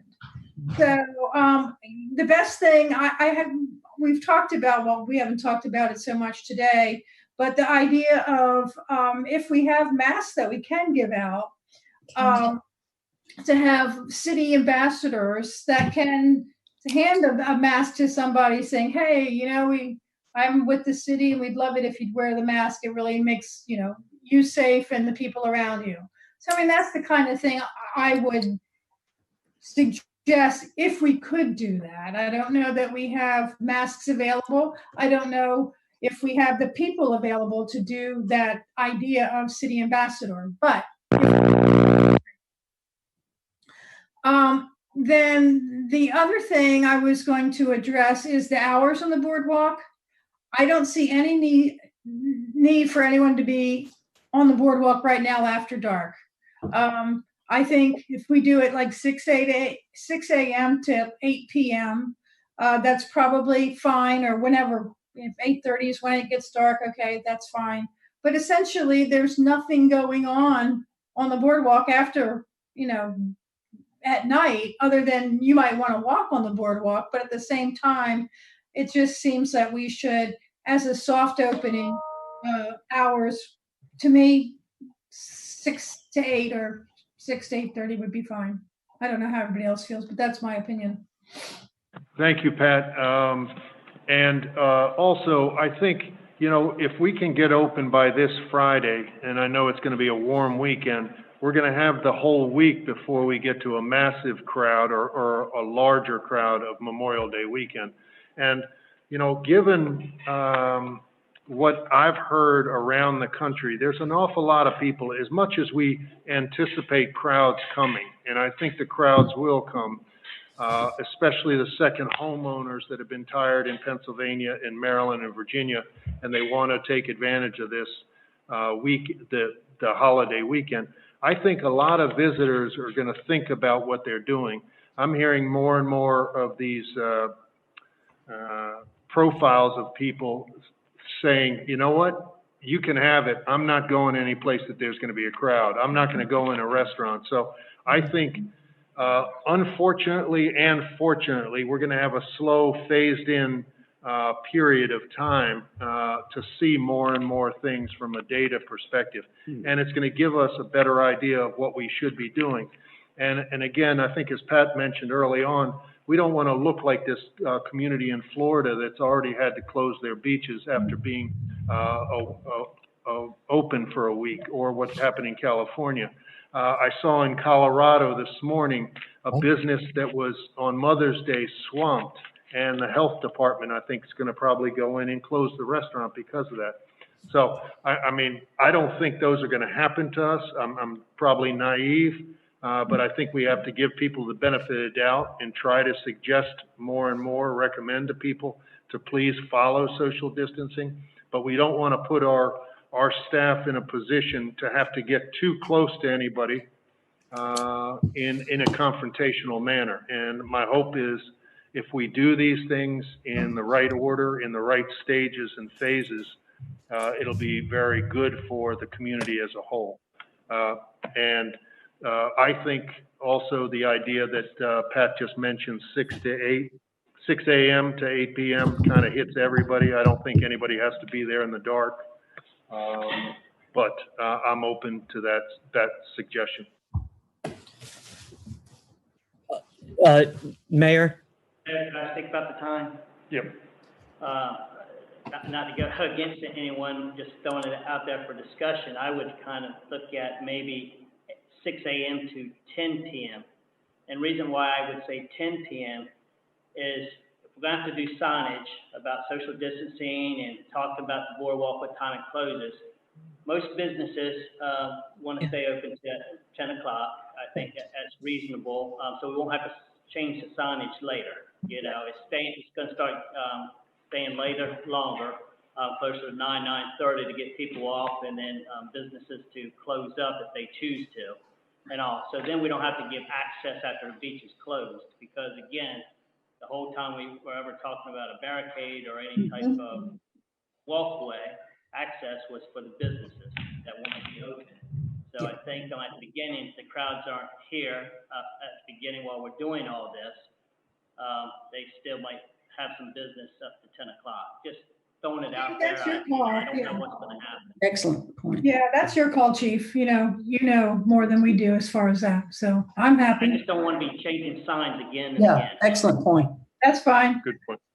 And while I have the have everybody's attention, we have bikes.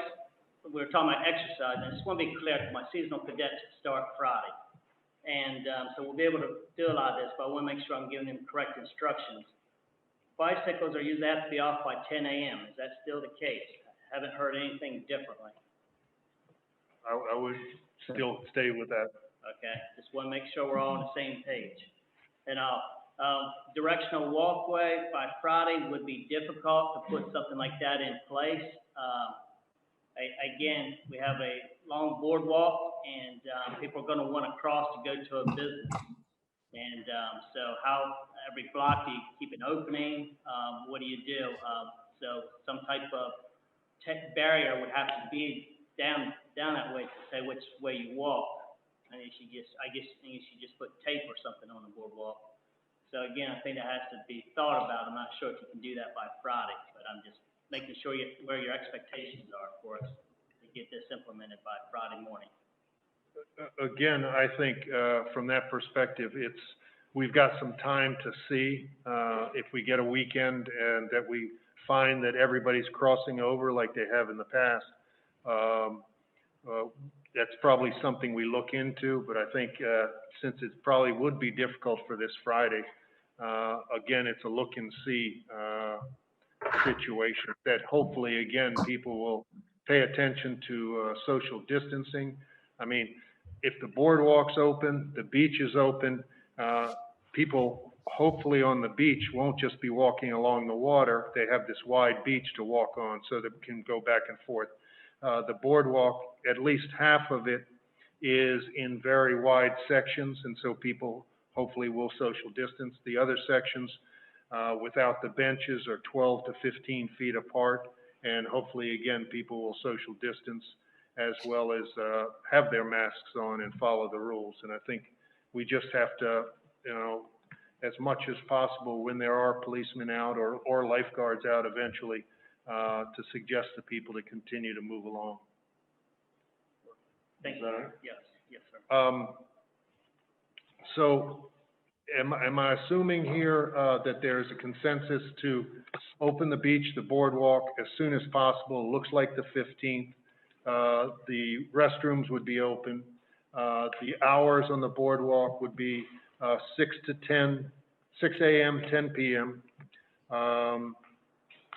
And I think as of right now, no benches along the boardwalk, but obviously that's something that we can consider as we watch going forward, especially as we have 4 or 5 days in place to watch and see what the crowds look like.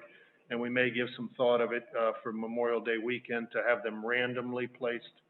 And as far as the parking is concerned, it had been suggested to at least have the meters off, and I would suggest while the meters are off, the permits should be off, and that would be, I think that there was a suggestion of May 29th, and I think with parking, it's probably something that we should look at from the standpoint of 2 weeks at a time, and May 29th is 2 weeks from now, and if that is the consensus of the group to allow the meters to stay off and the permits to stay off, it's something to give thought to.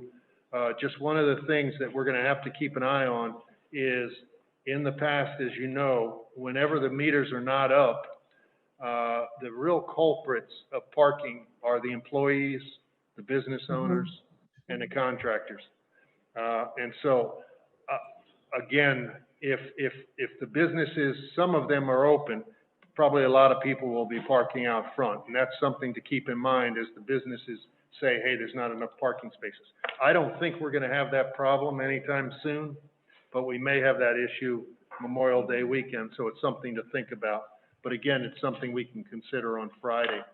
So if you could tell me your points of view on the postponing parking through and including up to the 29th at this point in time. And I'm in favor of both things you just mentioned, Mayor. Okay, thank you. Yeah, Anybody? I'm good with both of those points, Mayor. It's only a week. I'm fine with it. I am too. That's fine. Commissioner Schlosser? She's muted. Yeah. Oh, okay. I'm fine with both of those, but I just want to keep assessing the parking, but I'm good with your suggestion. Thank you. Okay, Commissioner Sheffer? I think that's Commissioner Sheffer buzzing that he's okay. Commissioner Sheffer, are you on now? I'm unmuted.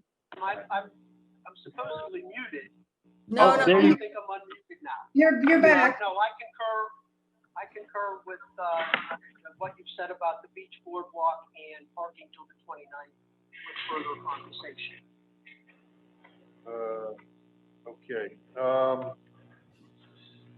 And can anybody else think of anything that I may have missed for coming to a consensus now for today? Obviously, we've got another meeting on Friday that we can take up anything that we have forgotten today or I have missed. And again, we're looking at the restrooms being open, the boardwalk and the beach being open with hours of 6 to 10 for the foreseeable future, and the parking being suspended through the 29th, both meters and permits. What's that? Tennis courts. The tennis courts,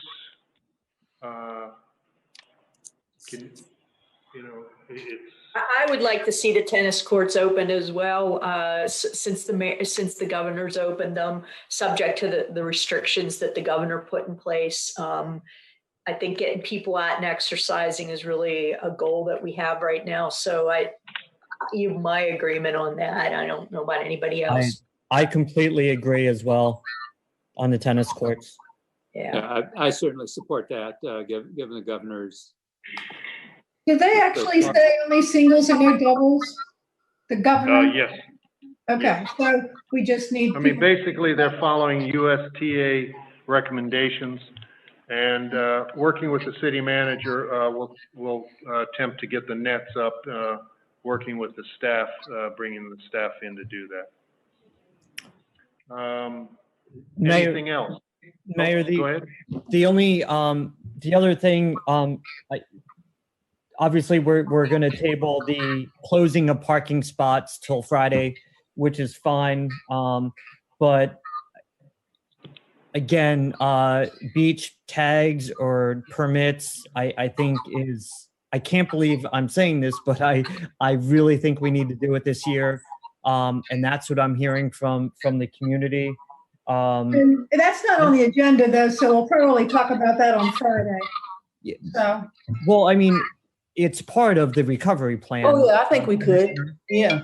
But a lot of planning and logistical work needs to go into creating something that might be feasible before Friday. So if it seems like there may be a consensus, I think a lot of work needs to go in to preparing something for Friday. I think we're all going to think about it. I mean, I certainly am, it's like at the top of my list of how that might work. So, but I don't think we can really speak to that right now. I personally need time to think of how something like that would work. And I'd like to actually talk to some of my neighbors and other folks, businesses, So yeah, I think it'll be great for us to talk about it on Friday. Yeah, and I've heard some ideas about it, but this meeting's too long to get into now, I think. Yeah, I completely agree. We get feedback from our constituents and the public, but we need to, Sharon and her team need to think administrative, operationally, is it even possible? And if they don't start planning that now to come to a recommendation on Friday, it's never going to be able to happen if we don't start thinking about the operational and administrative aspects of it now. So that's all I'm going. I don't think we should debate it and hash it out. If there's some thought that we may, let's start thinking about the administrative aspects of it. I'm sure they will. I'm sure sounds like a reasonable request. Yeah. They're probably already thinking about it. Yes. One thing to keep in mind, though, with beach tags, there are 6 other communities in Delaware. There is also the state. There are also our local representatives. This isn't something that can be done in a vacuum, and it can't be done that quickly, because this is something that may need a charter change. Really? You know, I'm not sure, but I'm just saying any kind of a tax or a fee like this, depending on what people consider this, and that's why I'm saying it's a timely issue, because I know people have been thinking about it for a few years. Unfortunately, this is a specific time that it probably would be a great thing to put right into place. But I think legislatively, it may be a little bit more difficult. Conceptually, it sounds like it's great, but getting it done from that perspective might not be as easy as it sounds. And I think we just have to look into the legalese of it. And, you know, obviously administrative, it may be an issue, but I don't know that it's something that we can just put into place without examining a lot of different resources. So obviously we can speak about it further on Friday. It sounds like then the legal issue is the game changer. That's the thing that needs to be answered first. It could be. Yeah. It could be. Okay. Because, you know, I mean, if you look at some of the things that we've had to do, we've had to change our charter. Yeah. You know, it depends on what people consider a beach tag. Is it just a regular fee that we can charge, or is it a tax? And if it's a tax, I think our charter prohibits doing it then as we we say next. Then we consider not charging anything. If we don't have some measure to control the amount of people this year because of this emergency, we are setting ourselves up for failure. Yes, understandable, but that's why we have limitations on going on the beach, limitations on going on the boardwalk. And each time we raise those limitations, it's because we've figured out that it works going forward. And, you know, again, I think more and more people will think about going into a congregated situation going forward. Some people may give it no thought whatsoever, but I think it's something that this virus is a game changer for the way people look to socialize. With that, Commissioner Schlosser, you got your hand up. Yeah, Mayor, you had asked earlier, you know, just if that we had covered everything. And the one thing that was brought up, and I just want to make sure we have consensus or not, just so the chief and city manager know, is the idea of just at least for a week or so, is, you know, the first week or so of opening things up, that we want to allow, you know, dog walking as part of the exercise on the beach or boardwalk. It was just brought up. There was no decision. So I don't know if there's consensus or not. I'm fine with it. But I just thought we should close that out. I'm going to work with the solicitor on this in such a fashion that we can open it up, I think, for right now until at least the 29th. Okay. And see where it goes. Okay. You know, as we have more crowds, as we change the limitations, it's going to be much more difficult. And I think it's going to be a short-lived situation, especially as the governor comes into June 1st. And if he changes the restrictions on the beach to people being able to sit on a towel or a chair, for a short period of time, it may be difficult to allow dogs. Sure. But I'll work with the city solicitor on that, and that's our hope to move forward that way. Okay, thank you. Anything else from any of the commissioners? Anything else from anybody in the room? If not, thank you very much, everybody, for participating. Thank you, Mayor. You all have a good day. Thank you. Thank you. Thank you.